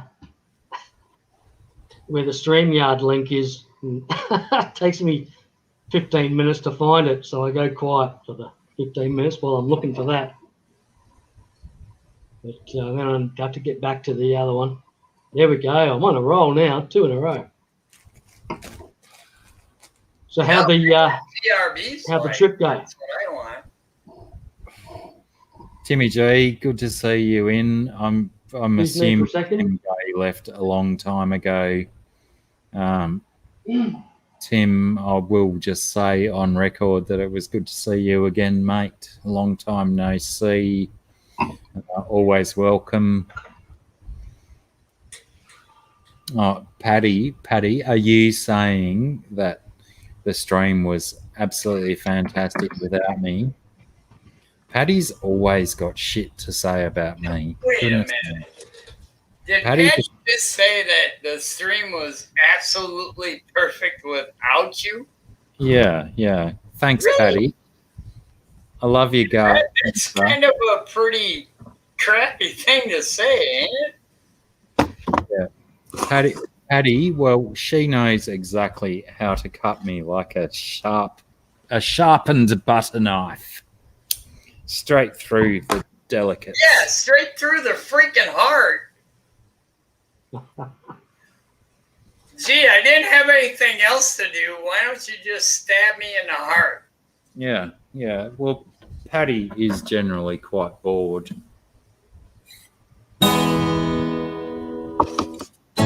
God, I hope I never know her. Oh, might need to tune that. No. Yeah. You're going to have to do well to try and match my tune, Blacky.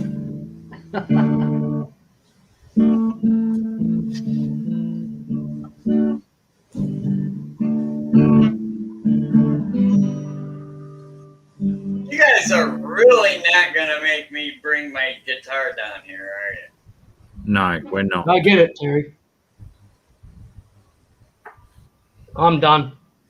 I can't even find where my tuner is. What do you mean you're done? Bullshit. Give me G, C, and D. GRB. Give me G, What's that? C, and D. G, C, and D. Hold on, I want to hear GRB. Give me G, C, and D. What are you tuning the banjo? God, it sounds good.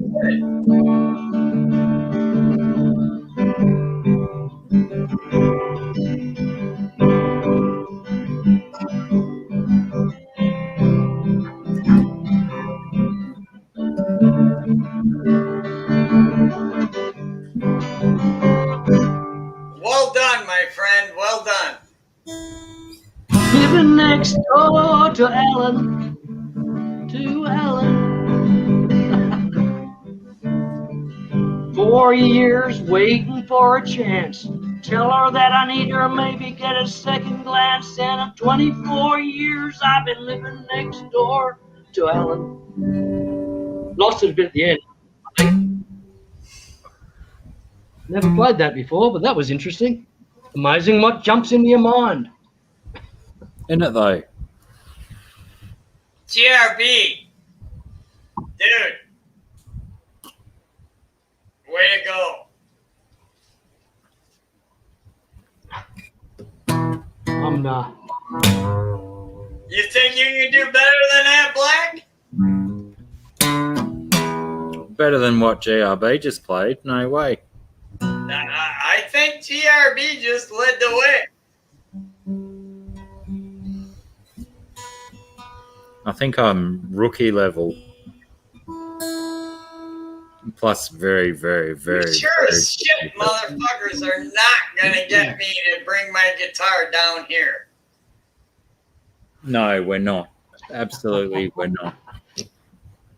Nah, you can do whatever you want. Damn it.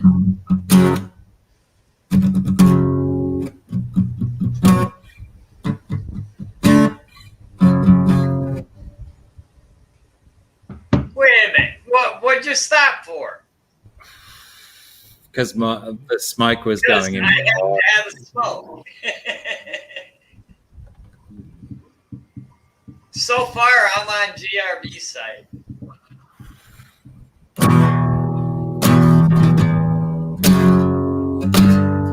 Hang on, I got to find out where I'm at.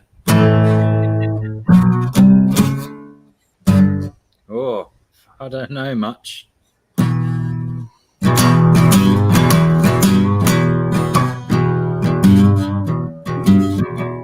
That's right, American.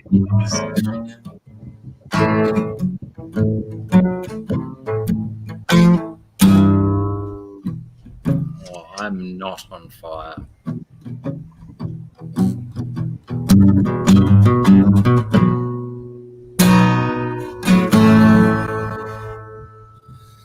I got the catfish terror blues.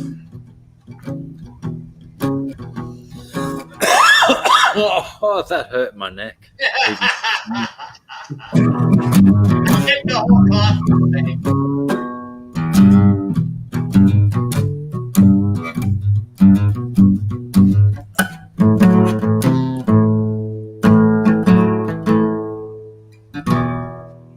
I think I need new strings. These ones sound really dead. It's got to be so far.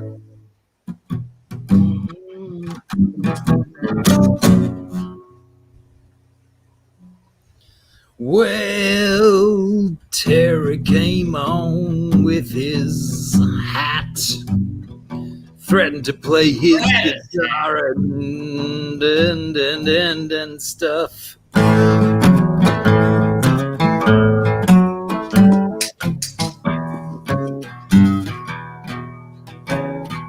Oh, yeah. Oh my God, how rusty am I? I haven't picked up. God damn it, you had it. Come on. Yeah, I might have had it, but I lost it pretty quick. It's been like so many weeks since I've even picked up a guitar. CRB had it. He went through 3 chord progressions just perfectly. Give me your, what are your 3 chords, GRB? Give me your 3 chords. Let me have a tear at them.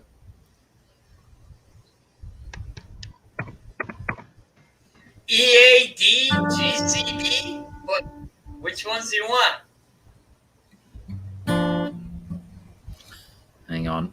What can I imagine up? Let me imagine up some other nonsense. Try. Oh, fingering. Who would have thought that if you didn't do your fingering exercises for a few weeks that they'd be all gone?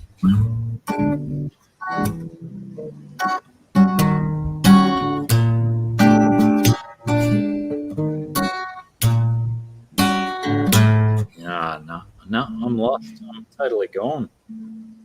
What even is this thing that I'm holding?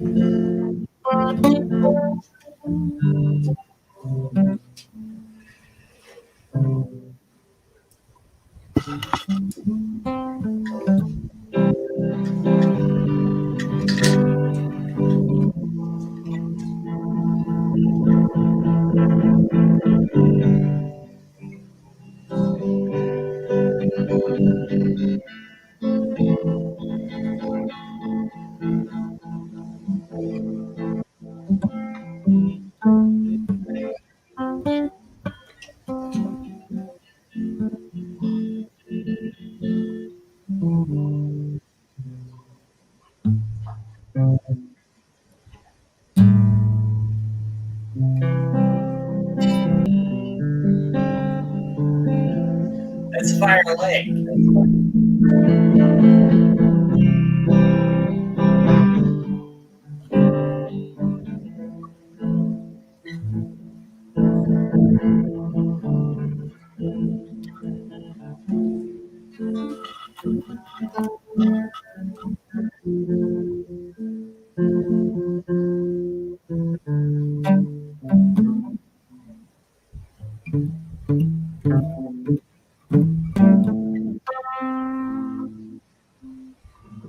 Hey, GRB, was that Fire Lake? I have no idea what that is, mate. I'm sorry. It's just, yeah. It's something. Dude, man, It's something. I don't know what it is. Sorry. dude, you're more than fucking awesome, man. Is that coming through there? Can you hear it or anything? I don't know. I've got I podgy. definitely fucking heard it, and I heard it as a band that was great. Well, thanks, Terry. It was Cheers, certainly mate. better than anything I've played.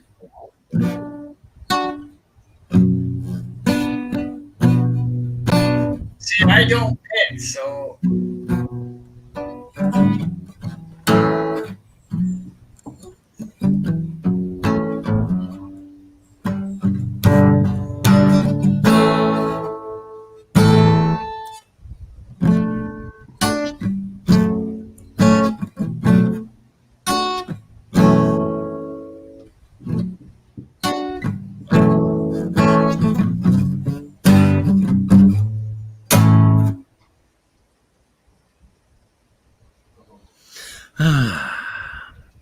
oh, that made you feel good, didn't it? Makes me feel good to actually pick up my guitar once in a blue moon. Oh, look out. Terry's got his out now as well.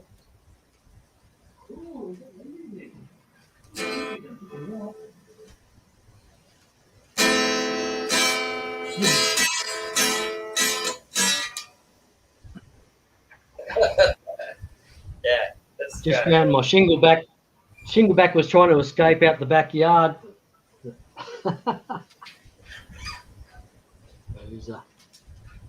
This guy's called Chomper because he bites everyone. Chomper.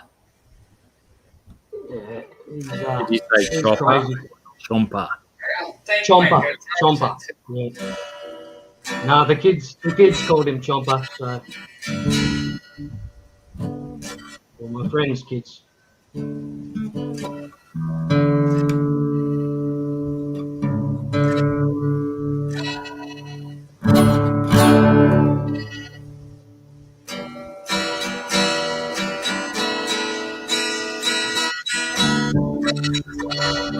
man.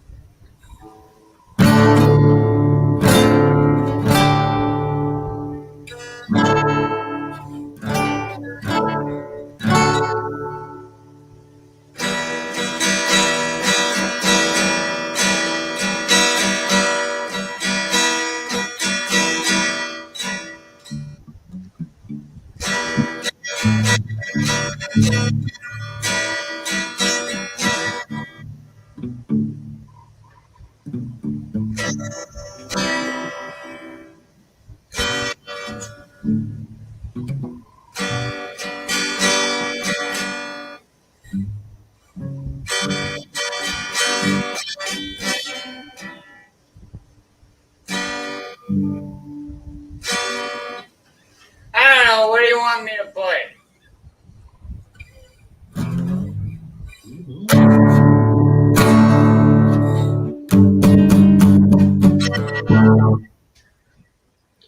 I heard that. You guys play whatever you want. Just play something that you want to play. We're happy to listen. I don't know what I want to play.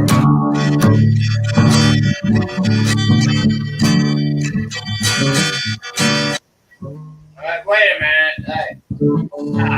Fuck that all up.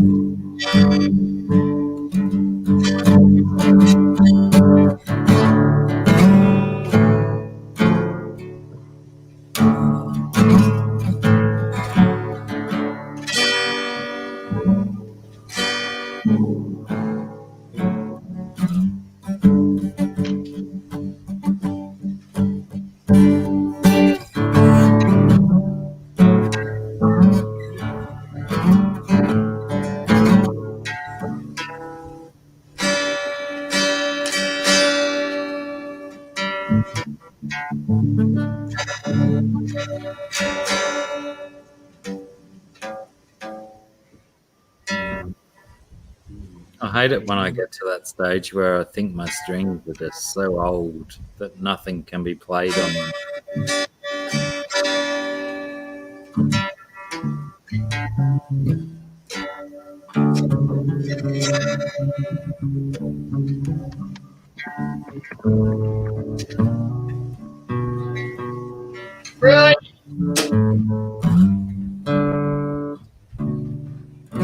fine. You can do it.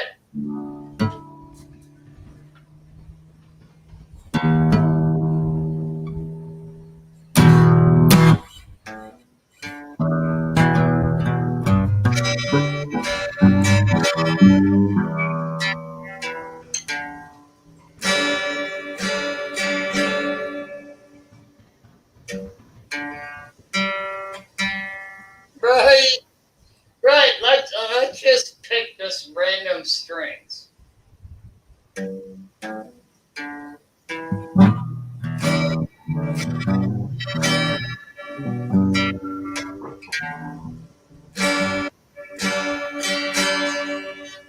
on, you got to go over there with the other layer. You got a tuner app on your phone, Terry?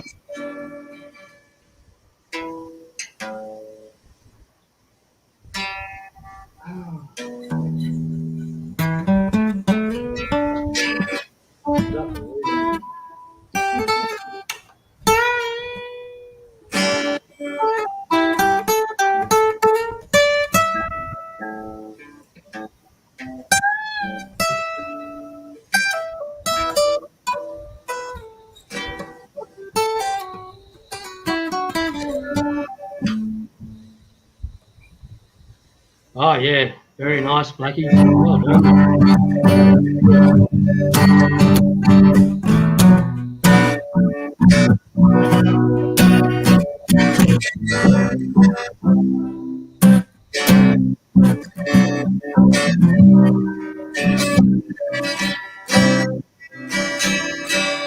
When before can look you in the eyes, very special. Wish I was special, but I'm a creep. I'm a weirdo. What the hell am I doing here? I don't belong here. I took her for news. I wanna have control. I want a perfect body. I want a perfect soul. I want you to notice when I'm not around. Something about special.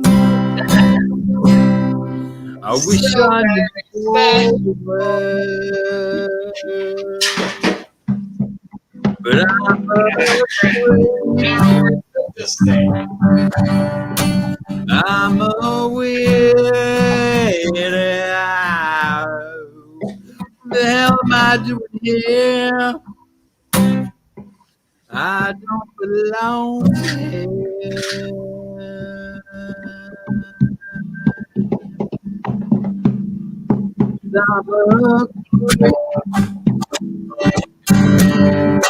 I'm a weirdo. What the hell am I doing here? I don't belong here. Oh.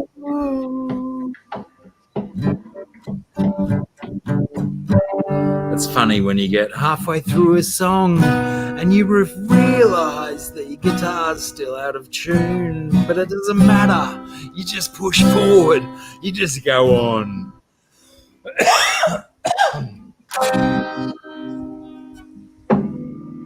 I'll take a minute to my guitar now while someone else sings a song. I don't belong. I can play one if you want. Blacky. Go on, go. I'll try anyway. I'll try something for a little while. I'll mute my mic while I try and tune this guitar. Okay. Oh shit, that was fucking awesome, man.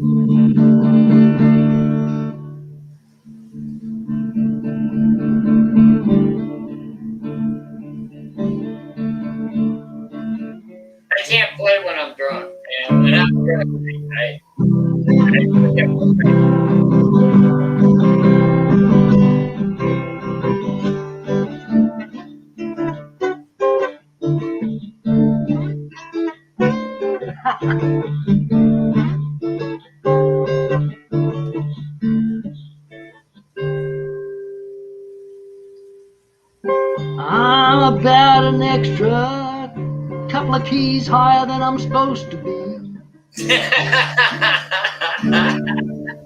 GRB, you really did that? Dude, you know, you can fuck all the lizards Sorry. living in your fucking yard. Sorry, everyone. That was a bit That's pretty awesome. I got a bit lost there. That's I can repeat. It doesn't last awesome long. to me. Should I What are repeat? you playing with?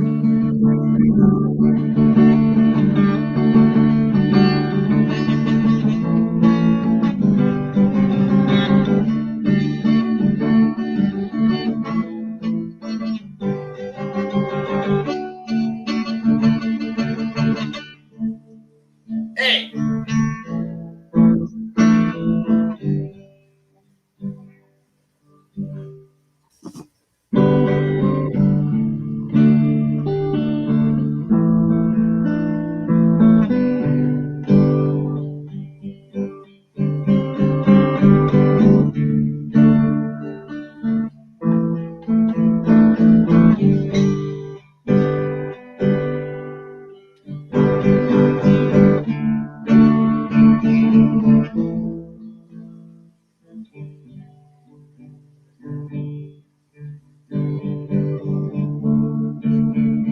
Whoa, not me again. You again. Whoever it was again. Really sad.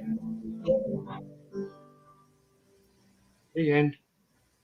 Sorry about that. Sorry, I got a bit carried away. Forgot where I was. Oh, hold on. Wait a minute. GRB, dude. What are you playing with? What is it? Playing A with? guitar. Yeah. What are you playing with?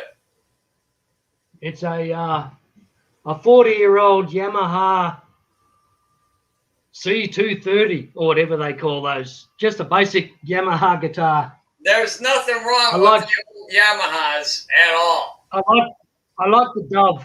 I like the dub on the head. So as you can see, I'm trying to get in picture.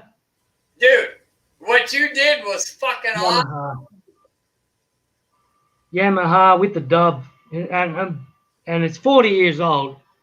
It's cracked. The back's about to fall off, but it still works. Really? It's that bad, honestly, is it? I've had two guitars stolen, which is pretty well heartbreaking. You know, that's some of the biggest losses I've ever had experienced in my life, apart from my mother. You know, it's like really, truly losing the guitar was heartbreaking. If you took one of my electrics, I'd kill you. But my acoustic is just a Yamaha. It's also, like you said, a Yamaha. Yeah, but beautiful. I love it to death. Yeah. But I'm nowhere near as good as you, and I'm too drunk to play it, so I don't know what to do. But yeah, Yamaha guitar is a guitar. It just it doesn't get the notoriety. Yeah, exactly. They're just solid, aren't they? It's an amazing machine. You look at it and you think of all the intricacies to the string placements and tuning of strings and everything. Who thought all that up, man? It's just incredible. Yeah, I'm getting I a bit love deep. the guitar too, and I have my electric too. It's just I'm too drunk to play nothing. So yeah. No, my electric got stolen, so I've still got a Fender amp. I'll tell you what, dude. You can play. I am very impressed, and you can play. Thanks, Terry. But yeah, I'm pretty average. Well, you know what? I'm in a pretty good. You're not. I'm in a pretty good state of mind at the moment. So. All right, look, dude. I usually get too scared to play. That's the problem. Fish tanks and play guitars. Yeah. But there's not many of them. Yeah, true. You know, you keep fish tanks, you keep Very lizard, and you play guitar. Yeah. Yeah, pretty much. So, okay, now I have to ask, keeping lizards, keeping fish, keeping a guitar, which is your favorite? I have to ask. Oh, it's a great question, and there's no questioning really. They're all just amazing parts of my life, and I can't do without any of them. So I'm hoping to be a politician in a previous life, or not a previous life, but a later life. It's actually a brilliant answer. I'm practicing. I'm practicing on diplomatic answers. No, really and truly, between the three of them, I really have no preference at all. No, I Fish get it. Has been, I really do. Fish has been a part of my life for over 30 years. I love having my guitar. I'm not as good as you. Nowhere near as good as you. I have all these fish tanks, and I love them to death. But come summertime, I spend most of my time in my boat doing my other things in my boat. I don't neglect them, don't get me wrong, but I spend a lot less time with them in the summertime than I do in the wintertime. Come wintertime, like now, I'm like, oh, I love my fish and do all this shit, but I get it. I really do.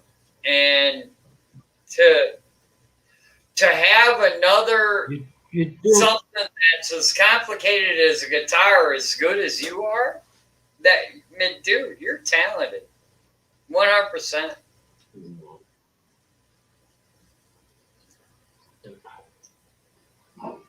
Dr. Black, cheers, mate. I need to refill my glass. Have you got a? He doesn't take compliments very well. A portion of a Cure song. A nice little Cure song. Just a portion of it. While I get a glass of wine. Thank you. Please.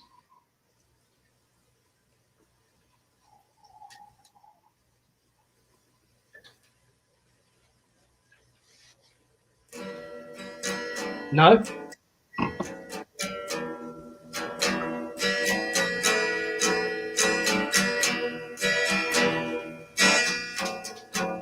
Sorry.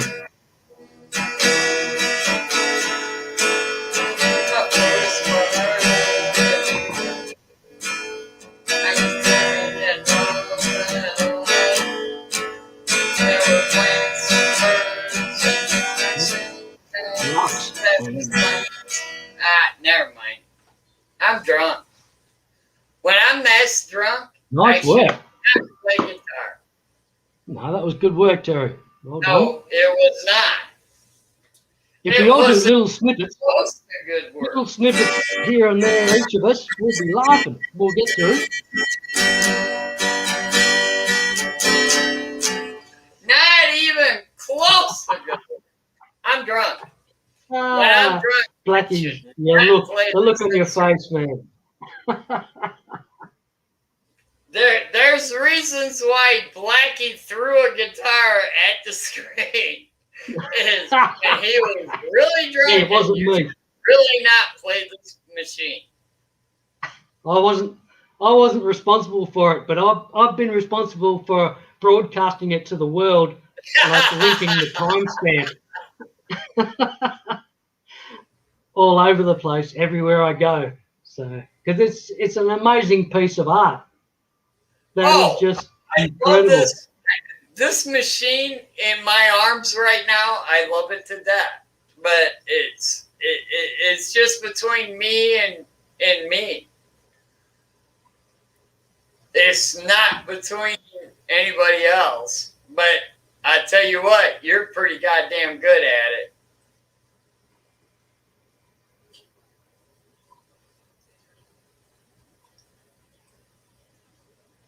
So I'm waiting to see what Dr. Black's going to do with his electric he's got sitting there. I don't know, but he's going to do something with it. Swap back, I believe. Swap back to the acoustic.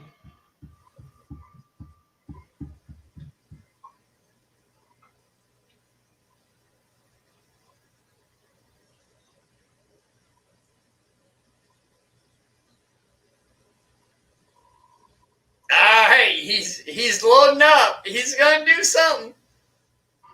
That's it.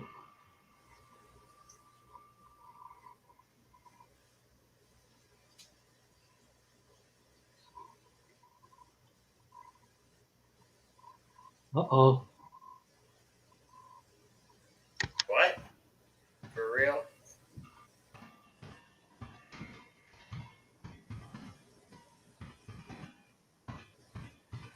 Not hearing it, Dr. Black.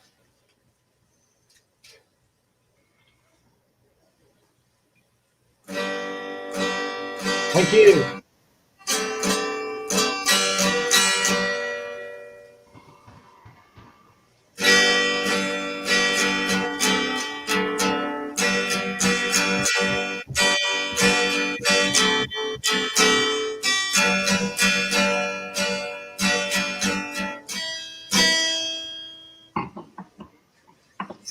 So, bitch, I'm drunk.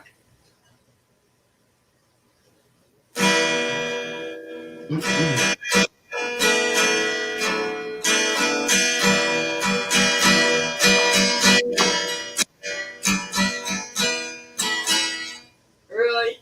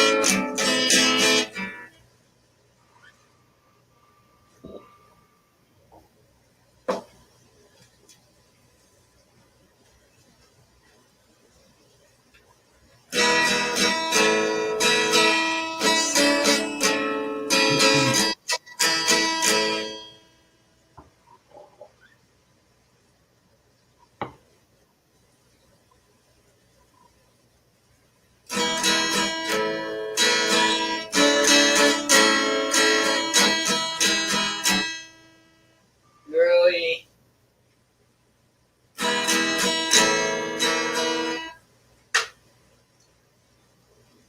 I'm drunk. How drunk can you be and play guitar at the same time?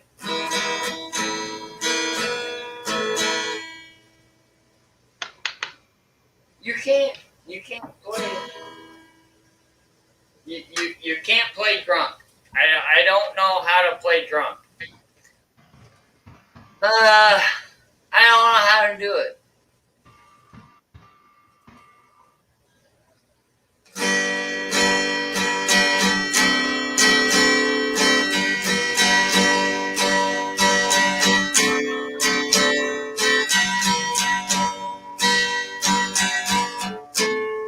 Gotcha.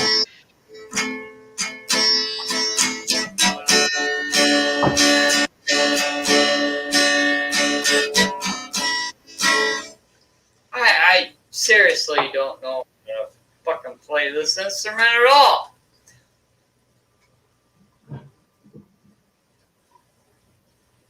I seriously don't know.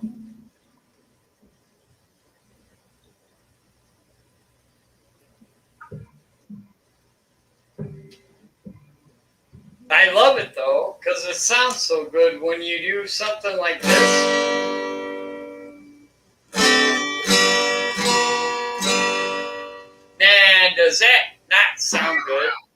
just.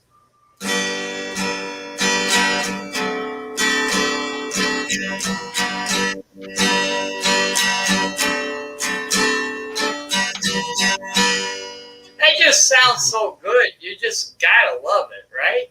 Love you. What are you gonna do?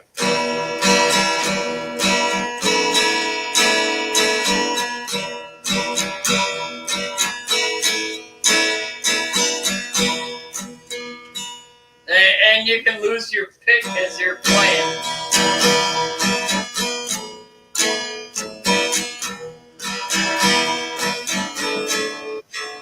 On the first part of the journey, I was looking at all the light. There were plants and birds and rocks and things. There was sand and hills and rings. I mean, you gotta love that. That just, you just gotta love it. You know?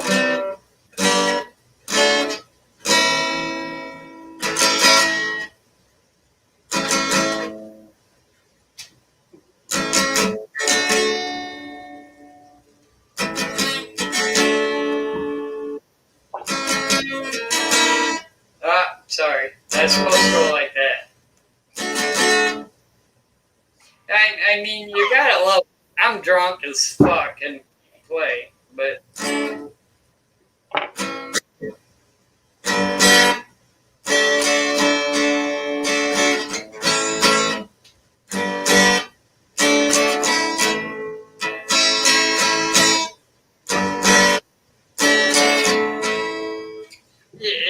You gotta love the instrument.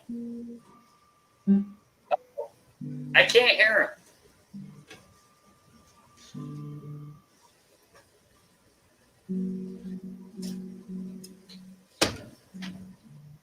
Hello?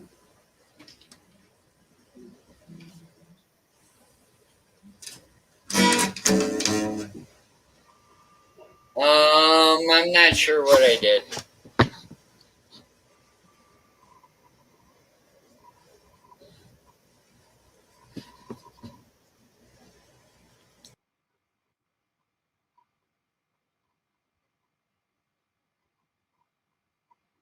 Uh-oh.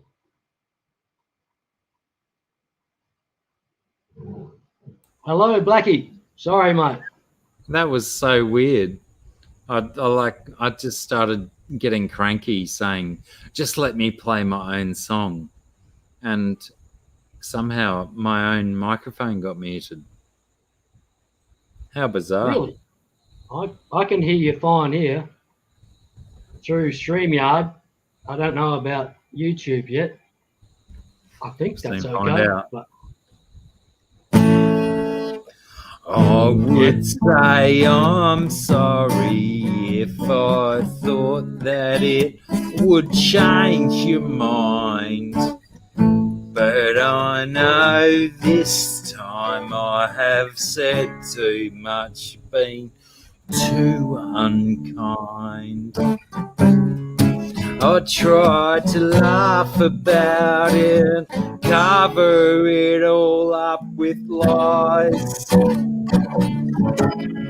I tried to laugh about it, hiding the tears in my eyes, 'cause boys don't cry.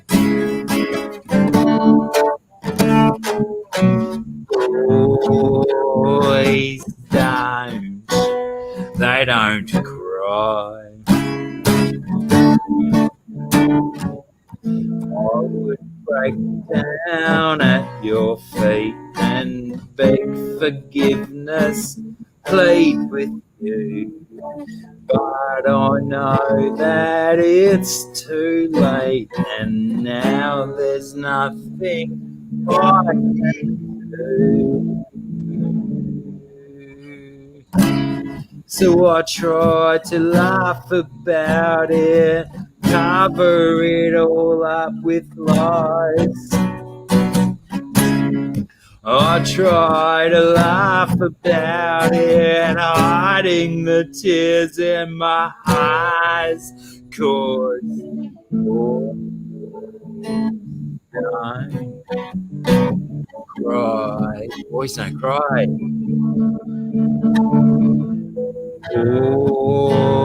Boys don't cry.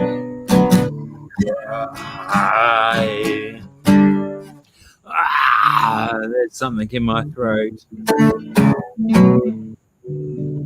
I'll tell you that I loved you if I thought that you would stay.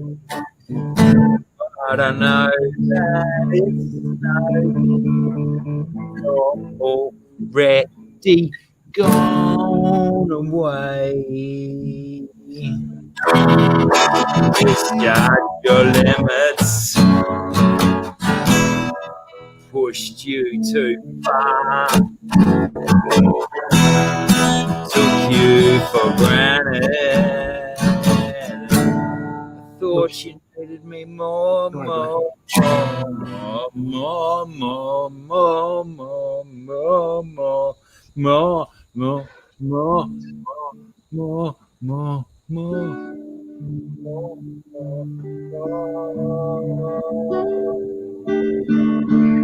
I would do almost anything to get you back by my side,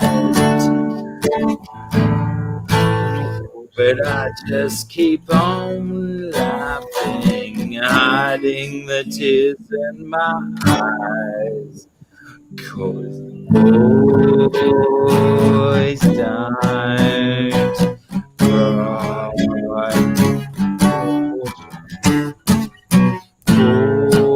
Boys don't cry.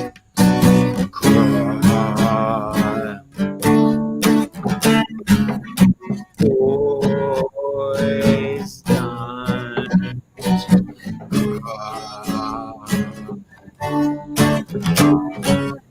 Boys, they don't cry. Boys, they don't cry. Boys, they don't cry. Boys that don't cry, boys that don't cry, boys that don't cry. Don't cry, boys that don't cry.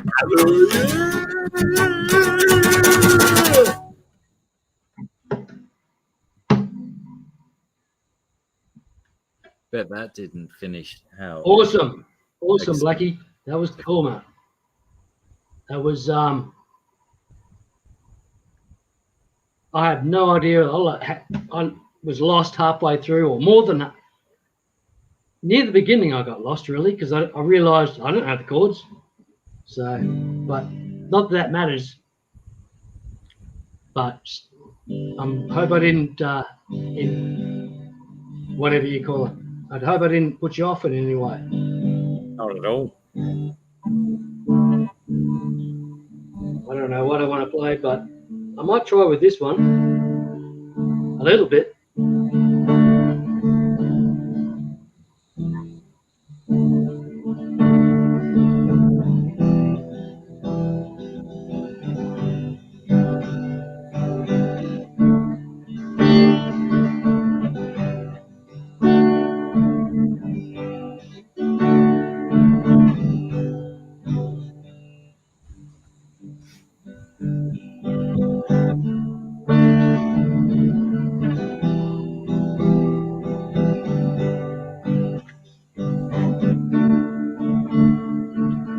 Palm tree nodded at me last night.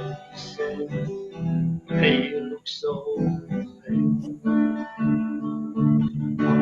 Was the beach or the beach? I had a feeling that I had failed. Down to the beach, just out of reach. The moon was being trailed. Girl and a sailor and a hot dog trailer. That's their holy grail.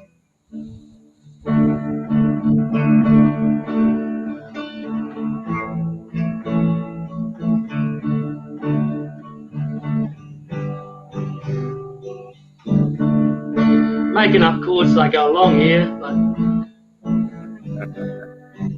it still works if I can get to the key.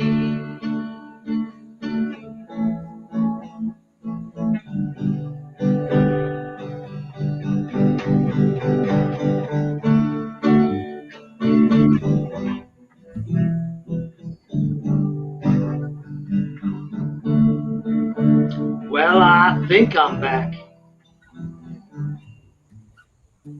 on track.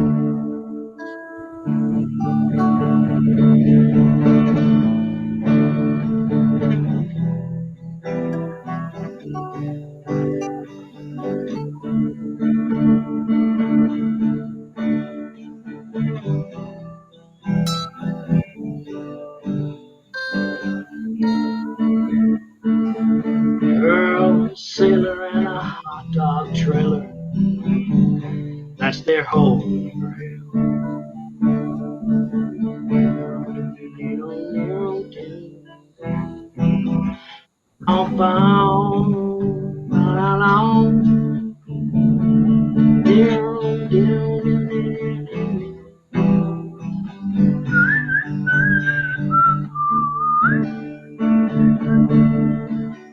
The sandwich that heat burned the feet.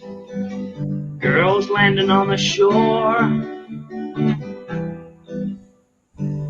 Girls landing on the shore. Oh, I've had enough. Sorry there, Blacky. Fucked it. Oh, well. That was interesting. I haven't played that for so many years. What was the song? It's called, I don't even know what it's called. I'm sorry. It's The Church. Ah, yeah, The song, right. like the band. The Church. Oh, my God. It's something like, it's a very 50s sounding Bel Air. Bel Air is what it is. It starts off with the most amazing lyric, which I can't remember now, of course, naturally. I played in a band with a bass player, and he was absolutely obsessed with the church bass player. Like he was the main dude in the church. Steve Kilby. Yeah, Steve Kilby. yeah. Yeah. And he changed. What's the word? He fixed his bass so it was like Steve Kilby's bass, no frets. Yeah. And he only wanted to record in the only way that Steve Kilby recorded. And Unreal, when we were like together and stuff, it was like technology was coming upon us, and this dude was stuck in just wanting to do everything in like 4 or 8 track recording and stuff, and not accepting that modern technology is taking over how recording is supposed to happen. And oh my God, it was so debilitating onto our progress. No, how do we record our stuff if this dude is being so dicky about it? I'm a complete tragic. Have been since about 1983, maybe. I think I probably got into the church, and like I was buying underground records basically at that stage. It was just about, they were independent. It was not publicized. And they are amazing, just the most amazing band in the world. Well, they're very good. I've snuck in backstage 3 times, 1 time arrested, but the other 2 times smoked pot with the band. So I can't go wrong, really. I'm winning. Yeah, this was in the 1980s. So, and just love it. Love the band with a passion, man. They're just you listen to the guitar work that the church is spitting out, that's better than anybody that you can think of, basically. They have the most amazing guitarists knocking out some amazing work. I just love them. Okay, but that's enough about the church. How about us? What are we doing? I like your segue. Very good. What do we do? G, C, D, A minor, F, C, G.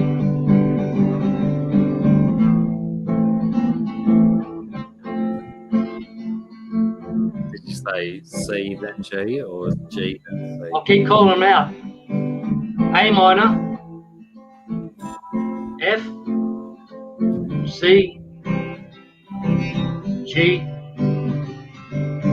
A minor, F, C.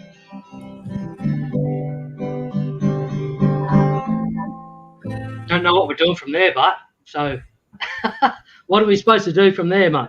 You reckon? Just leave it. Just keep repeating that and add would- words, ad lib. A minor C. Are you singing? Was it? I hope you're singing. Are you making up words or what?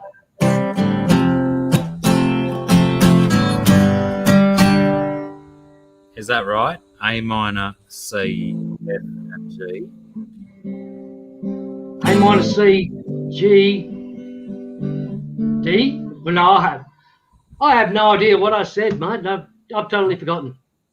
Sorry. You're telling me two different stories now. I'm sorry, mate. I've forgotten it already. I have had a few red wines. Don't forget. Yeah, let's That's go it. with A minor You've got it there. C, then F, then G. F C G. That was it, wasn't it?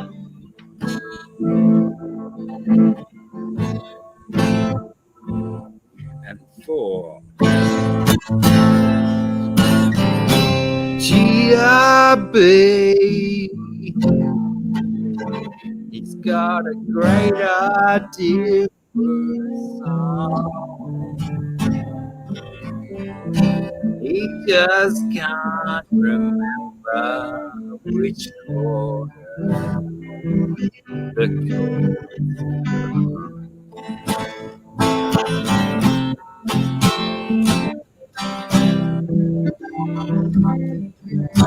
Oh, hang on. I think I just changed the chord progression. I think I changed it to A minor, F, C, G. Yeah. A minor, F, C C, and then a G. Because GRB has got all his ideas about big lyrics and a song that's gonna set but we're still just a couple of drunk Aussie fellas trying to get together. Just a couple of drunk Aussie blokes trying to get some shit together. And then I changed the chord progression.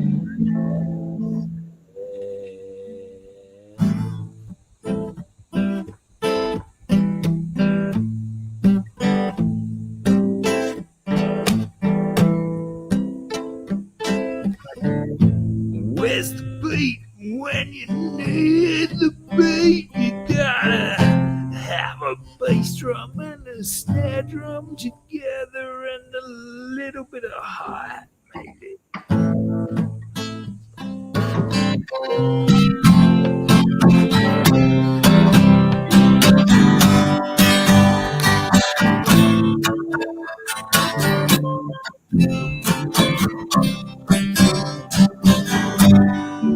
Oh yeah.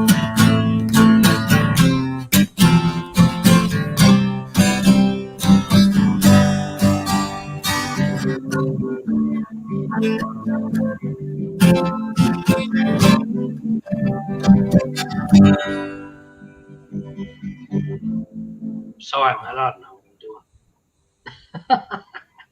Did I do I that? keep Or- fucking up. Sorry. Sorry, Blacky. I'm shocker. But I'm having a good time. I hope you are. All right. Now, well, I'm going to put my guitar down, but I'm going to say do A minor, then Yep. F, then C, A minor, C. A minor, F, Yep. C, G.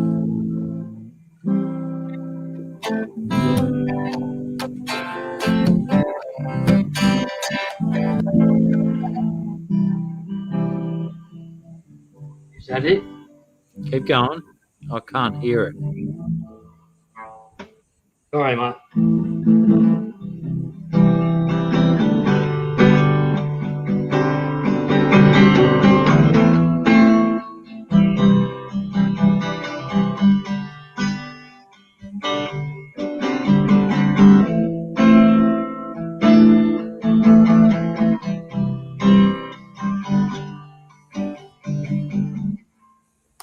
Is that what we want? No? Yes? I can't play any louder. I've got really, really bodgy microphones on this shit, I think. Bloody So it must excuse. sound terrible. I'm sorry, mate. What were the letters that I told you? Is that A minor? F. C, G, F. I didn't hear the F part, sorry. Yeah. Most people are F.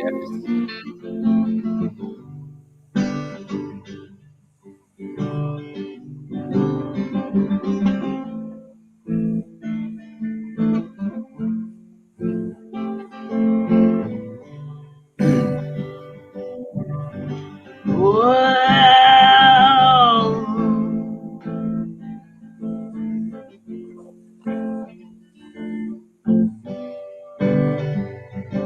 Come on. Just talking about. Don't know what the chords were, forgot again. Fucking shocking. Fucking shocking. Sorry. Sorry, everybody.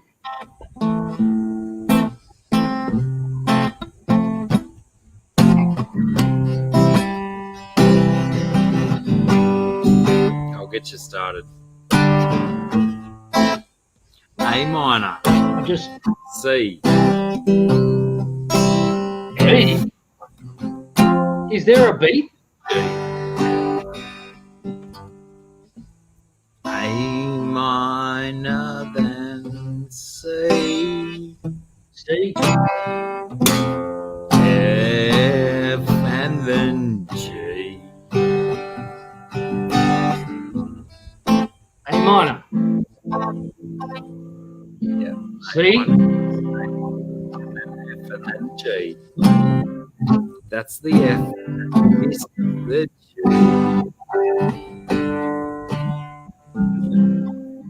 That's back to A minor and then C. Dance around the F and tiptoe Nod. towards the G. We dance around No shit. room here. No room at all. Words mean so much more than tones, but when C. Oh, hang on. I'll start on A minor. Fuck my mistake. Sorry. A minor dances towards the C, then we go to an F, which directs us up towards A minor than C. F's direct us up towards G. Hang on. Do I dare? Do I dare do it? Hang on. I've lost my guitar pick. Fingers will do. What's the pick? Oh my god. Pickles guitar playing. Pickles.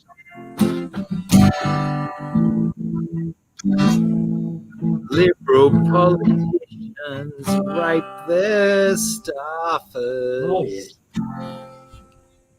Pay attention to the news.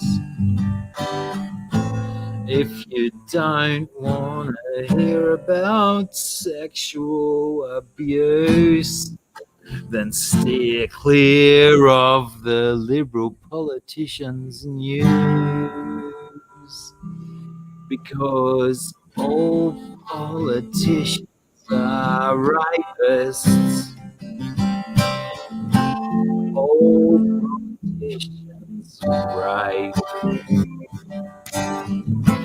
Doesn't matter if they stick their dick in a human. Their actions can generally be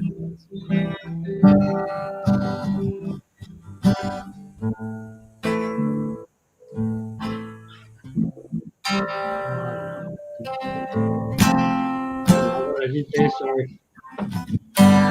Politicians are rapists. Was that too dark? Was that too dark? Apparently. Thirsty.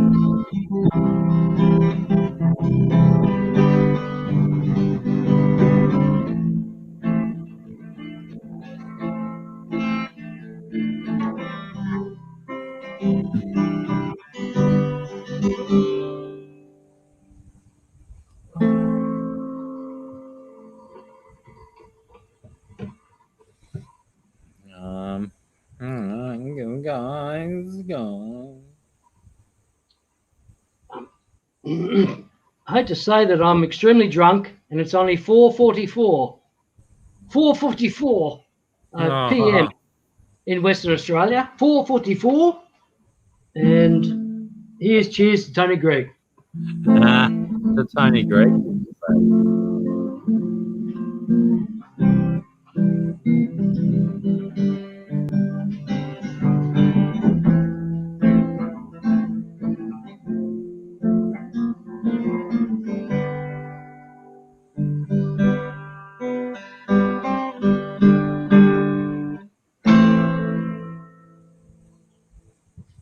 Okay.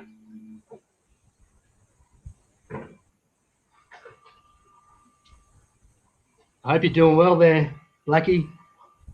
I'm just about to fill my glass, mate. I'll be back in a sec.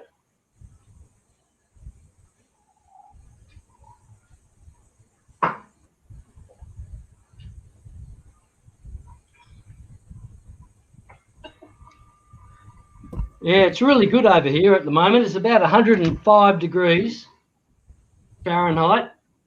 Who gives a shit what that means in Celsius? Too fucking hot. That's what it is. So,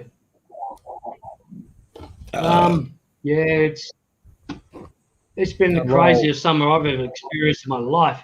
I've lost so many fish because of heat stress, which is something I don't really have to deal with too much unless I'm trying to run a saltwater tank over here. Like South American fish and Australian fish usually hang on through the summers, but it's been over like 35 for nearly 3 months now. It's getting outrageous. It's around 35, that sort of stuff continuously. So water temps have been raised right up, and they take a while to drop. So they don't drop if it just keeps getting hot again. It's scary. I lost a lot of better fry, which is pretty sad. I would have thought they might have handled it, but because I don't breed them in aerated tanks, that they probably just die of lack of oxygen. But I don't know. I don't know how that works, if that's true or not. Oh, well, sorry. I must have bored fucking the shit out of Blacky because he just left without a comment. So, oh, well. No.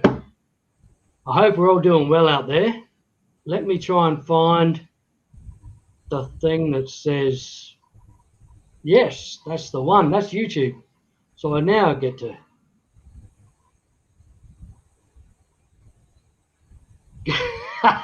Thanks, Craig. That's what I'm trying to model myself on, is exactly that. Perfect. So I put you to sleep within minutes. I hope Patty, thank you. I hope I'm entertaining in some way or form.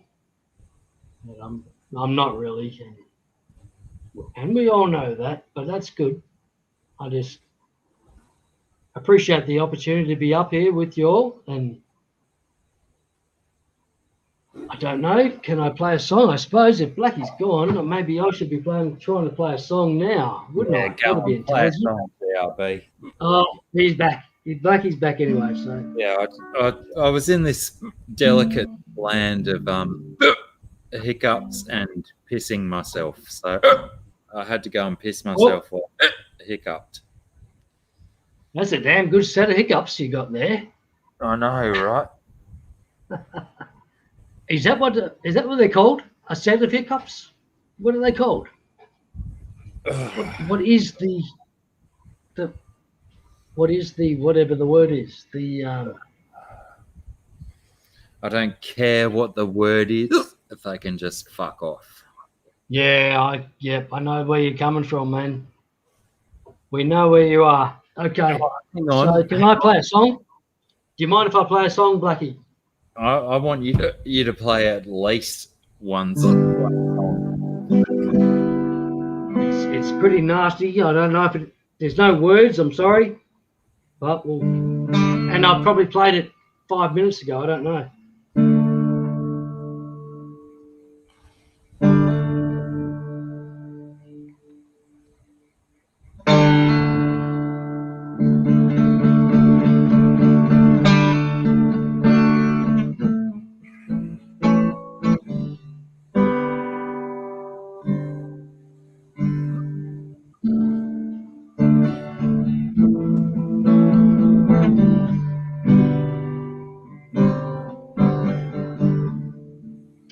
Let me tell you about two young lovers that live by the coast.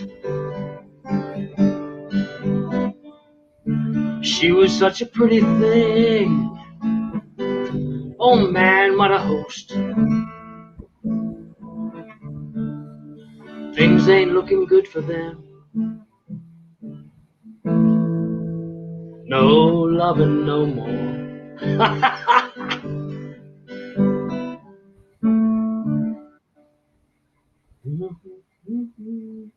He's out on the town tonight. He's out on the town. He's trying to score. Oh, whoa, not you again.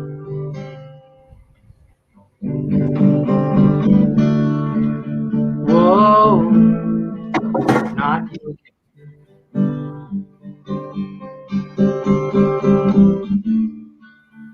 Things ain't looking good for them. I think I've already done that verse, but we'll just fuck around for a minute and then we'll find which one.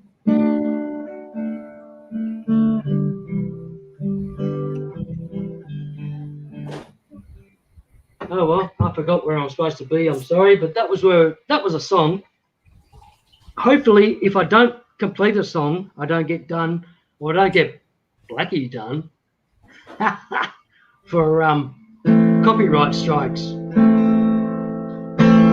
This is more me. Maybe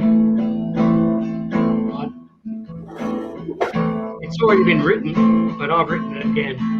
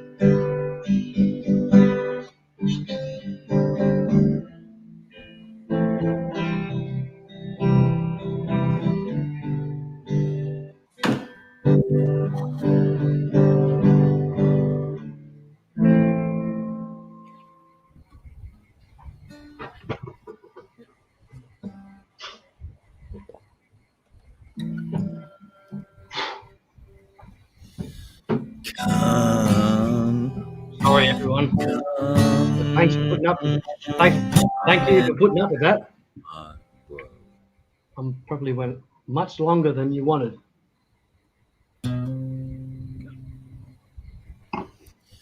Oh, how do I +5 everything?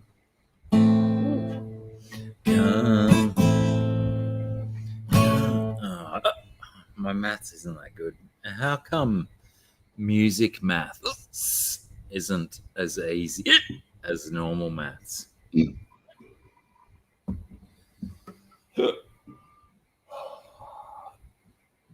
All I wanted to do was play some Kylie Minogue.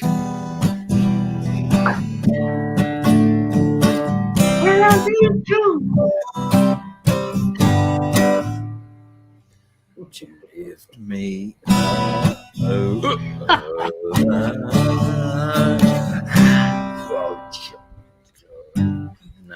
not gonna do it. Not gonna work. I don't know any Kylie Minogue lines that I can chuck in here. Now, what are we throwing in a Kylie Minogue line? I don't know nothing.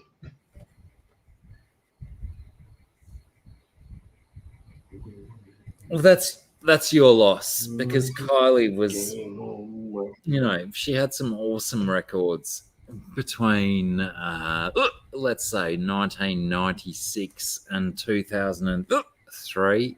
Yeah. Oh my God, these hiccups. Yeah, mate. True. Awesome records. I got into Kylie Minogue when I was getting into like pop production.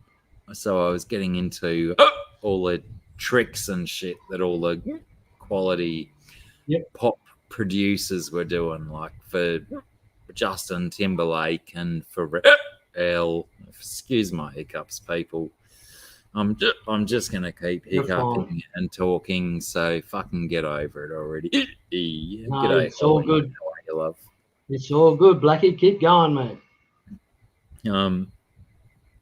There was so much a good, like really advantageous studio production in the late 90s.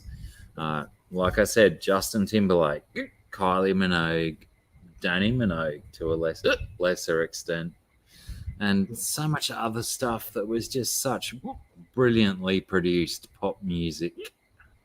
Yep. Oh. No, I agree. They did what they do very well. They really did.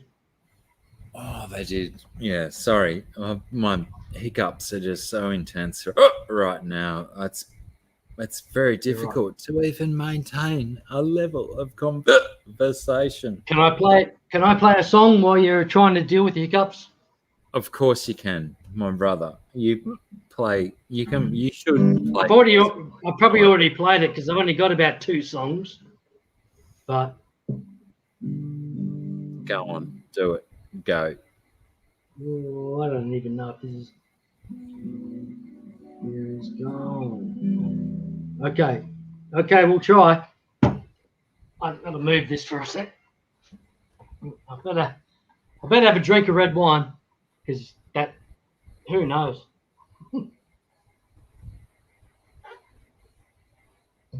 It can't hurt, surely. Move the book where I can see it. So let me just try a couple of chords and see how we go. Well, yeah, that's great. Yeah, brilliant. Beautiful, Glenn.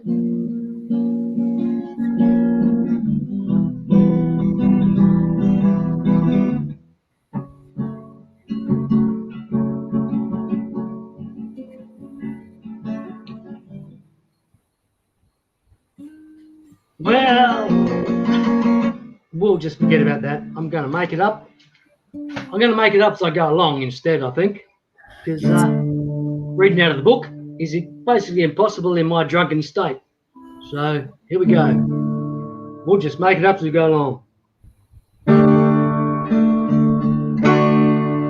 Look out, mama, there's a white boat coming up the river.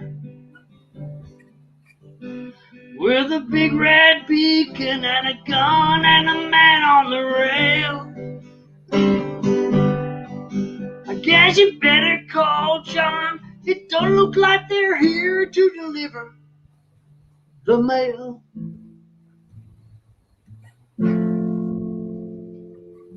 But it's less than a mile away. I hope they haven't come to stay. They got numbers on the side and the women making big waves.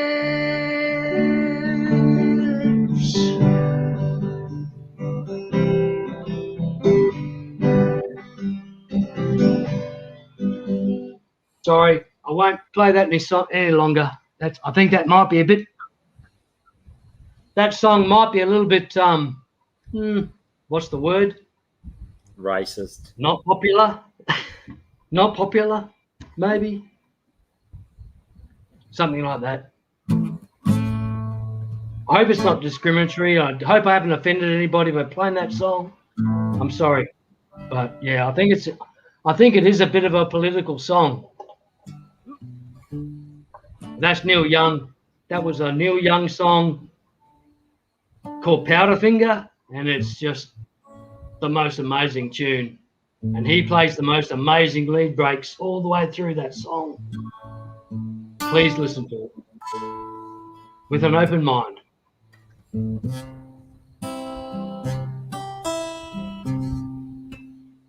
Okay, sorry, Blacky. Am I taking over or what?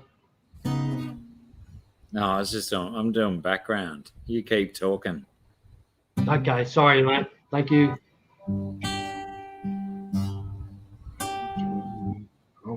I'd love to try a song.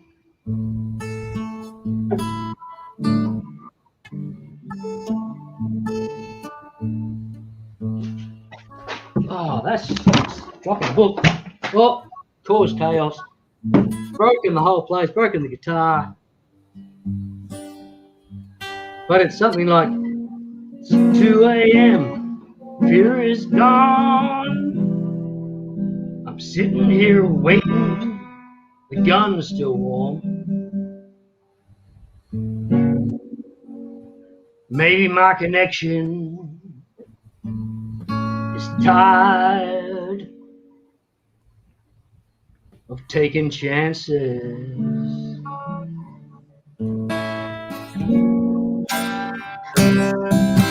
Well, I'm wrapped in the silence of the circus of dead. But I have these feelings that they're not going away. Sorry, man.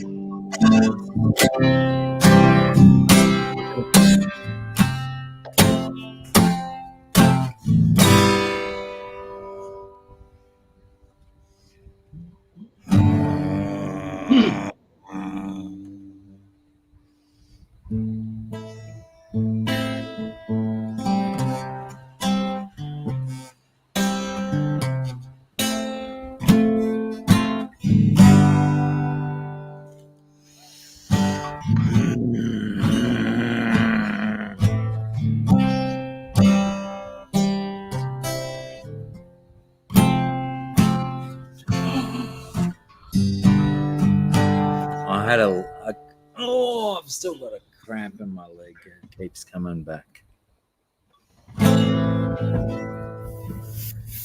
Fuck all.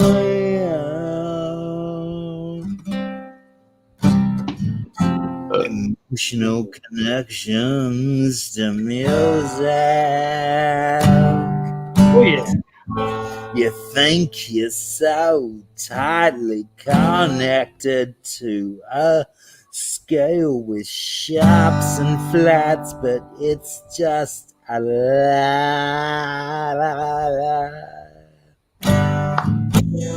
Fucking humans think they're so fucking good, but they can eat a big box of dicks. take a soundbite of this 7 minutes, 'cause I'm gonna go off on all of you dicks. Yeah.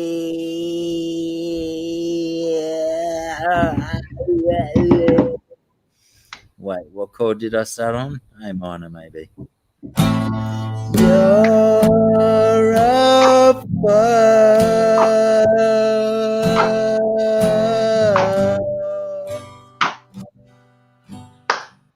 You think you're human. You're all fucked, but you think you're all human, but you're just animals in a fenced environment. Take some time, enjoy your air while you got it. You probably won't have air for too much longer. Take some time and enjoy what you got. Wow, you got it, yeah.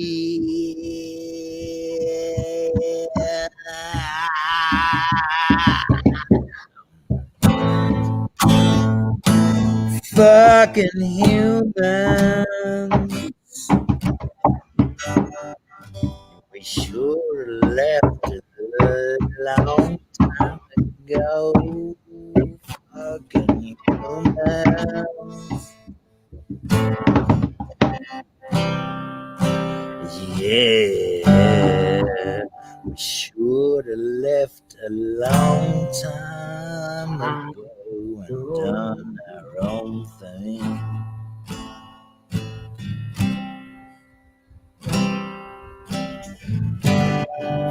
Fucking humans, go and do your own thing. Yeah.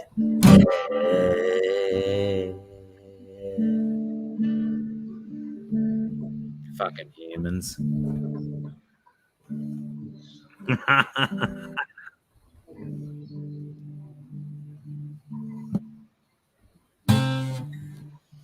What about them? What about fucking humans, eh? Awesome. Awesome, Dr. Black. Blacky, that was awesome, mate. Thank you very much for sharing that. This fucking planet's existence. It was fantastic. I've got nothing. Some bodgy little things. I'm stuck. I can't go any further back. Oh my God, I'm stuck in this situation. But oh well.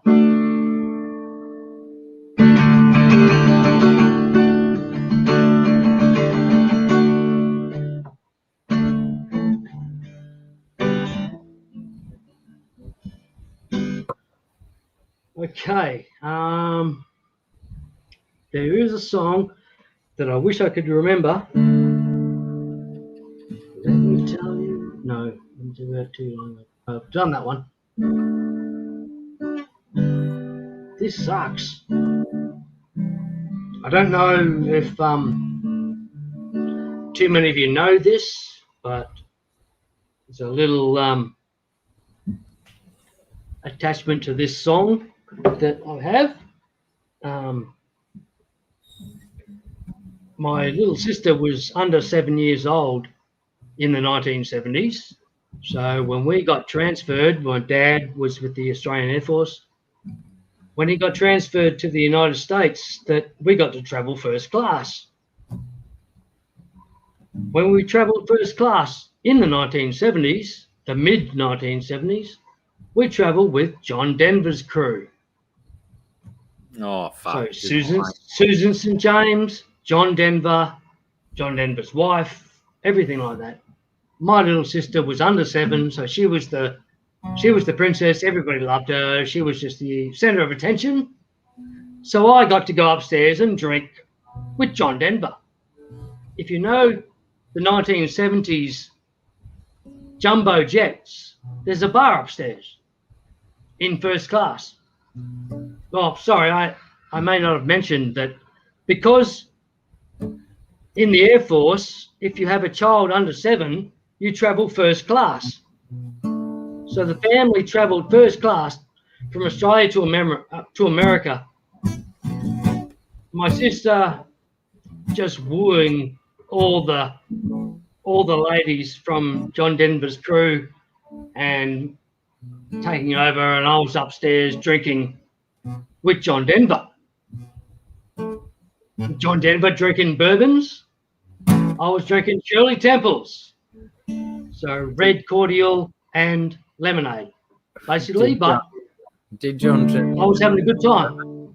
I was 11, flying from Australia to Hawaii. When we got to Hawaii, it was basically different. But I was in the seat next to John Denver. So if that was the flight that he died in, well, they probably would have had my name there as well, because I was in the seat next to him. But John Denver has always been a star for me. I love everything he does.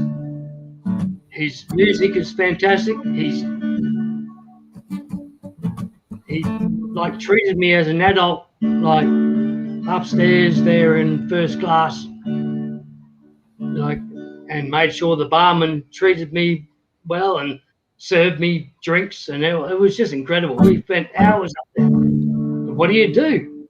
You can't do much. And he was obviously entertained, so it was good. We sat up there. I must have had 15 Shirley Temples, which is red cordial and lemonade. But he had a few bourbons. I think he enjoyed he had a good time.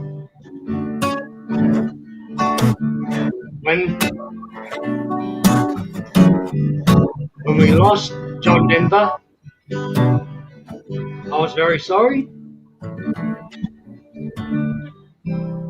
About the same amount of sorry as I was when we lost Robin Williams. About the same. Robin Williams.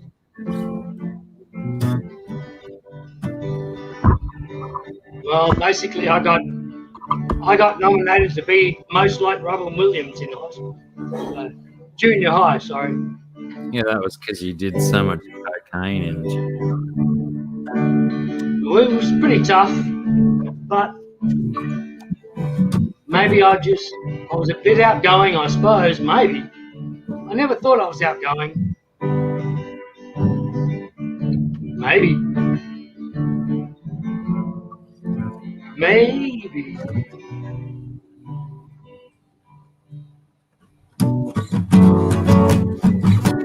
I knew a man. Okay, sorry. He built his I'm sorry, own everybody. He What would you call that? An outburst? And people called him insane.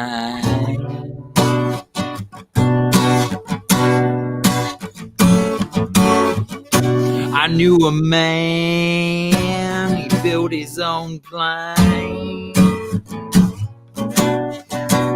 People called him insane. John Denver, did you check all your connections?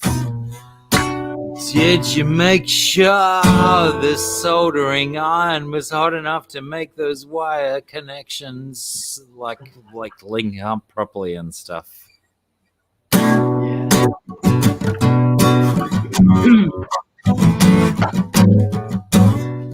I've heard a few tales about dudes who built their own planes. A lot of the credibility disappeared to insane. No one believed that a dude could build his own aeroplane and fly it across a few states, let alone just a couple of acres from this point over here to that point over there. But John Denver fucking did it. Yeah. He flew it over a couple of states. We all knew his plane worked. Where's all the conspiracy nuts when they're talking about people's flying things that don't work? Why don't they talk about John Denver and his experimental aircraft? John Denver and his experimental aircraft that seemed to have quite fucked him up a bit with a little bit of death. John Denver.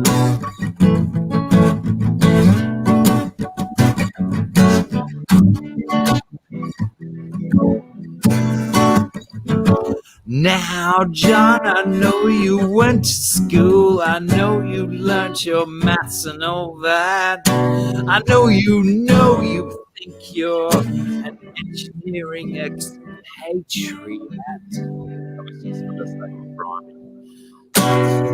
John, you think you know engineering and maths and spatial interpretation of environment and aeronautical engineering, but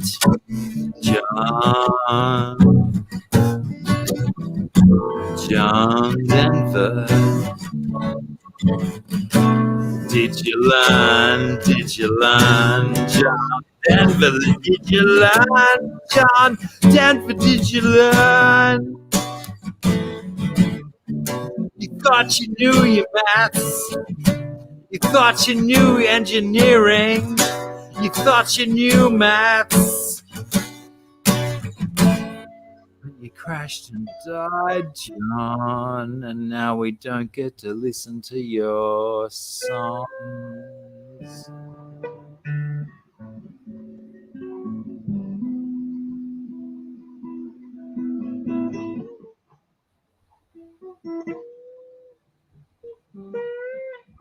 Probably would have worked better if I had a John Denver song to finish up with. Man, that was awesome. That was fantastic. I didn't want to.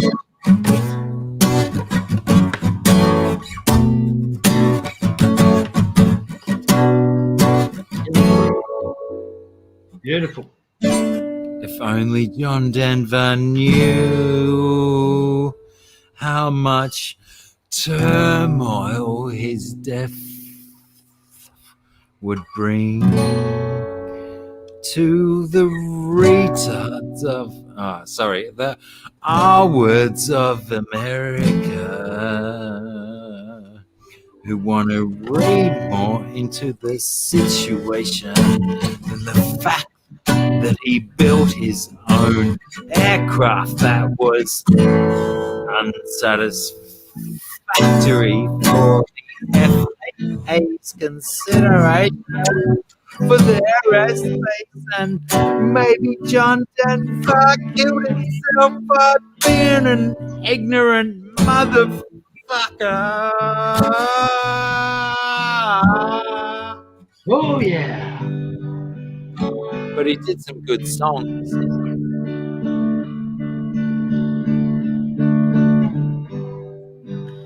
Wow.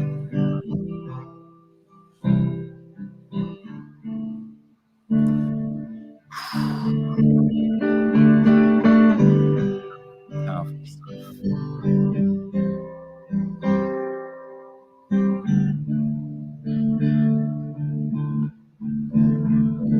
Well, John Denver should never have flown. If he was born in the years when they only traveled in boats, he would have lived, 'cause 'cause there was no flying for him to crash. But he decided to fly some piece of crap. Well, John Denver, John Denver, John Denver, Denver.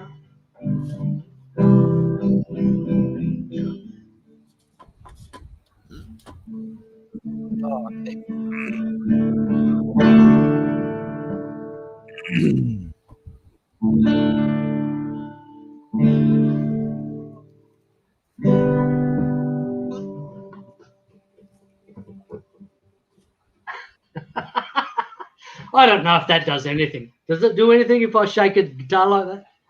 I've seen it, somebody do that one time, so I thought I might try it. What did you do? Shake it. Just shaking it, making it, trying to hold that note and make it go wow, wow. It probably does nothing acoustically, like audio wise, on the other end. I have no idea. It doesn't work audibly. It works visually, and that's all that counts. What I really like to ask, does anybody hear me or not? I have not. I'm working off this bodgy laptop. It's got a bodgy camera, bodgy microphone. Can you hear anything that I'm doing, or? I hear everything you're doing myself. Oh, that's good. I'm assuming that means that the rest of the humans out there hear it as well. Well, that helps. I meant to ask that hours ago, but I forgot. I'm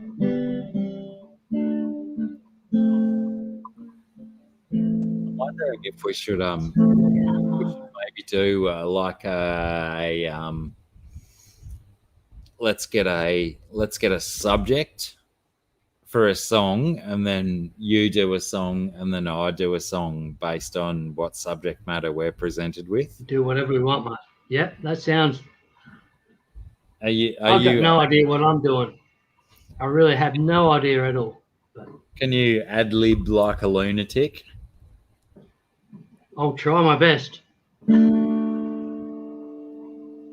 Let's give it a go.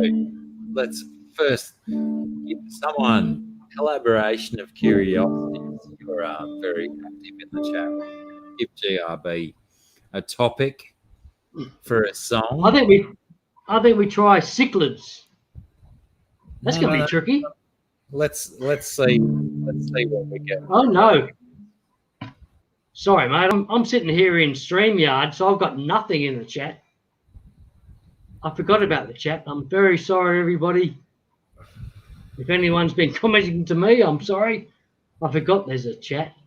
Come on, Paddy's in chat as well. Come on, Paddy. Give GRB a subject. Give him a little something to sing a song about. What is my subject? I'll try and do one as well after he's what rhymes with pikelets. No, it doesn't rhyme with cichlids, does it? Nothing rhymes with cichlids. It's like orange. There's no rhyme. That is a tough. Actually, I bring back my call of cichlid because there is nothing that fucking rhymes with it. So yeah. I don't want that. I'm going to go out on a limb and say that Paddy and collaboration and curiosities are the shadows of tarts. There you go, GRB. Verse and chorus of that. Well, does your cichlid live like an animal?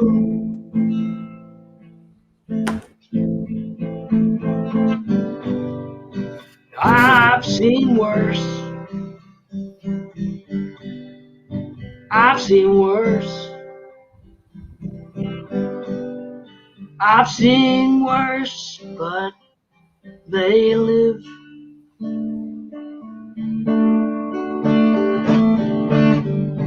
Does your cichlid live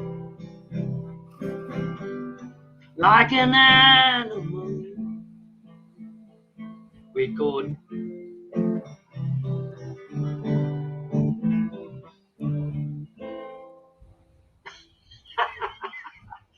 So I've got a verse a bit and a verse and a bit.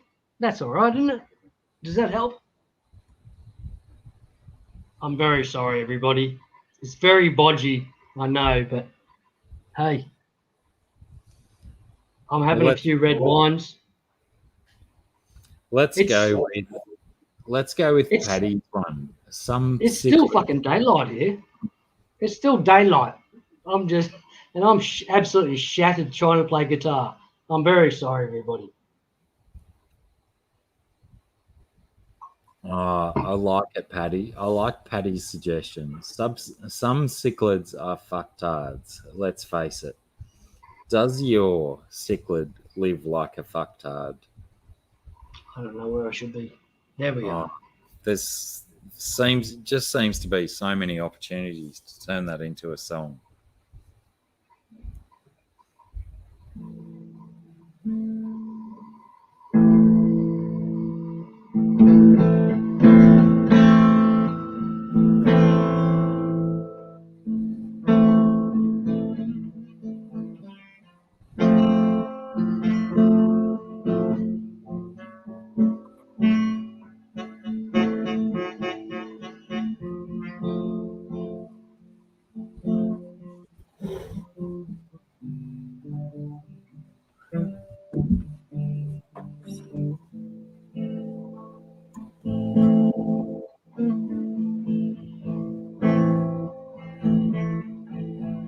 Well, what do you think of me? I was young. Inside. My only son. And listen closely to what I say. And it won't for me, son, some sunny day. And be a simple kind of man. Oh, won't you do this for me, son, if you can? Baby, be a simple man.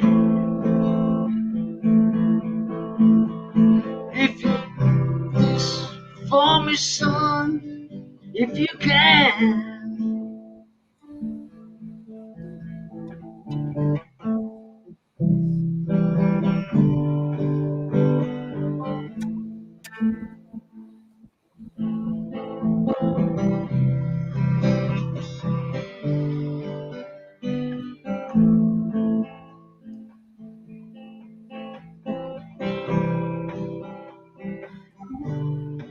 You find love, and don't forget, son, there is someone up above. Baby, be a simple kind of man. Be something you love and understand. Yeah, baby, be a simple man. Just do this for me, son, if you can.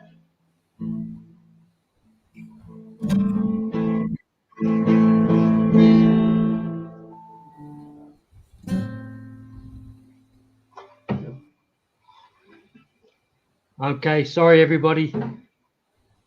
I forgot where I was. I'll just run them up there for a minute.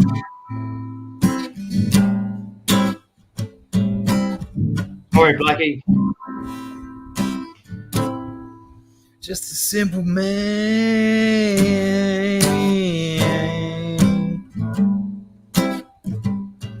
Just a simple man. Trying to make my way through it all. Just a simple man.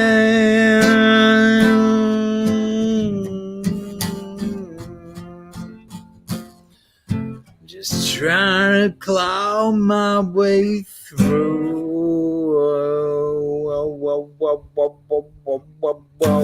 It all. Just a simple man, just trying to claw my way through. Just a simple man. I even go poo.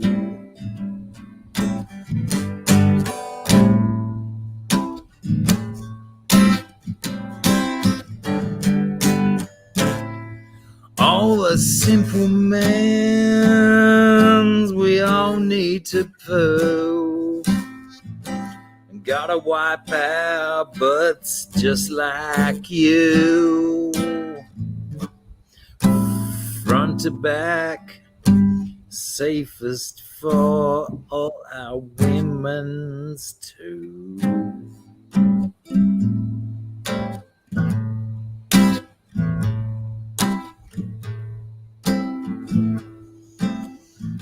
Simple mans, we all gotta poo. Simple mans, we all wipe our butts just like you.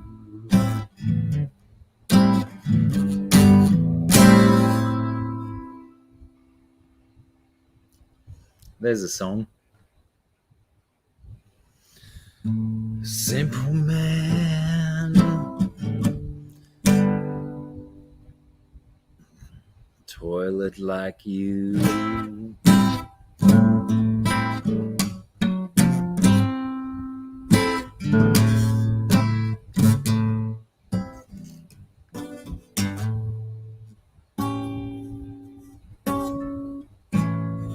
Freebird, how does that go? How does Freebird go? I don't know Freebird. Oh my god.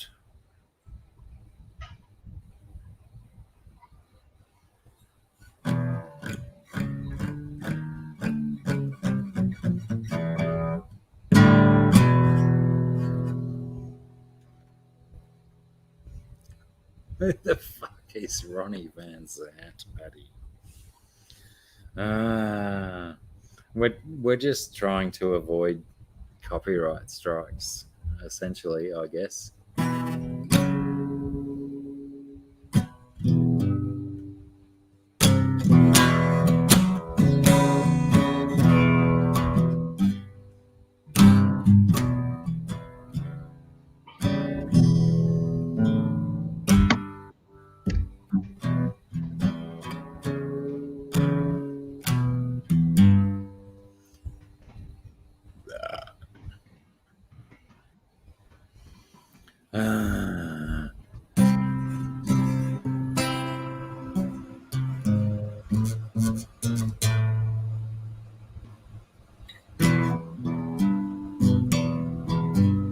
I think I have to disappear for a second. It's a vehicle out the front that I may have to attend.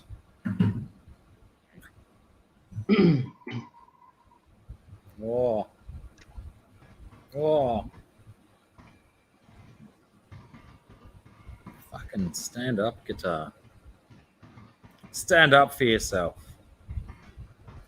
All right, I'll be back, and then I'll probably go nah and turn it off.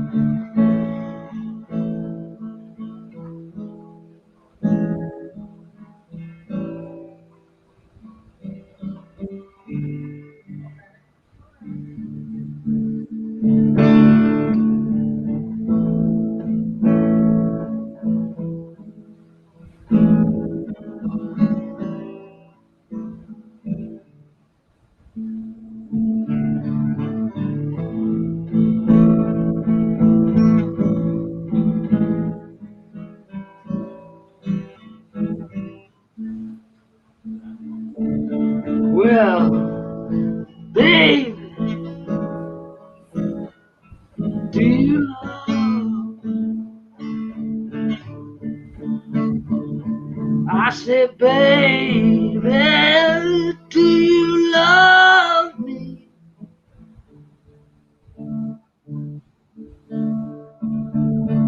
And I said, baby, do you love me?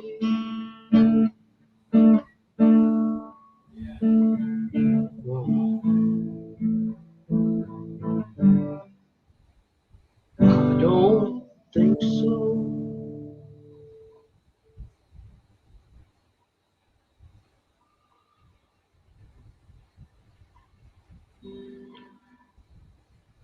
Okay, here we are. Thank goodness Blacky's left you a nice tank to look at, and you don't have to worry about my, well, whatever we call it, that I'm doing here at the moment. But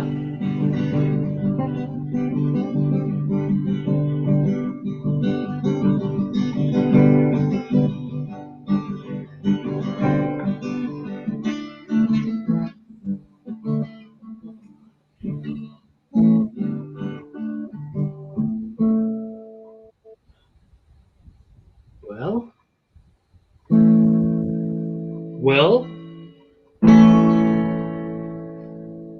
that's an A, D, G, E minor, D, A, G, E minor, D, A minor, C, G, A minor, G, E minor, and then D.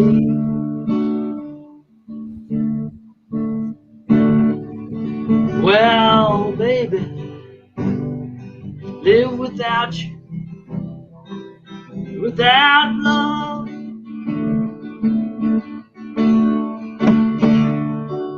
Well, baby, I'll live without you, without love.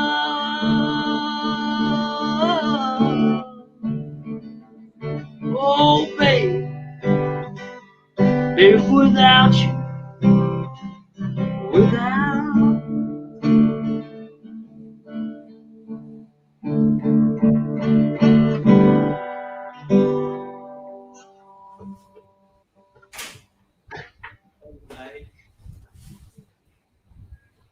Again, another apology to anyone that's listening, but let's go. Let's see what we can do here. Must be something I can do.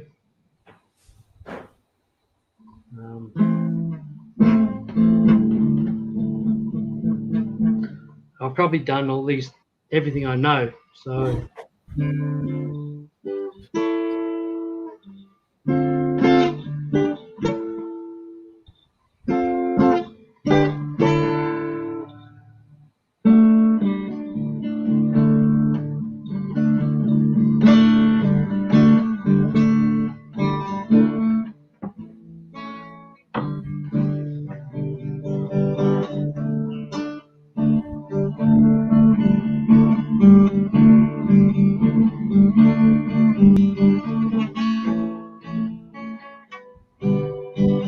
come on, do what you do to me, baby.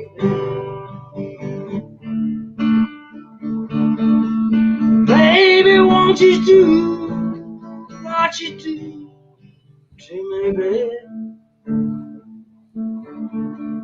Love you, you'll never know.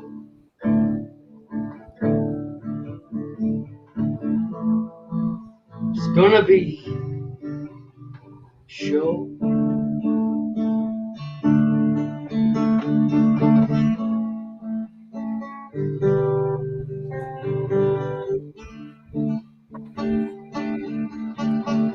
Hey, baby,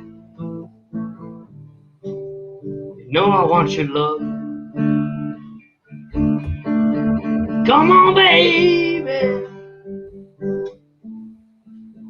I want your love.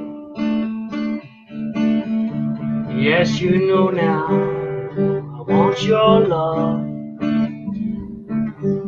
From the world above, can you ever treat me right? Come on. Well, come on.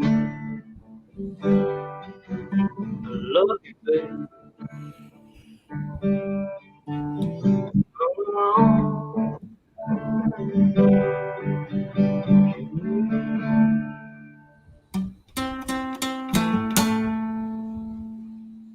Oh man, sorry I had my eyes closed. I didn't even know you were here, Blacky. I'm not here. Man, I'm not here. I'm tripping up my child. Who cares? I'm sorry if I'm hurting your whatever the word is. What is it?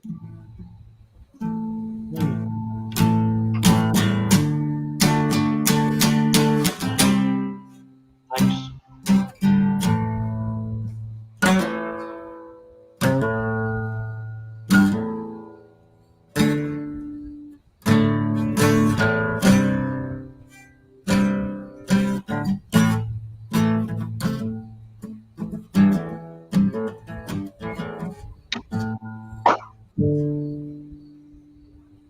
Got you by the balls, she hates.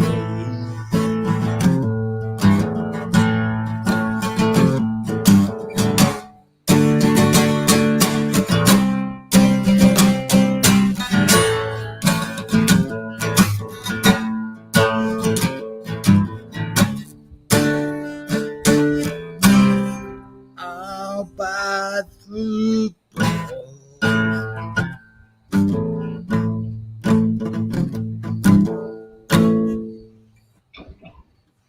I don't even know what song that is, and I'm playing it with like a silly pick.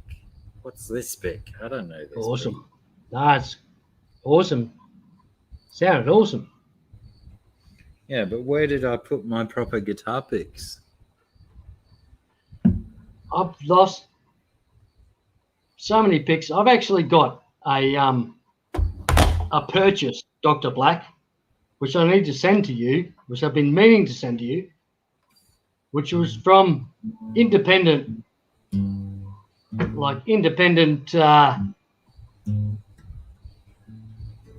whatever you call it, independent people in Asia that came through with a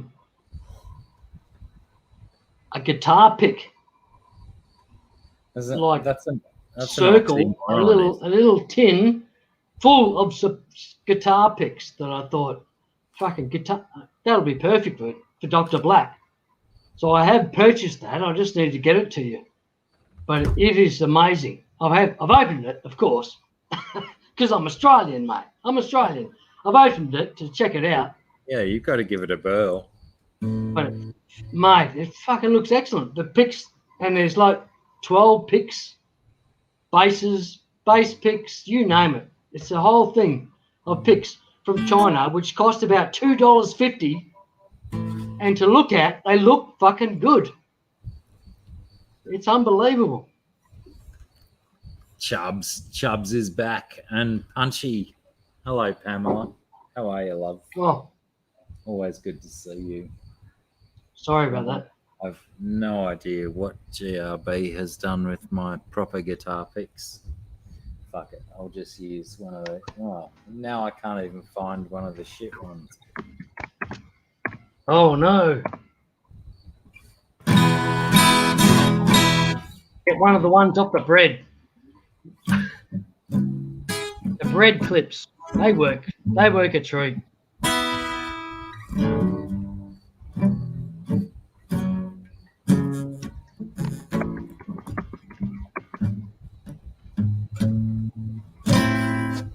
Oh, that's a bit wrong.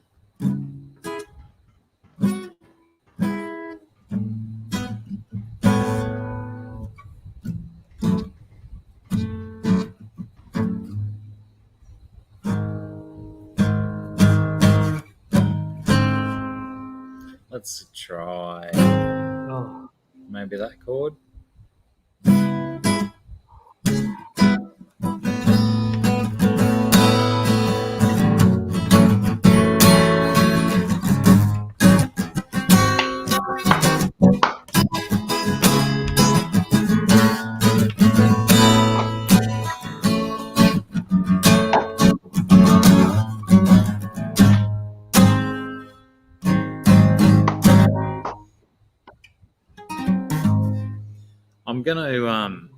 I'm gonna keep playing this Well, chord You progression. tell him. But what I want is I want a subject from the audience.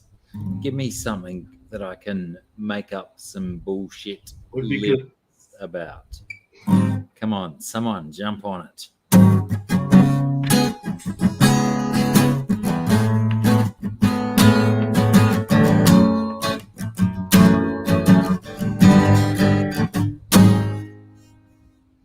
Such a good chord progression for lyrics. Come on, you slackers. Well, my ribulatus.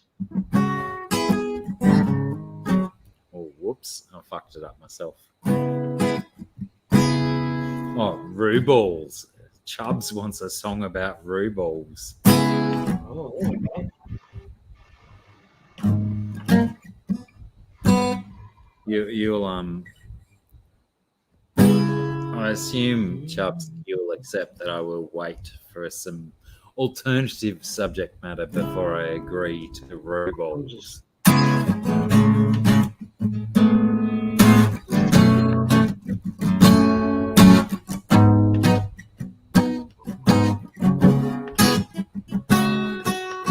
Think about you. Think about love. Oh, hang on. But, Where's baby. probably there? There will be no other suggestions, says Paddy Shaddy. It's all about the rue balls. We say now, baby, when I think about you, think about love. Oh, yeah. When I think about you, Don't stop. think about love.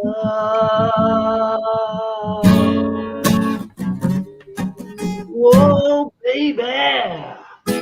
When I think about you,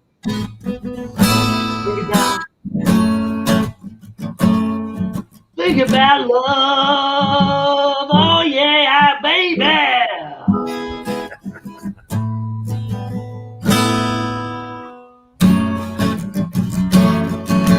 Can I go any higher? I don't think I can go any higher than that. I'll try. Oh, baby, when I think about you, when I think about you, when I think about you.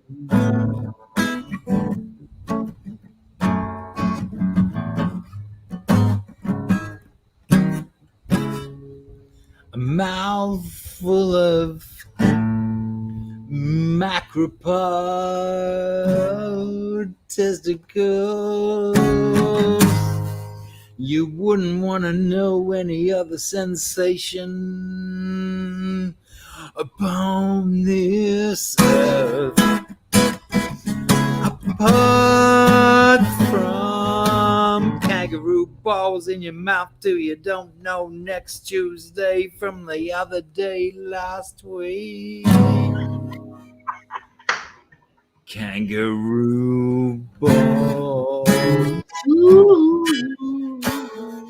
in your mouth and your neighbor's mouth.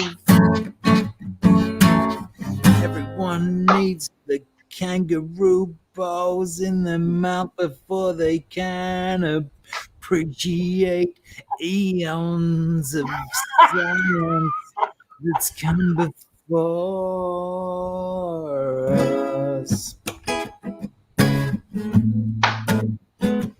Eons of science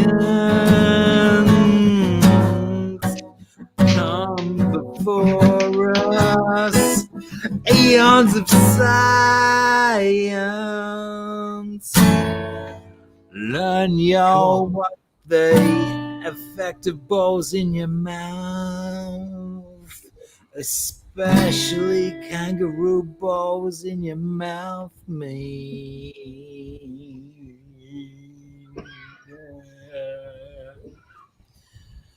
Super lean red meat,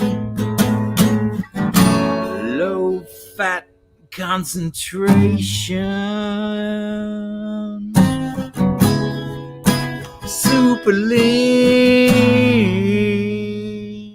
red meat,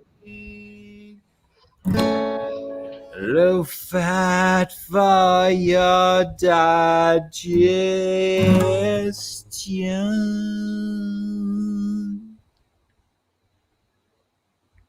When you think about Can't all eat bison or elk. Eat some fucking kangaroo, you idiots.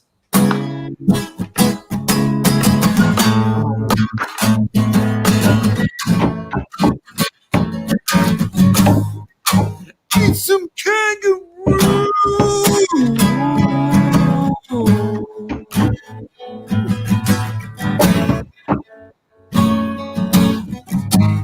Elk and bison's not the only way. Wake up. Wake up. Meat eaters.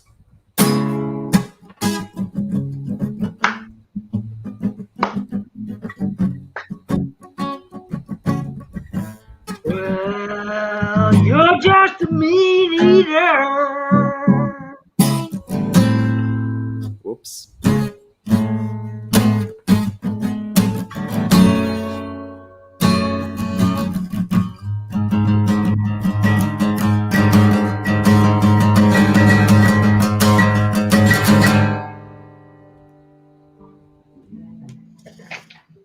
Bloody humans.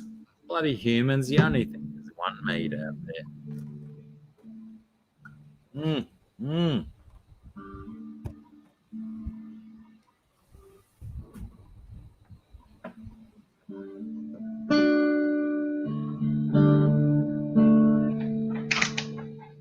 Oh, sorry, Blacky.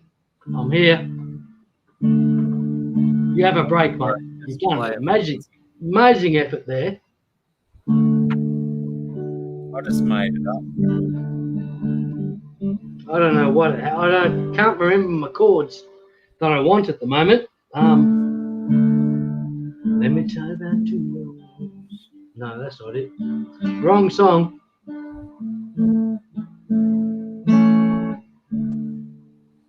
I don't know.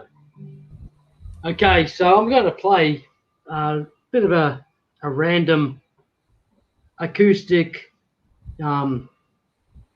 pretty well my stuff. It's nothing it's a bit of somebody else's, a bit of me, it's a bit of everything. So we'll try and see how we go.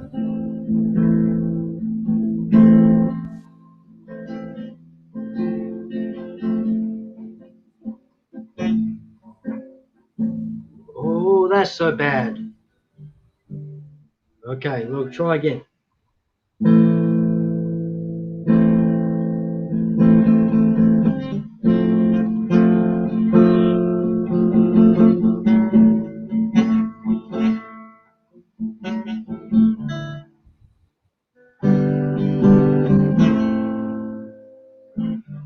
I don't know what I'm talking. Sorry for everybody. We're repeating. Starting again. Just I can make it work.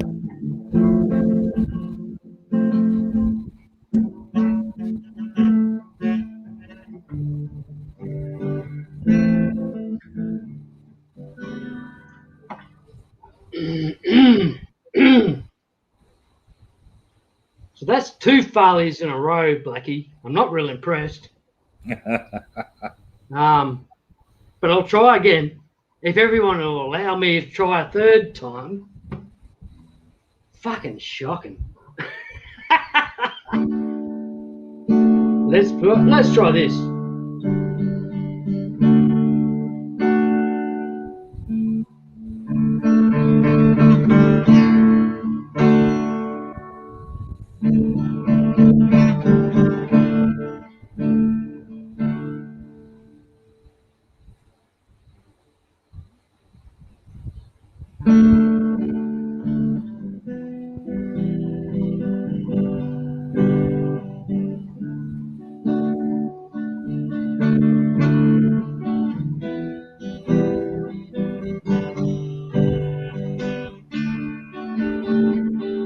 Palm tree nodded at me last night.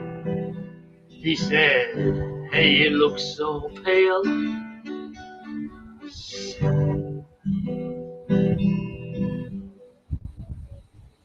Sorry, everyone. Try again.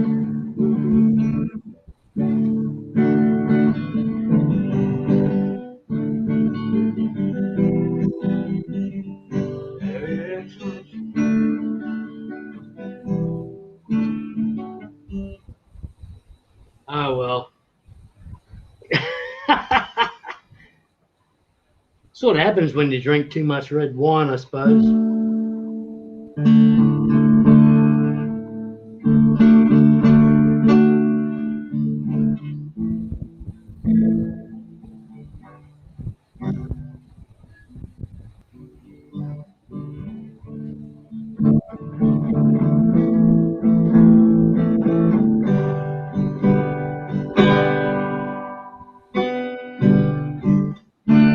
Let me tell you about 2 young lovers that live by the coast. She was such a pretty thing. Oh man, what a host. And evening time, she sets the table for 4. Things are coming round tonight. It's out on the town, trying to score. Not you again.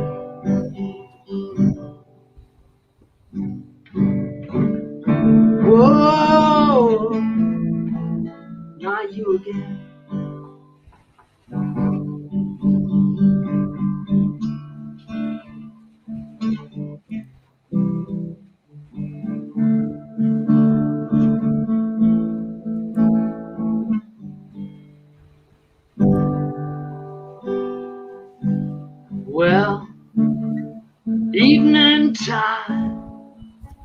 sets the table for four.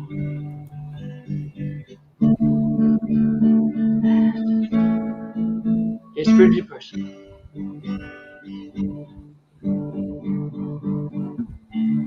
At evening time, she sets the table for four.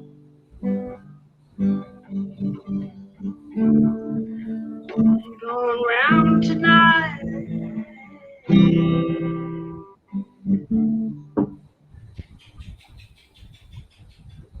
Ugh! Almost a guitar throw. Take two. Yeah, Sorry, Blacky. I've had enough, mate. I haven't had enough. I'm still there, but for the don't minute, throw it. Don't throw it. I'm not throwing anything. Nah, it's all good. That Thank you. only works Thank for you. one of You us. disrupt your stream here. I'm very sorry.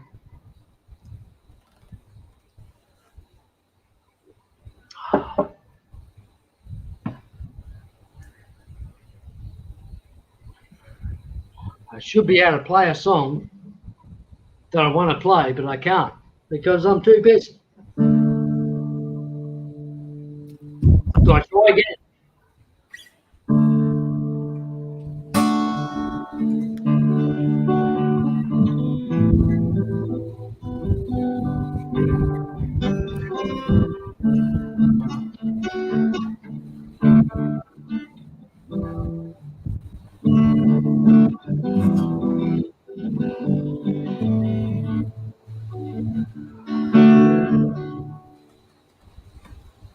Okay.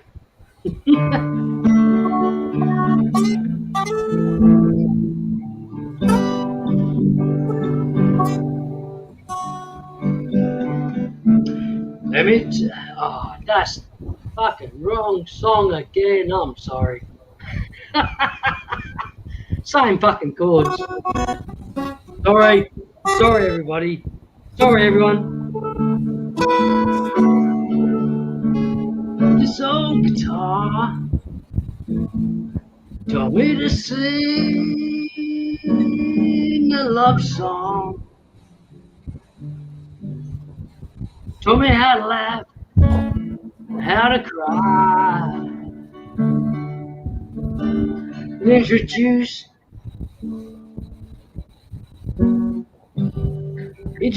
me to some friends of mine. Opened up my day.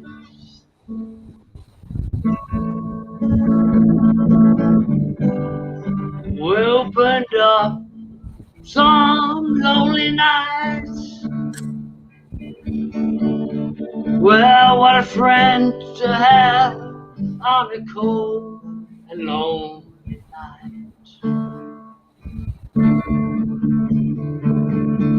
Well, this old guitar took me mine. Fuck, sorry everybody, I fucked up again.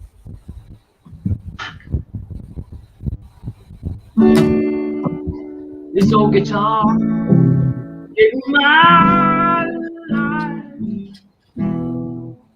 Somewhere. I don't know that chord. Why do I no longer know that chord? This old guitar gave me my life, Sorry, everybody. No, I agree with you. I hope you got some enjoyment out of that. Sorry, everybody. There's a lot of shit versions of this old guitar on the on the internet music stuff. I'm really sorry. Sorry, Blacky, for stuffing up your stream, mate. But Oh, you didn't tried. stuff it up, you fucking idiot. Jesus Christ. I appreciate how difficult it can be to find chord charts for John Denver songs and stuff. especially after 4 liters of red wine, it gets a bit tricky. My internet doesn't even want to give me any of them. Ugh.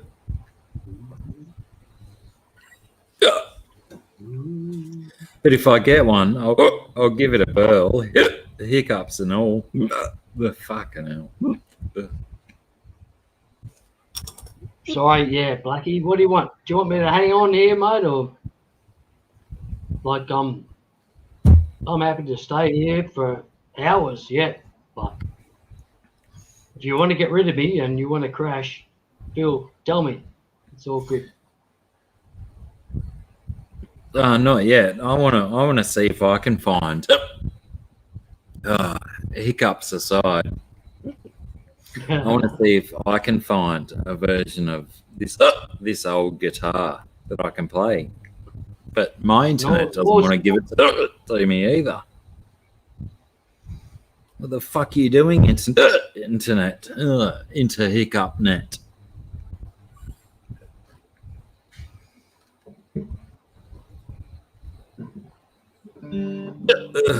Goodness gracious.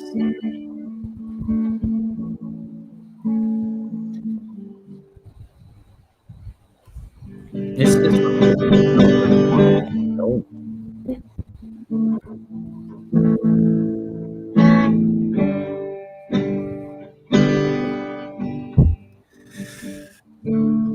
Let me tell you about two young lovers. Live by the coast. Well, she was such a pretty thing, oh man, what a host.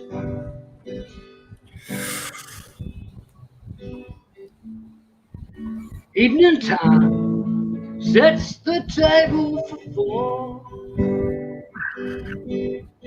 Brady, give me a request. There's something out on the town, knocking on the wrong doors. Whoa, not you again.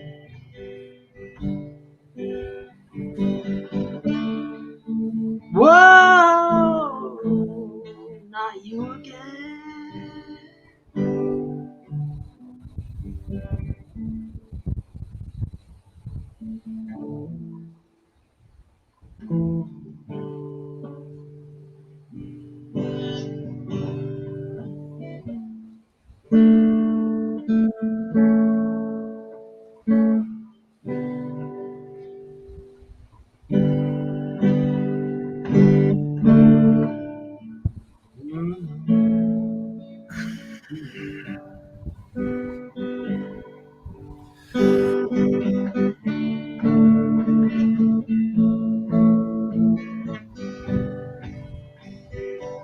Well, baby,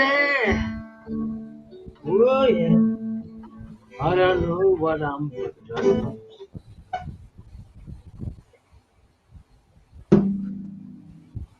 All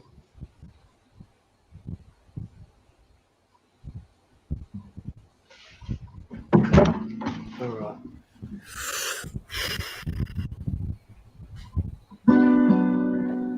Hit the two, it's 2 a.m. Well, it's 2 a.m. Phil is gone, I'm waiting here sitting, the gun's still warm. Maybe my connection is tested, taking chances. Sorry, B minor. Oops.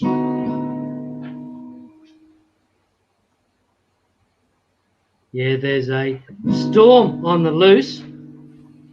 Sirens in my head. Wrapped in silence, all the circus is dead. Cannot decode my whole life as it spins into a frenzy.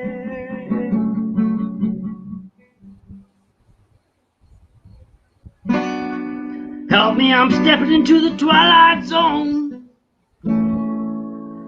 Place is a madhouse. Feel like being cloned.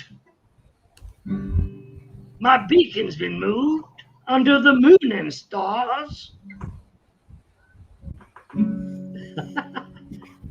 Where am I to go now that I've gone too far? So you will all to know when the bullet hits the bone.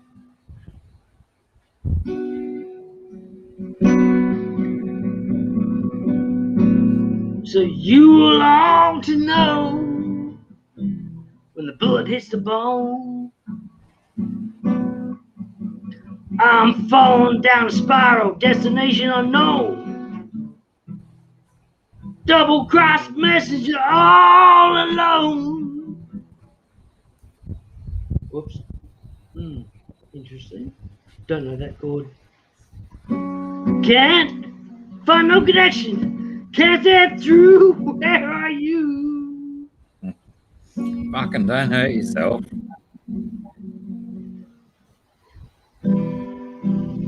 Far from the. Oops.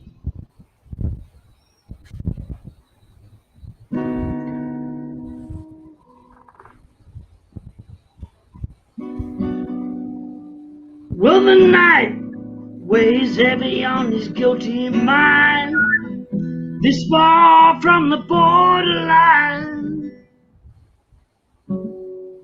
When the hitman comes, he knows damn well he's been cheated. And he says, I wish I knew that chord because it would have been really good. But I don't know that chord. But it doesn't matter because it's really good. They're really good. That's a great song. If you ever know that song. Fuck's Golden Earring, our amazing band. Okay, I'm sorry, everybody. I failed miserably again. But the fuck, Google. Fuck Google. Fuck Google. I said it that's out right, loud. man. Fuck Google. That was Golden Earring. Golden Earring, Twilight Zone. If you ever know that song, it is amazing. And you have to listen to another version apart from mine because, gee whiz, I'm a bit dodgy. But, hey, cheers, everybody. Red wine out of 2 glasses. Woo-hoo. 2 special.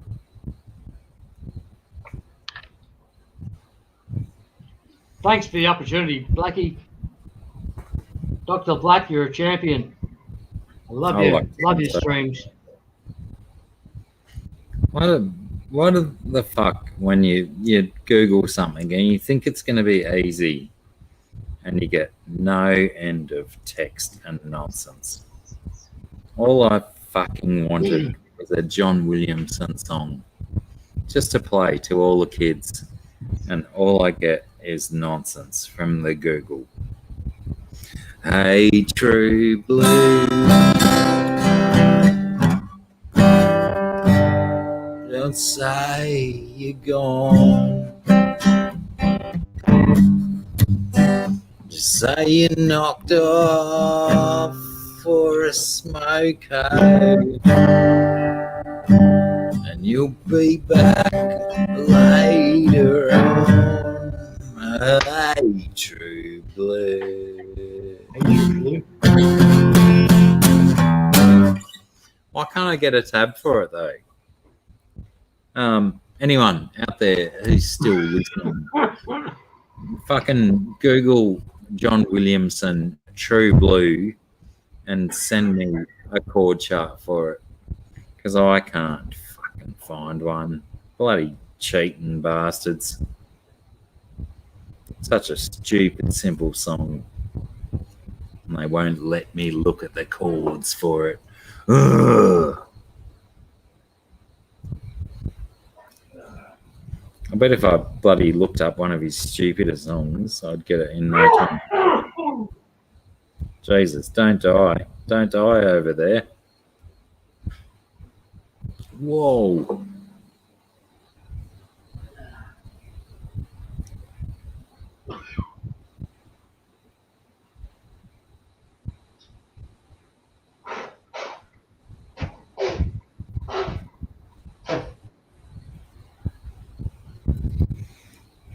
Wow.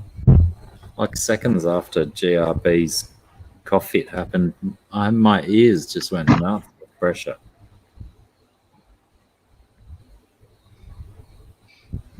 And that's like the only John Williams song I want to have a crack at, and bloody the internet won't let me have a go at it. You fucking stupid internet.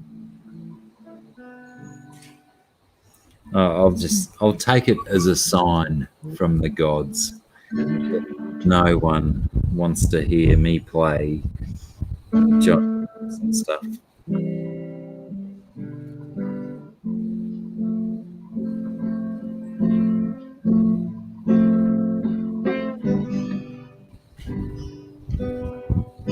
Sorry, Blacky, I'm trying to work out my favourite John Denver song, but I cannot seem to make it happen.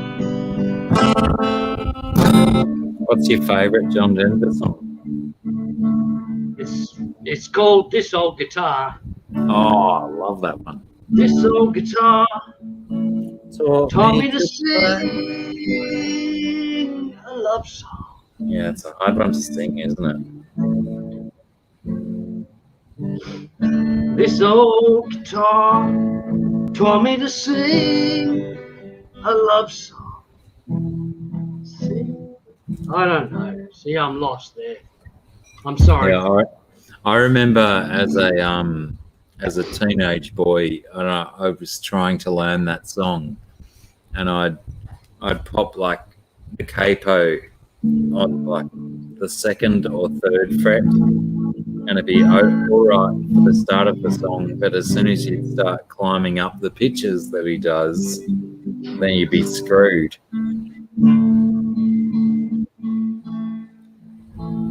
It's certainly a very, very, very difficult song to learn. Hang on, you've forced me though. I'm going to look. I've got it all wrong because I'm a little bit stuck on the old. I'm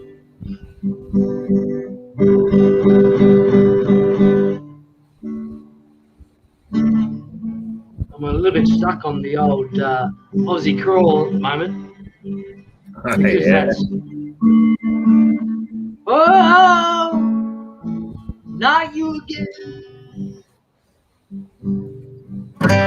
Whoa, whoa, not you again. Let me tell you about two young lovers live by the coast. She was such a pretty thing, man, what a host. At evening time, she sets the table for four.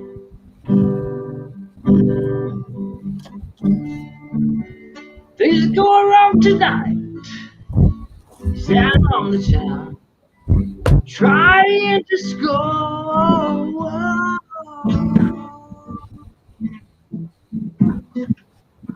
Smashed my head into the guitar because I don't know what the fucking chord is. Sorry. Whoa! Not you again.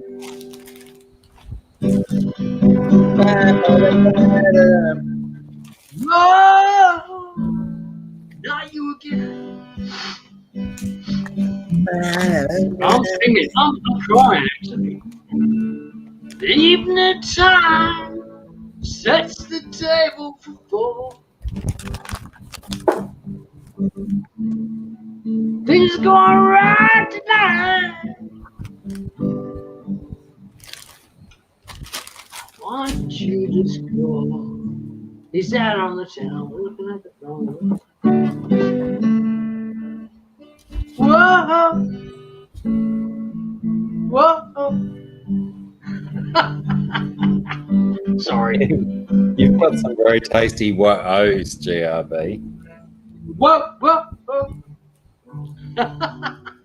They're sharp and they're nice, and I like it.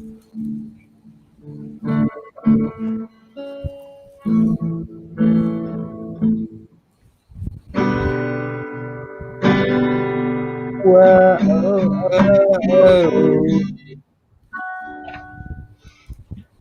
Sorry, everybody. I'm an out of control, Lunatic. drunken idiot at the moment, but I'm having a great time. You're in the right place. That's a start. Thanks for the opportunity, Blacky. I'm doing nothing. I have no idea what I'm doing, mate. I'm that drunk. I don't know what's happening. Hang on. Let's give this a bell. This old guitar taught me to sing a love song. Showed me how to laugh and how to... I don't know how I cannot remember some songs. Introduced me to... Oh, I might have to try it again before I try and play it. That's terrible.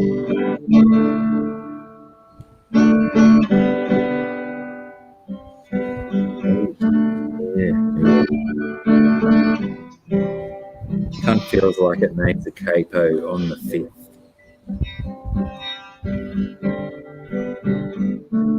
Let me tell you about Too Young. Have I already done that? I just did that. Sorry. Far out. I know one song. A little story Oh, God, that's about Jack and Diane. Strange couple thought that they were doing all that they can. Some with something and something else. Thought that this song has a little bit more meat, but it doesn't.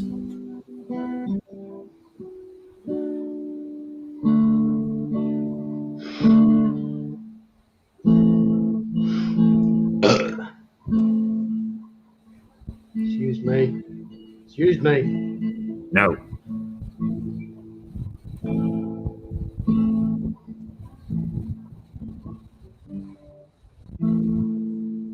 Fucking autocorrect's supposed to be so good, but it's not.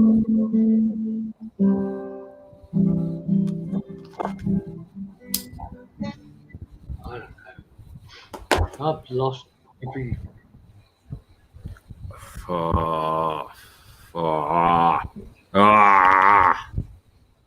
there's got to be something. Got to be something I can remember. Hang on. Look out, mama, there's a white boat coming up the river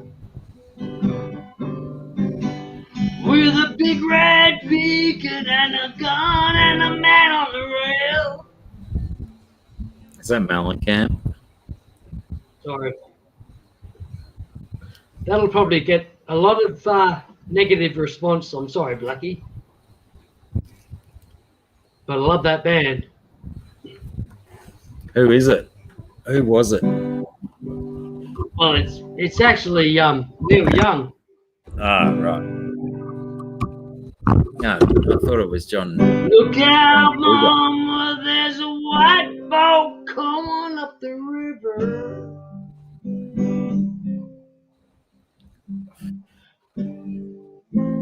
With a big red beacon.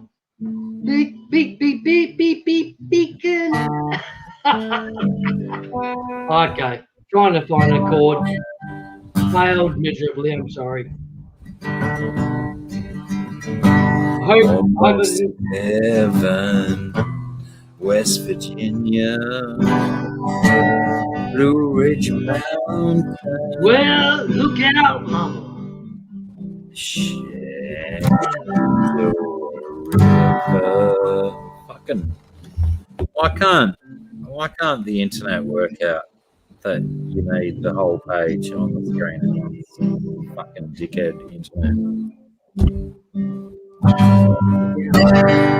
is older than the trees, longer than the mountains, like a breeze. Country road, to the place I belong, West Virginia. My mama, take me home. Country road, all my memories gather round her. Mine is lady, stranger to water. Dark and dusty, painted on the sky. Misty taste of moonshine, teardrop in my country road. Take me home, everybody, to the place Everyone, woo! I belong, West Virginia. My mama, take me home. Where's I'm really disappointed that when I said everybody, no one sang along. Where the fuck was everyone then? I hear her voice in the morning as she calls. Now she calls me. Radio reminds me of my home far away. Driving down the road, I get a Down the road, feeling that I should have been home yesterday.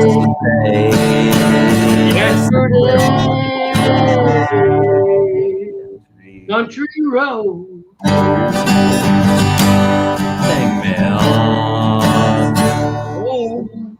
to the place. To the place I belong. West Virginia. West Virginia. Mama. Yeah, mama. Take me home. Down country road. Oh, take me home. Down country road. Yes, I belong. West. Oh, hang on. Take me home. I'm sorry, everybody. Sorry. Country road. Goodness. Sorry, mate. everyone. Goodness me, John Denver knows. He knew how to fuck everyone up if they were trying to cover his songs. Oh, Sorry, what's the other everyone. one that I did?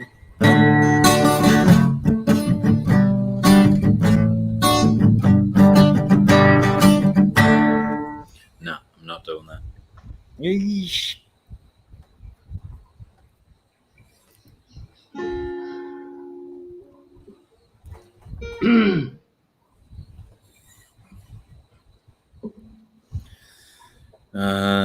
What else can I play?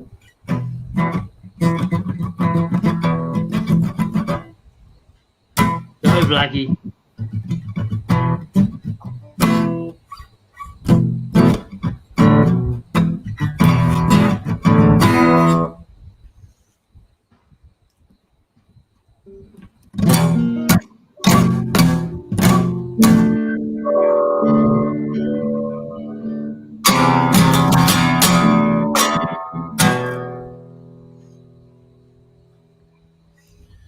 Get up, get out, get up, get out, get up, get out, get up, get out. Get up, get out, get up, get out, get up, get out. Get up, get out, get up, get out, get up, get out. Get up, get out.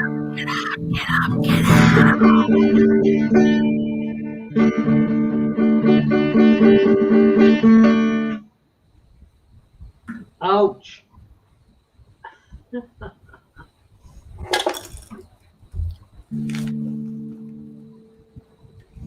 Oh, Metallica request. What do you request? Liz? Hey? Hey? Hey? What's your request? What's your Metallica request? Oh, Jesus. I only got a couple of Metallicas and they're not complete.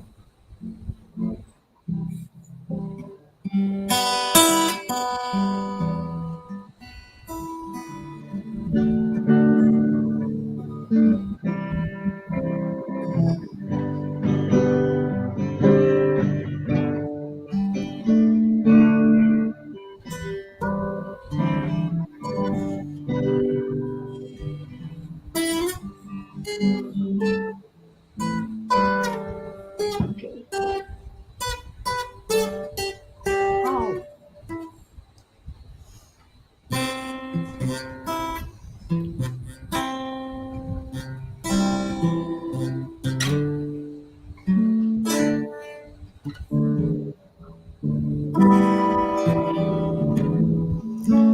Goodness me. Why, how have I got here? I'm ridiculous. Well, So close, no matter how sorry, far. I've played that before. Couldn't be much more from the forever touching who we are, and nothing else matters. I don't really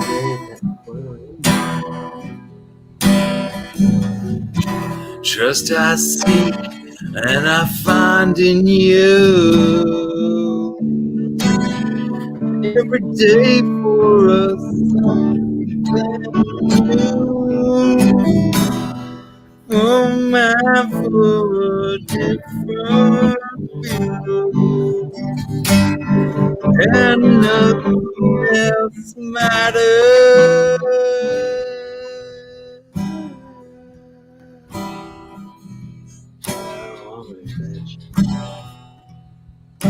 Sorry.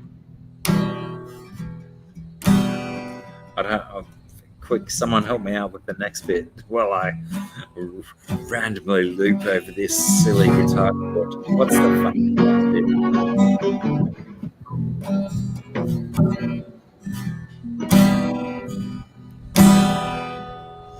I'm stuck in here with fucking too much.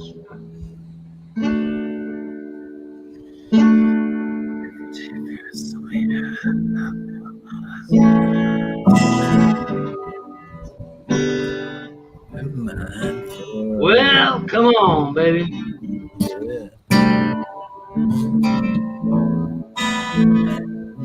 Come on. Well, let me tell you about two young lovers that live by the coast. Well, she was such a pretty thing. Oh man, what a coast. Evening time, set the table for fun.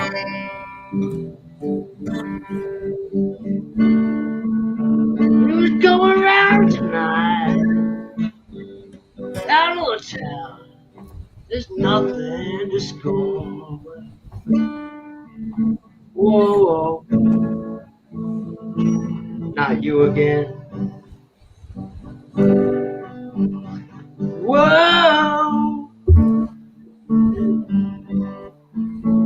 not you again.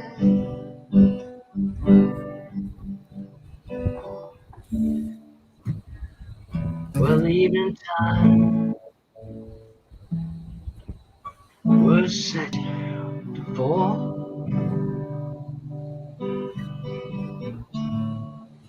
Still nothing She was gone. So sad. Everybody cried.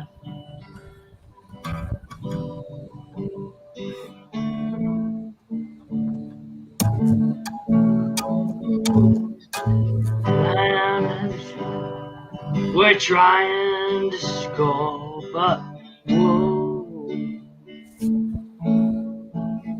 whoa, not you again.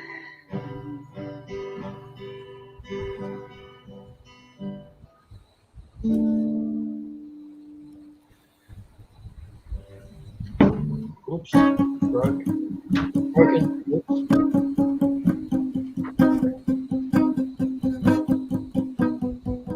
Sorry, mate. Have I gone over the top here?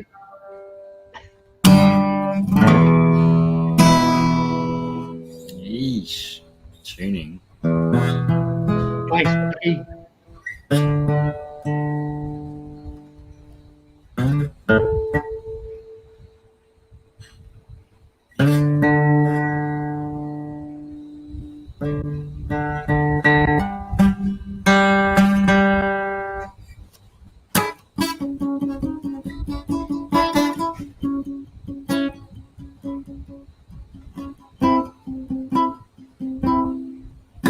Monica Lynn and Trent.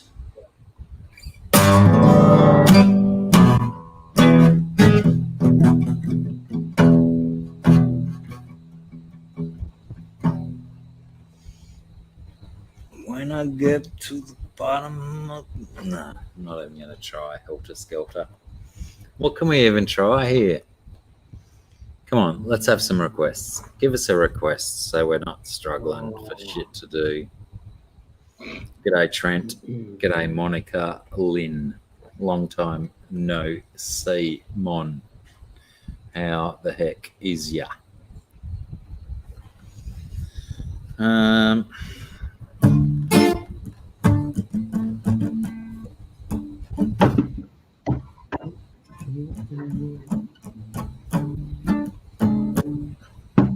We don't need no education.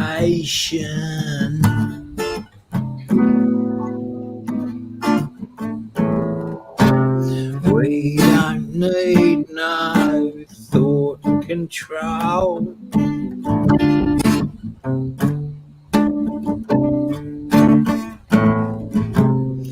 No dark sarcasm in the classroom.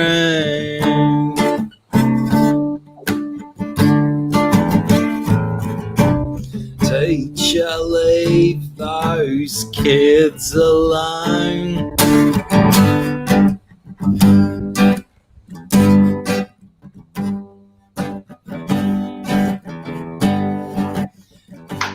Hey, teacher, leave those kids alone.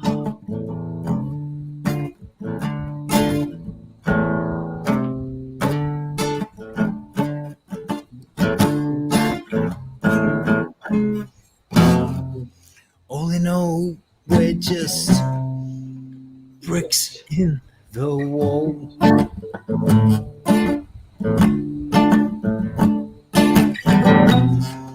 All in all, we're just bricks in the wall. Come on.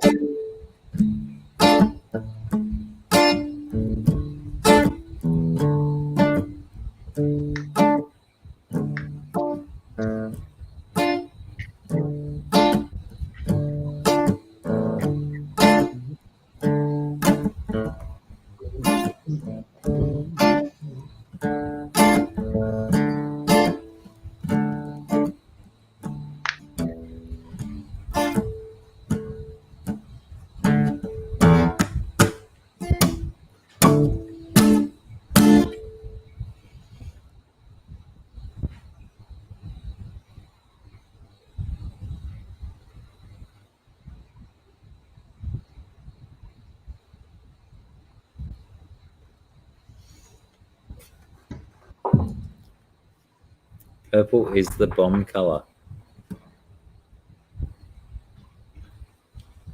Well, that was awesome. You lot, that was amazing. I've got very few. I think I will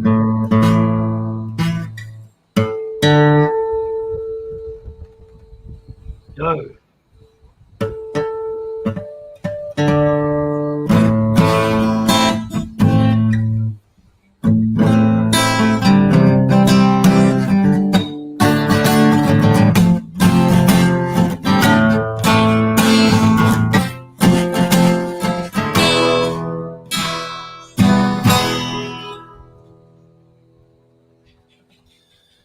Well, I never House in New Orleans, they call the rising sun.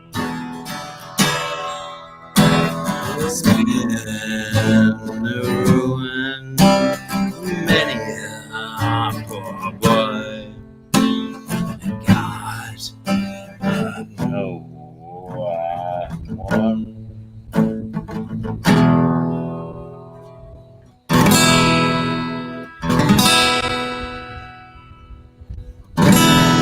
Oh, I don't know if I should continue, but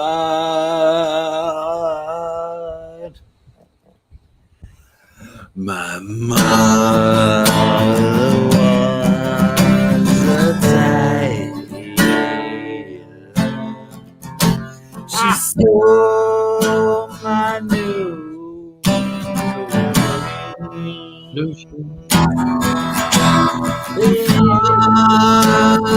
was a gambling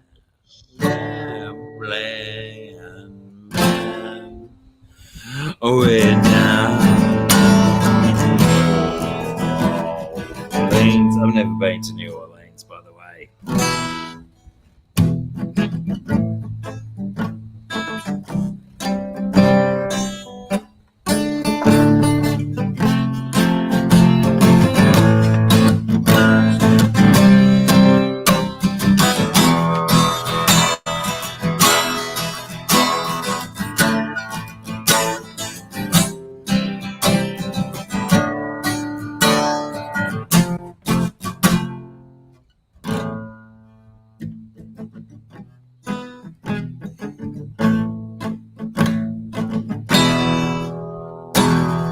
There is a house in New Orleans.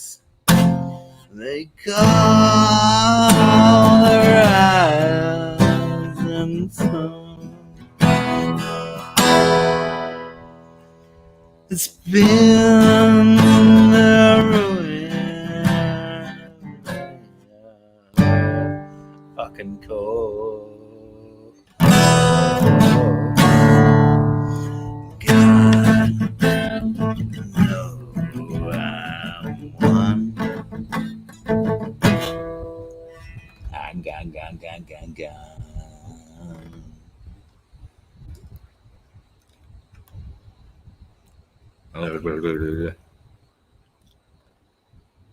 Oh, I'm alone.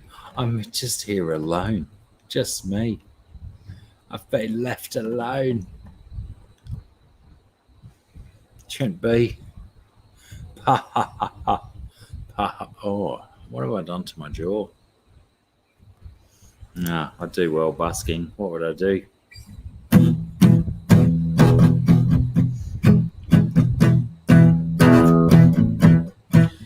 When I wake up, well, I know I'm gonna be the man that's waking up with you. Blah blah blah blah blah blah blah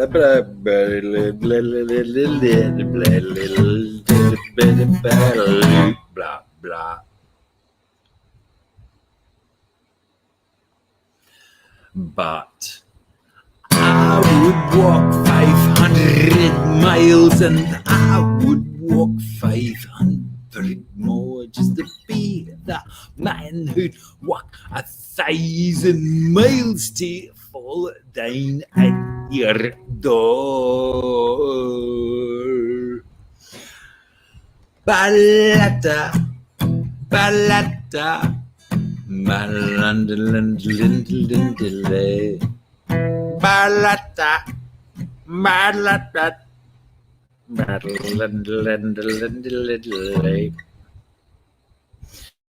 Red, red, red, red, red, red, red, red. Oh, Chubbs, if only you knew.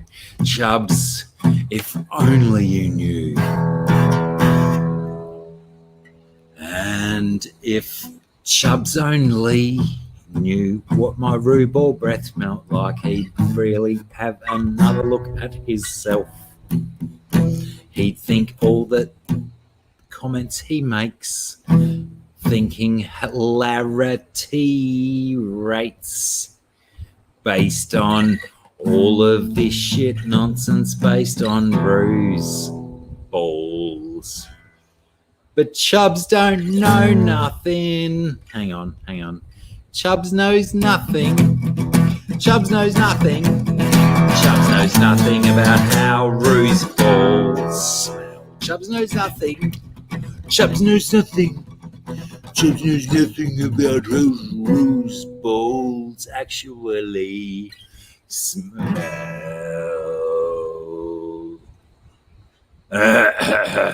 Wake up to yourself, Chubbs. You know nothing about what ruse balls smell like. Fucking hell.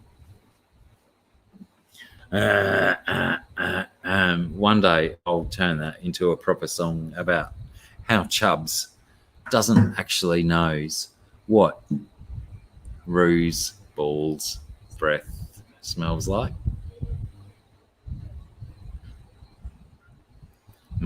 Yeah, Liz, you know what it smells like. Anyway, that'll do. Far out.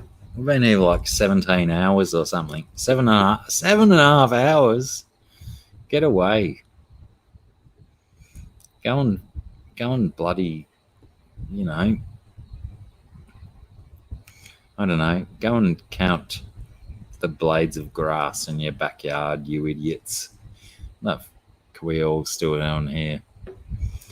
What day is it today? It's Wednesday, isn't it? Wednesday. What have I got to do tomorrow? Probably too much.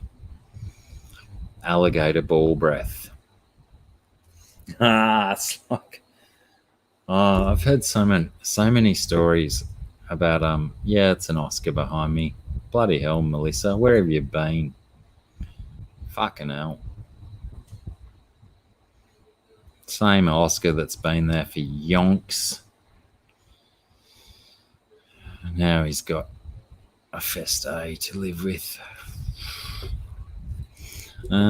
What's on tomorrow? What are you doing tomorrow? Paddy, what are you doing?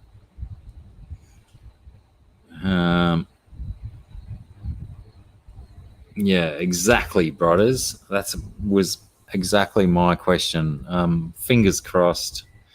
I don't know, Paddy, have you got me on the Facebook? Paddy, I feel that Paddy Shaddy should be messaging me on the Facebook like at least 19 times a day. It just doesn't happen. So disappointing. Can I just say, I mean, stalwarts, all of you who are still, I've had an Oscar in this tank behind me for bloody over a year, Melissa. Goodness gracious. Oscar's been living in that tank for, I'm going to go out on a limb and say approximately 12 months. Also, brothers, I suppose that goes with your territory. Friday American time and Saturday afternoon Australian time, I'm going to be doing Big Tank Hank's live stream thing that he does on Saturday afternoons. So, you know, come and hang out at Big Tank Hank. I've done a little bit of internet research to try and stump him with a few questions. So that'll be interesting to see if that happens. So that's Big Tank Frank Saturday. Big Tank Frank. Did I just say? I did. Someone should take that as a soundbite and shoot it to him. Oh, hang on. Trent B is saying no one cares to Cichlids Aquarium Keeper.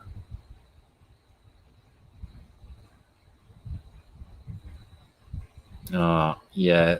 CAK, you're asking the wrong kid. I don't give a fuck about African cichlids. They're all the same. They all do the same thing. So, you know, just Google up. You know, go and ask Rumble or something. So, yeah, potentially Trent was accurate. Nobody cares because it's, you know, it's just Africans, and 90% of them are all the same, aren't they? They all do the same thing. Come and check us out on Big Tank Hank. Sorry, yeah. I'm confused because I want to use the other name, but it's part of my research, and I don't want to give away all of my fun jokes and stuff that I'm going to use at the weekend. Big Tank Frank, yeah. I think I might just go in chubs with that and just call him Big Tank Frank without any effort.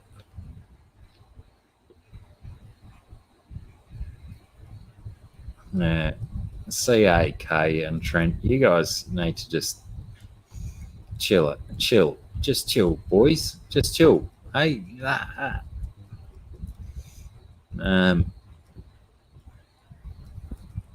Trent B and CAK, you know, if you let's dialogue. I'll mediate if you like. There's no need for this kind of nastiness. But yeah, I'll be probably 48 to 54 hours from now. I'll be on Big Tank Hank, his live stream. We did have a scheduled time slot like 4 or 6 weeks ago or something, and I had electricity problems and lost power and could not go on there. So he's had a lot of mediocre guests at best since I was supposed to be on. Said some, you know, I don't want to trash it too much, but Jesus Christ, he's had some toilet guests in the space between when I was supposed to be on until now. But let's see if I can go and fix that and get him a decent guest on. Far out. We'll see what's going on.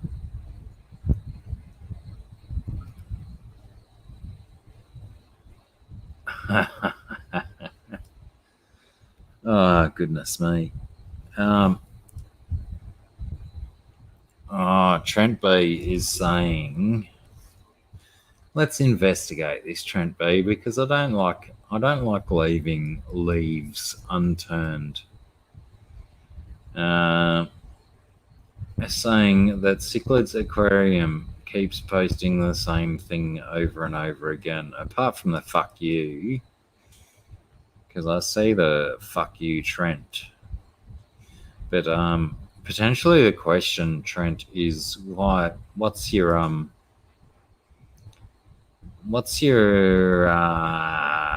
aggression towards Cichlids Aquarium Keeper? Why do you like Because, I mean, yeah, sure, he put it in there a couple of times. Hang on, did he? Or did my chat just jump? Yeah, sure, he put it in there twice. But, like, do you have beef with Cichlids Aquarium Keeper, Trent? Or are you just being a dick? Because, I mean, I've got room here for all kinds of people, repeaters and dicks. So you know, if you're just having a crack because he said the same thing in a couple of different comments, then that's there's heaps of the same comment. I only saw twice of the same comment.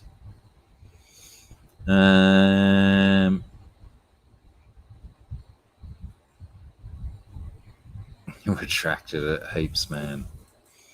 Heaps of the same comment. If it's more than twice, then sure, I'm right there with you, Trent, and Cichlids Aquarium Keeper. If you're smashing the chat with the same thing multiple times over, then just don't. If you smash it out like twice and no one responds to it, then that's enough. But also, Trent B, don't be a dick about it. Be cool, dude. We're all trying to be cool here. I don't think he was trying to sell shit, was he? Far out. What did I miss? Anyway, whatever's going on, just fucking get your shit together, boys. Be decent humans. Oh, Trent is a shit stirrer.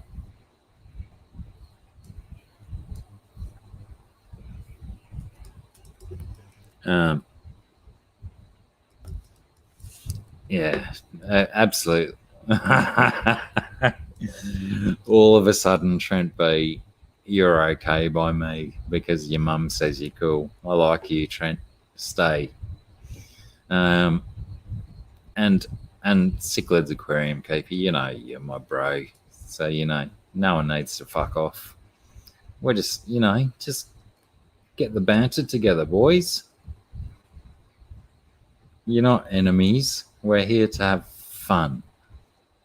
We've been here for 7.5 hours having fun. Why spoil it at the end with a little bit of negativity? Goodness gracious. Exactly. I agree with Melissa. Bloody, if Cichlids Aquarium Keeper and Trent B had like a 6.5, maybe 7-minute conversation with each other, that they'd probably walk away buying each other beers and stuff. Get over it, fellas. We're all here for the same reason. Bullshit, wafty nonsense.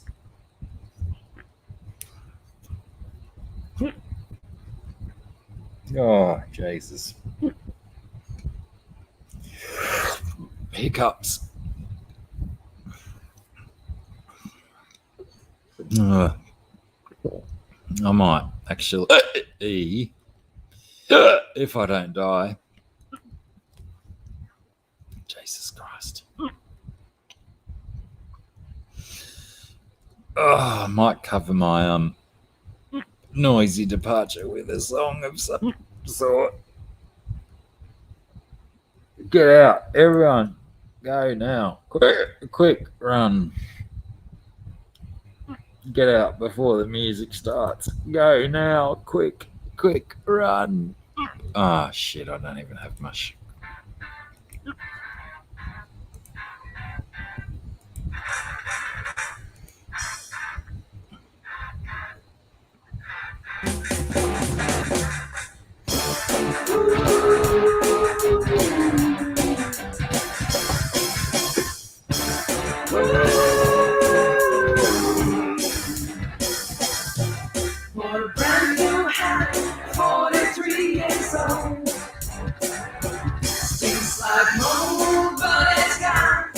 heaps of soul.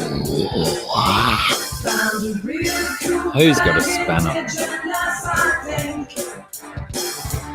You would know you could make up anything. You could make up anything. Ugh, hiccups.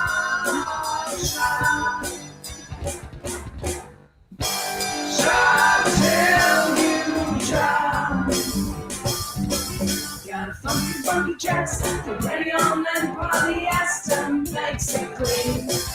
Got a shiny, slick, synthetic sheen. Pop shop, shop till you drop. Blue color drink, a special bargain machine. Line up, sift through, find a gem in the paraphernalia, in the dream, and the dream. Good and excellent, poor and intelligent. I shall.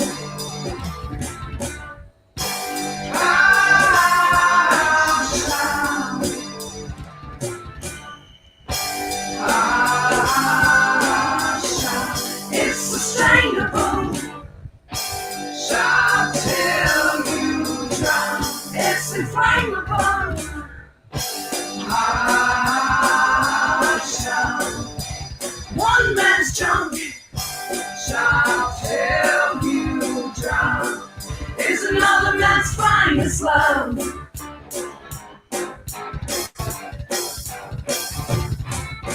Carry to make it cool. It's always been my intention to shop at the op shop, find and find, share and share alike. Shop at the op shop shopping. Shop at the op shop, op shop shopping.